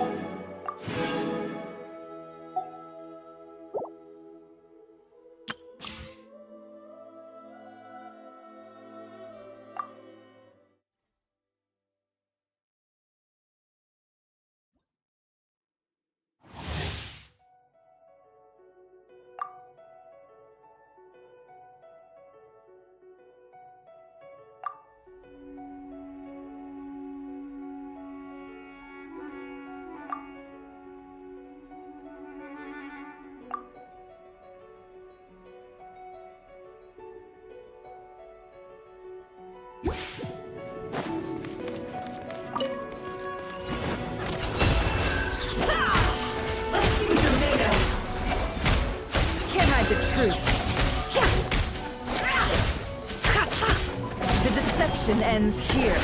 No more lies. Let's see what you're made of.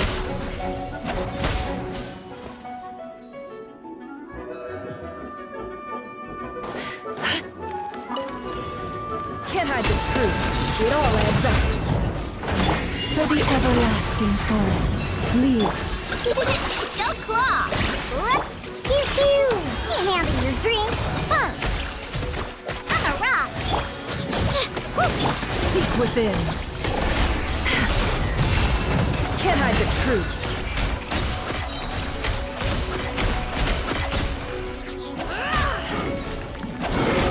It all adds up. With one heart, we pray. Wing down Thunder Bomb! Yeah! Diana Special! The deception ends here. It all falls into place. Time to come clean.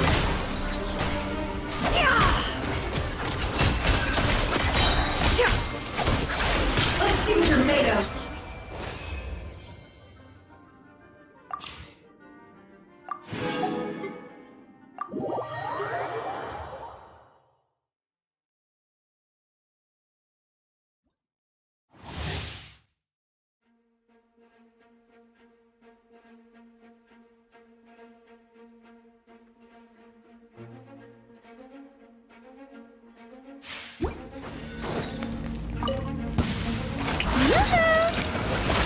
Gotta dash! Come on now! Yeah! Yeah! Huh! Huh! Let the world collide! Out of the frying pan, into the fire! Eat! Huh! I'm going in! Shower me with praise!